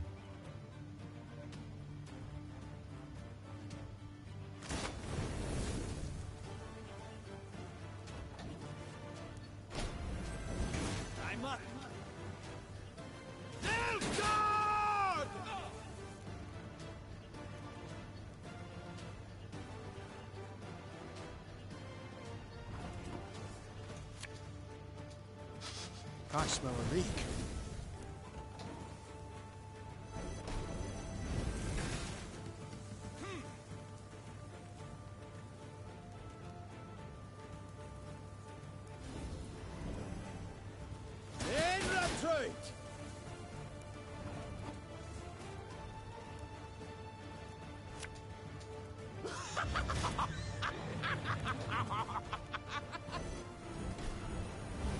Enough!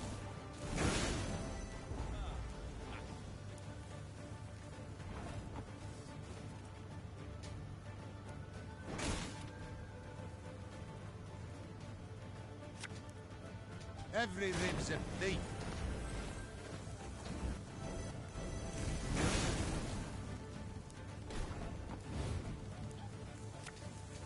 For Lydia!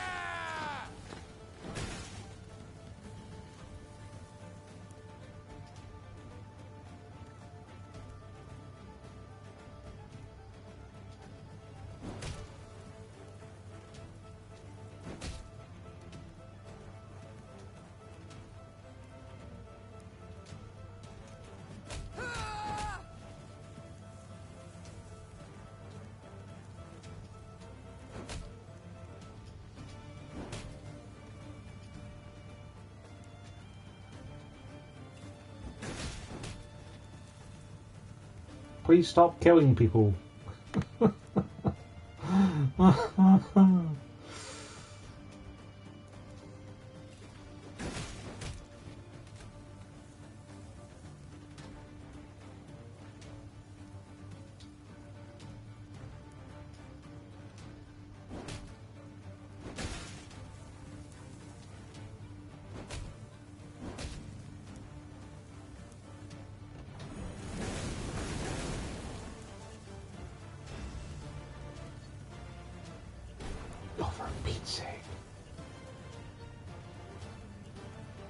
This is just literally getting worse and worse.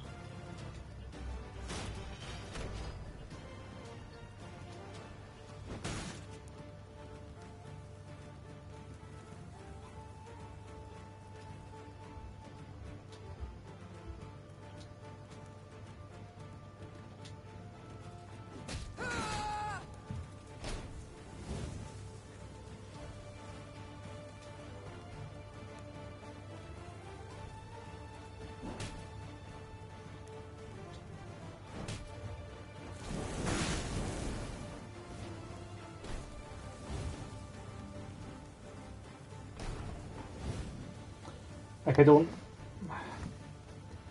My deck is based around killing people, and his deck is based around countering killing people. I don't actually think I can beat him with this deck. I'm gonna have to load last checkpoint, because I can't beat him with that deck. Not when he can replace 10 units each turn, and boost him every time he plays. It's just not doable. I'm gonna have to do the Gascon thing again beforehand as well, aren't I?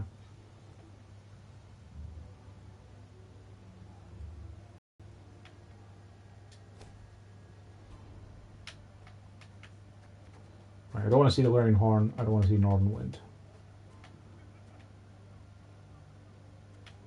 And Sihil's no use to me.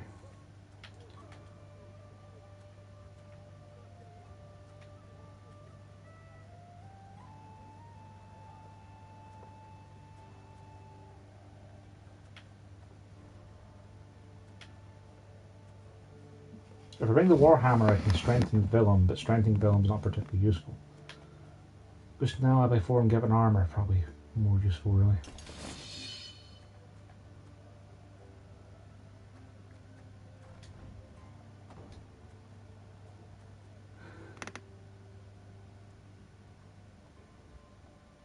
Seizing enemy units might be more useful than the cooldown, since the ability is not the most useful thing.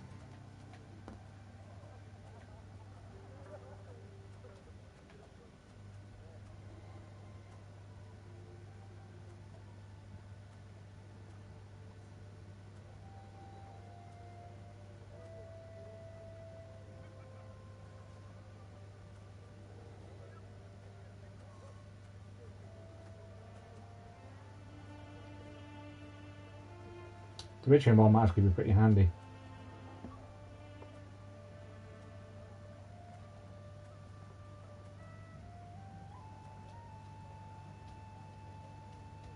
If he gets enough Guardian Night out, spawning 3 copies of them and destroying them would get me 3 cards from my deck. Not necessarily useful ones.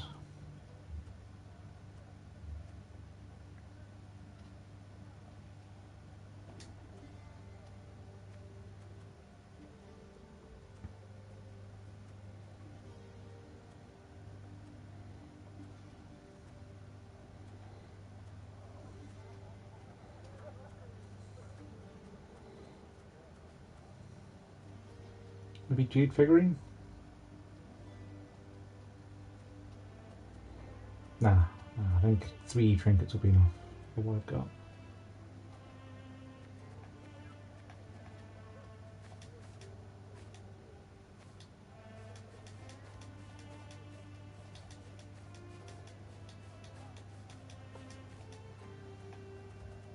Because yeah, anytime we destroy their units, they just get more back, so it's not going to work. Not the way you have built.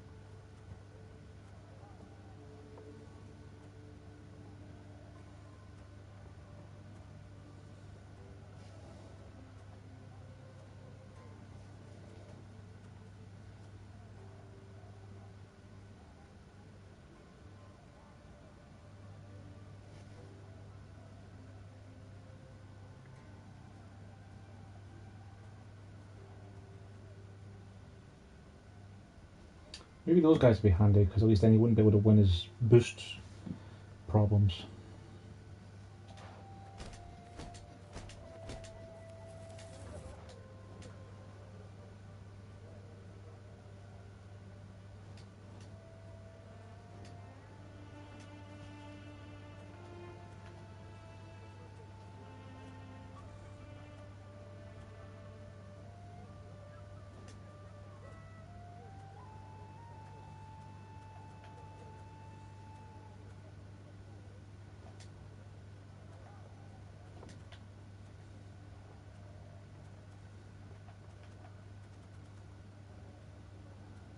something like this. Make a bunch of Lyrian Scythemen, try and steal as many of my opponent's units as we can.